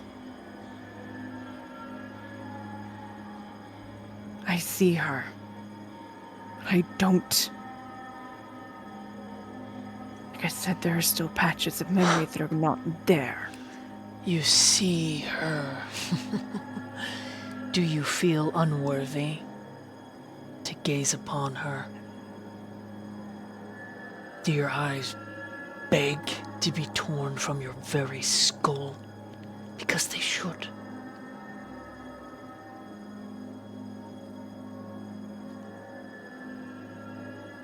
She doesn't flinch at his words. You may not remember, but your soul does.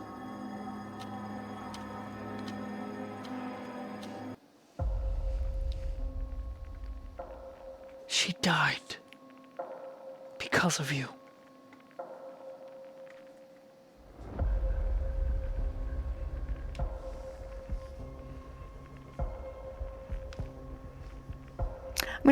She would like to insight that. Okay.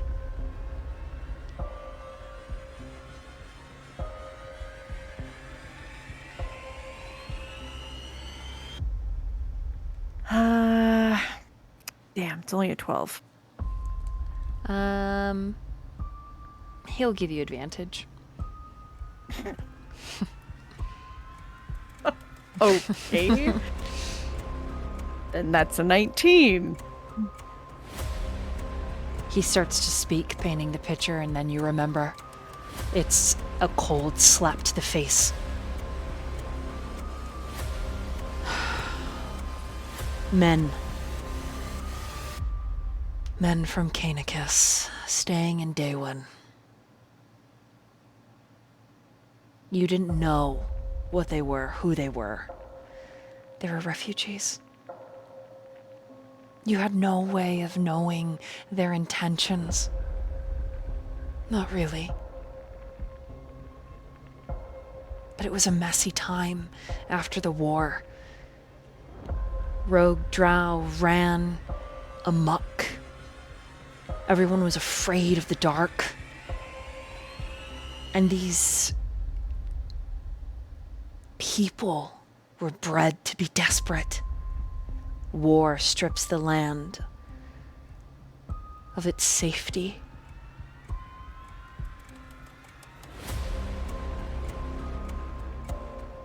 They broke into her room and they dragged her away. Mir found her body. But you found your bed empty when you returned from watch.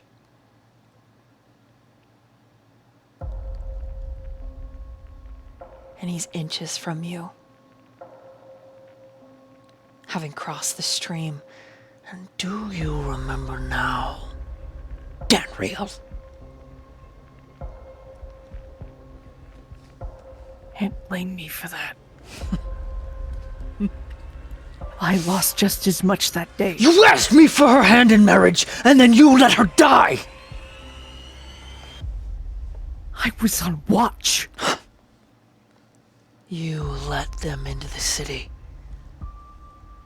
You let them into the capital. Filth. What did you expect? You expected the rats that you saved, these short-lived, short-sighted races? You expected them to be kind. You expected them to adhere to our laws. People the same as you and me. You're less than Just people. because they... They are the filth that should be fed to the drow. That is what they are. Because they live shorter lives?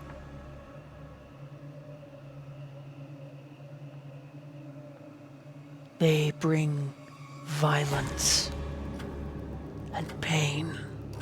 They are not everyone. And so do you. You bring violence and pain. Only when it was first bring brought. Violence and pain. When it was brought to my door, did I return it? Danriel, and I will tell you this. And he shoves you at that point. But it's weak because it's only one-armed and he's still injured. She I could not return, and there are only two reasons. One, her soul denies it, or two, she has been reborn. And if we run into her, because I intend to find her, if she is still alive and you even breathe in her direction, I will behead you where you stand, because you do not deserve my sister's forgiveness.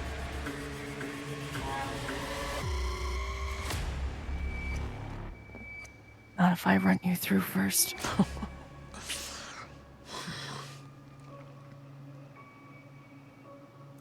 I don't know what part of you ever thought you were going to convince me.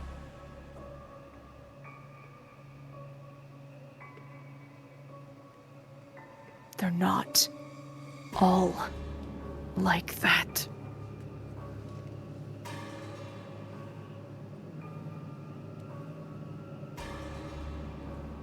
If it were reversed, I would have welcomed you into the city. Just like them.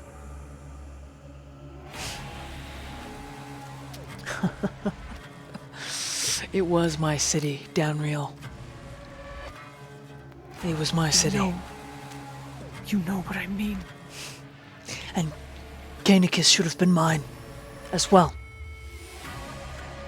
If my king had given me Canicus, filth, like those people, those refugees that you allowed into the elven capital, those vermin,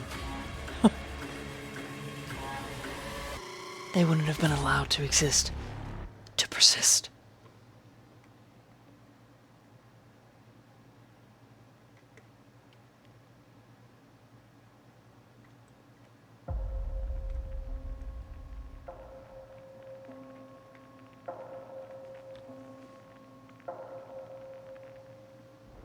How can you be okay with the thought of wiping entire races?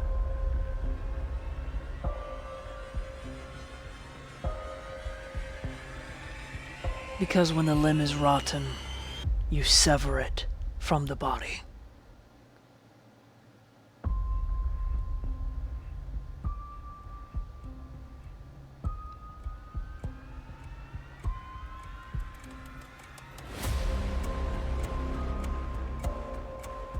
I will travel with you cordially because I respect Adra.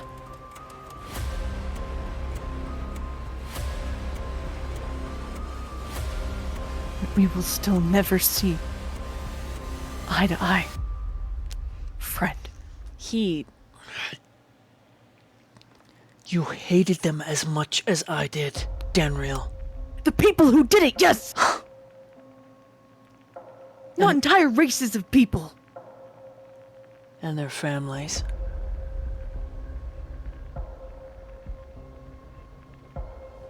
Their families that proliferated. Their behaviors, their thoughts, their actions. You helped me dismantle them, Adra. You. Not Adra. Danriel, fucker. It's okay. I knew. All right, keep going. You. I lost it.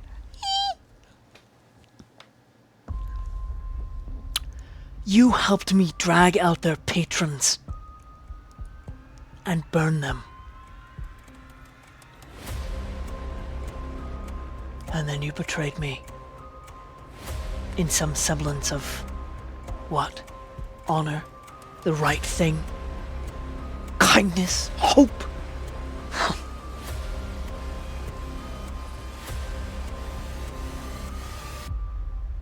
Those who were directly involved were punished. In all of Daywin's history, Danriel, not a single crime that violent has ever been committed. And the moment the doors were opened because the king requested, and those refugees dumped their sewer into our pristine streets, she dies. And woman after woman suffered the same fate, and you cannot see the sickness they bring.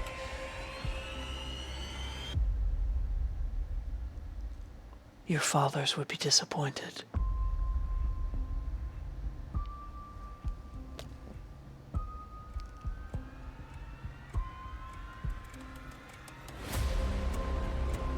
Your father gave Daywin his blessing. A sacred space for the elves.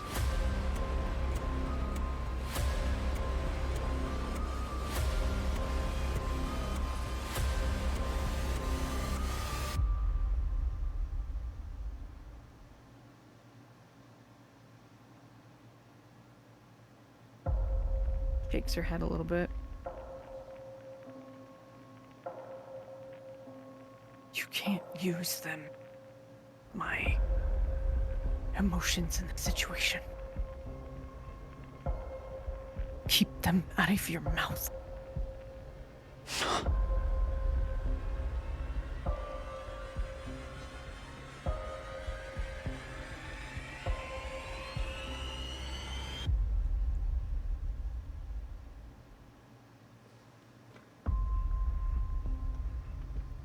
So you suggested I be brought back because you wanted to convince me, or because you wanted to punish me further?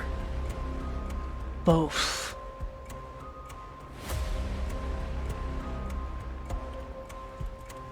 I hate that I cannot kill you.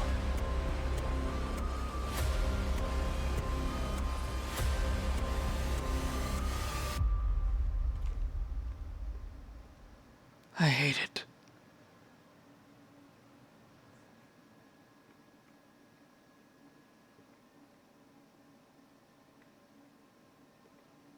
I suppose that's the only thing we can agree on. You are the only one who understands.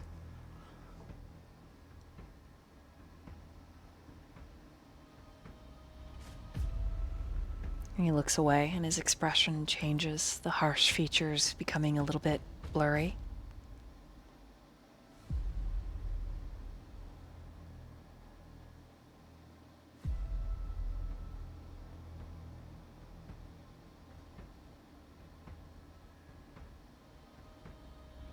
Well, it seems you're not the only one I need to be punished. Say it again, Nat. Well, it seems you're not the only person that feels I needed to be punished. What do you mean? I mean, since coming back, I am not who I was. I cannot do what I did. He looks at you. My soul has been fractured like a mirror. What? And he's gonna get really close again and reach out to touch you, but stop. I would see. But he's like waiting for permission when he's already fucking shoved you. Odd guy.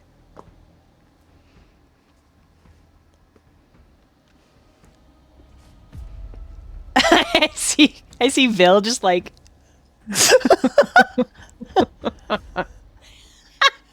fuck this guy. But no, I mean No, I mean, it's other complicated. fuck this guy. You know what I'm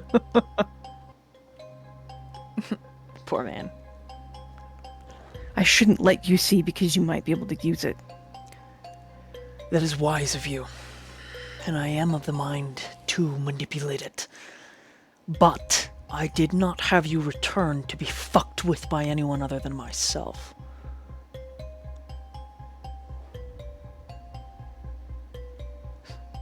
Okay, Vegeta. That's exactly the relationship I'm trying to pull here. I'm so glad you understand. Yes, you're the Goku. He's yes, perfect. Perfect. If I cannot see, then describe it to me. I feel it would be easier. I'm willing to risk it. Only.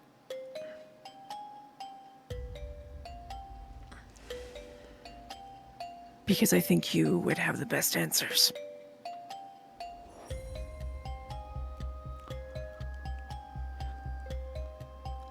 Go on. Okay, he reaches out and he goes. You can tell he wants to choke you, but instead he touches your. he touches your shoulder. Cool. I want to choke him too. It's fine. You both choke each other for a minute. And you feel these fingers threading through your mind, and it's a little eerie. It's kind of. I don't love it. Yeah, it's a little uncomfortable. I don't love it. And he says, hunger.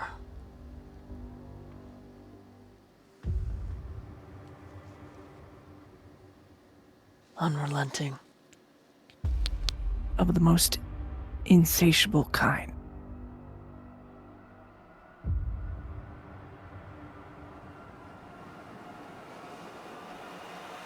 How many enemies did you make, Danriel?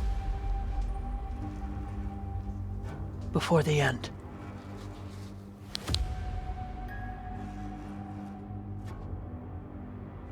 In the wars I fought in, countless, I'm sure.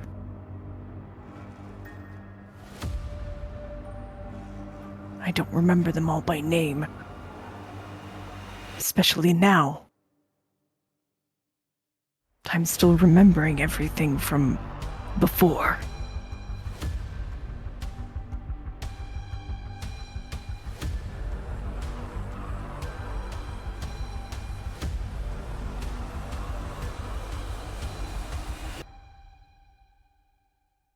When he pulls back, because you can tell that he's looking at far more than just the hunger, he looks a little concerned.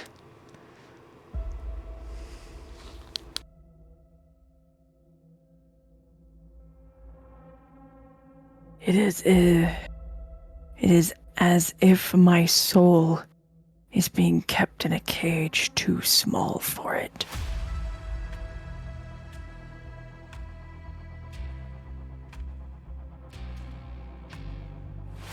Sometimes I awaken, tearing at myself just to feel free of it.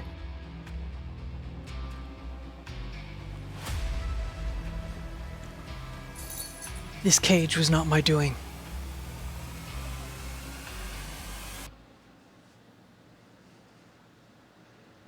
I suppose that's a point in your favor then. Keep your points. Keep your points, bitch.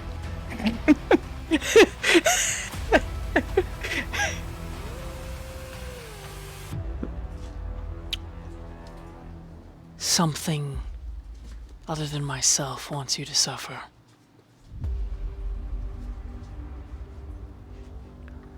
She's not going to say it out loud, but just so the DM, the other players, and the audience understand, as soon as he says that, she just kind of thinks about her own guilt and self-loathing.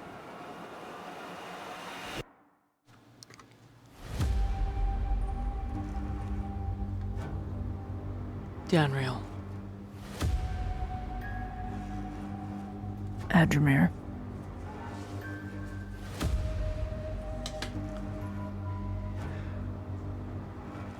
did your brother do something? I don't know, DM. Did my brother do something? Am I aware? You're not aware. You don't know. I know your fathers would not make a deal. But your brother, would he?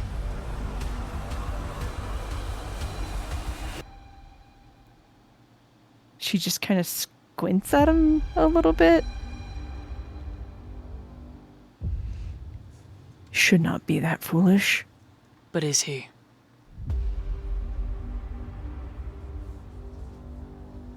I don't know. Is he? Is he that foolish? Would he Depends- do that? depends Would on he do if- something? It depends on how. If your dad and him got into a screaming match, it's possible that he would. He's done other foolish things in his life when he's yes. upset. Oh, yes.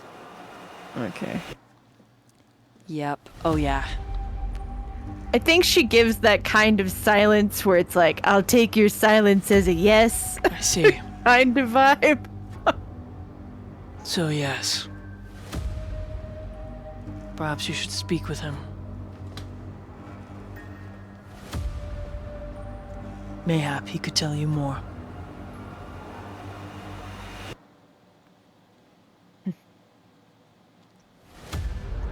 I'm hoping he can't. I shall hope for your sake as well.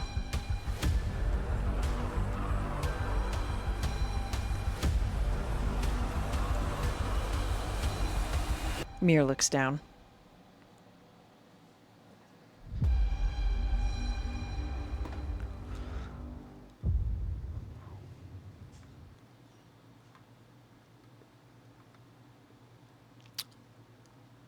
It is complicated.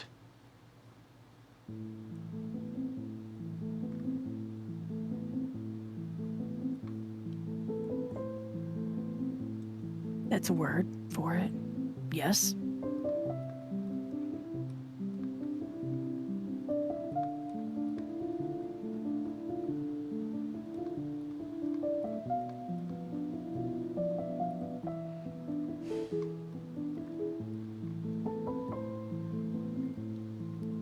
And the two of you are just standing there facing off.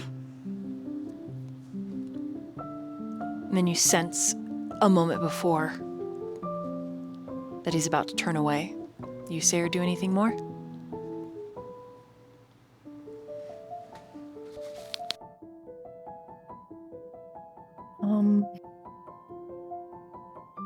I think when he goes to turn, I think she flinches just minutely, as if to grab him from turning away, but then she changes her mind and would let him leave. Okay. As he's turned from you over his shoulder, he says, I just wish you understood. I thought for so long you were on my side. and he steps over the river.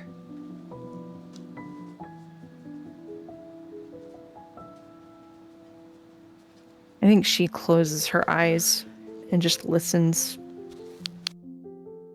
to him, whether he leaves or whatever. Yeah, I think she... The last thing he says to you is actually he stops and then he comes back. And he looks at you over that divide, narrow as it is. This time around,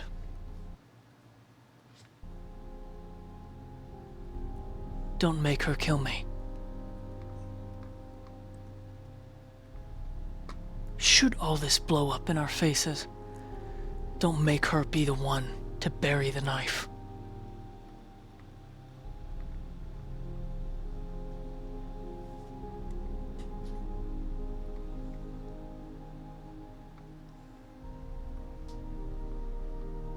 I would do it for her, if it came to that. Good.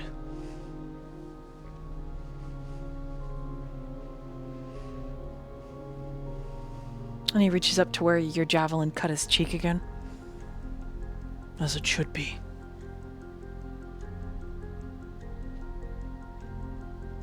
And then he leaves.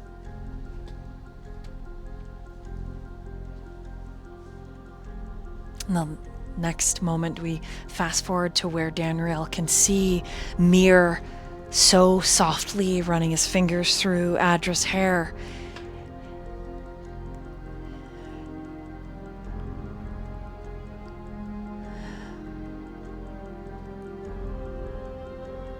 Yeah, I think she would just have to remove herself. Sit off further. Probably back to the whole camp, just to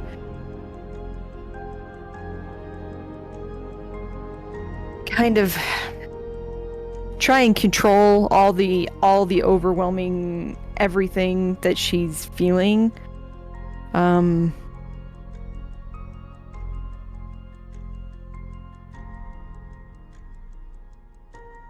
Yeah. And a big part of her is jealous and upset. How dare he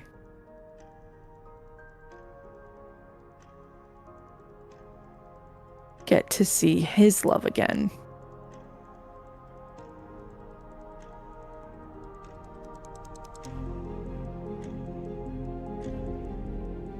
But then she kind of slaps that down with her own guilt. Again. Charisma saving throw.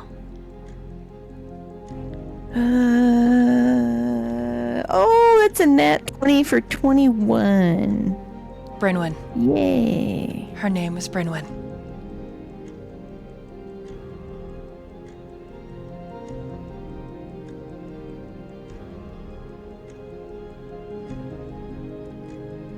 Adramir had 9 siblings, but only 1 sister. And you remember, they all died. The city was overrun. It was looted. It was an awful mistake, and war makes people desperate. A private army of nigh 3,000 men raided and sacked Daewon. Mir's entire family was murdered by these refugees brought in from Canicus and Greymoor, welcomed into the city.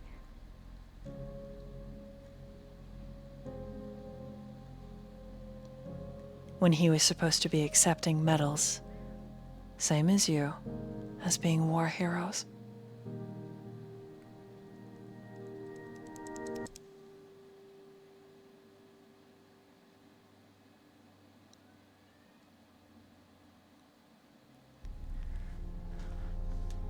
Yeah.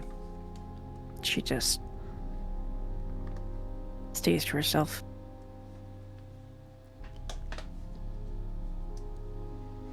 It was a matter of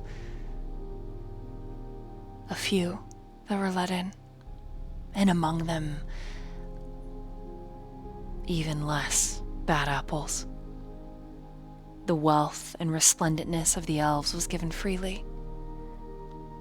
Long-lived as they were, there was a sympathy for those who would not meet their grace into the undying gray.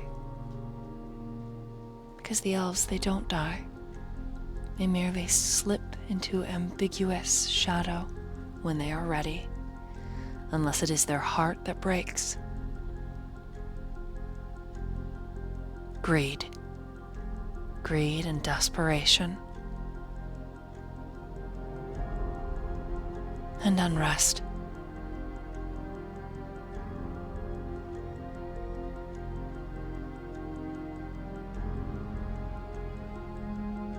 You remember it all, Danriel. You remember what it was like to watch them march from the wall. You remember the panic as you saw them breach. You remember the feeling as you ran for your and Brynwyn's bedchamber.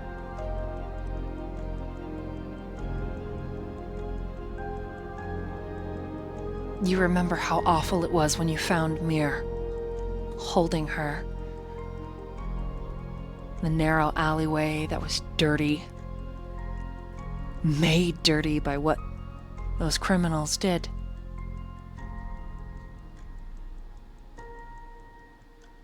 And the hatred.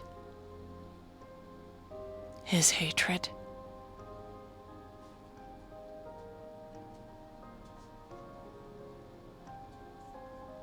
This singular raid, an attempt to overthrow the elven capital, was ended by you, by Mir,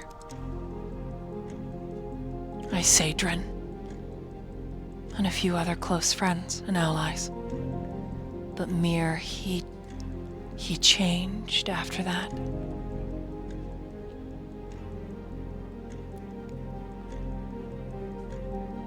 A seed of hatred was planted, and it was nourished through blood and wrath to grow.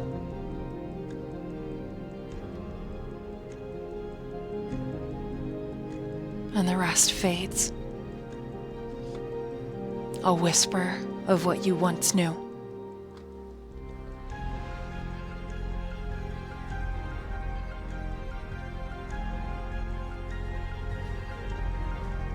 And that's where we're gonna end tonight. Damn.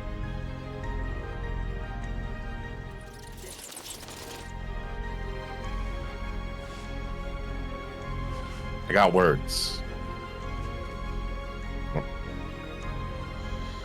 You don't talk to my boy Danriel like that. You just don't do it. You don't talk to my boy like that. Oh man. They just need to fight each other in the time chamber. You're right. You're right, Gabe. Let me also make note that this, 2,000 warband of people were not trained soldiers. They were desperate. And that's why they were so easy for you and Mir and the select few to put down. To stop.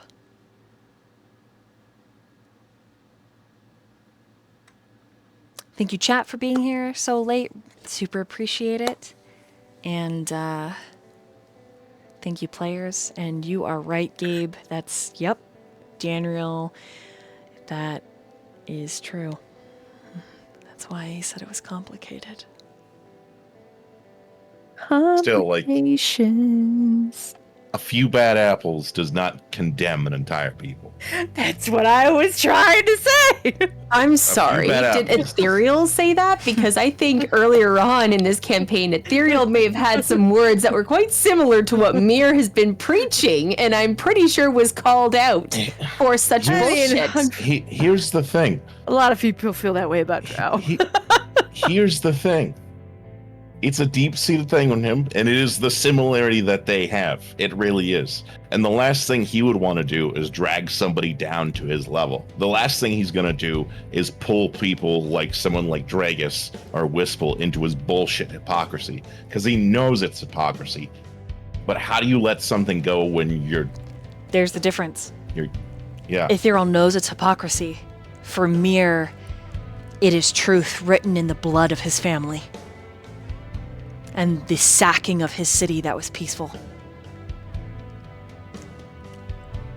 Just wait until you get more information of how the elves lived. Oil and water. I'm just sitting here thinking, I'm like, yeah, well, I know who Cal hates in general because he's also a hypocrite. Fucking so elves. let's Those just assholes. Those uppity assholes. Those bitches. fucking dicks. Those fucking- God. Those fucking cunts. Yes. Kill the rich. Eat the rich. Eat them alive. But that's how No, Mir only feels, The elven rich. except yeah, it's Eat the poor. yeah. Destroy and Spirits devour all races that aren't elves. Thank you for his dog wife. I'm poor. I literally live off the land. What are you talking about? You are the exception to the rule. It's true. Oh my god, don't bring me to this. Oh god, I don't know. I'm excited though. I'm excited because he's such a good foil for Ethereal and Caldrian. He's so good.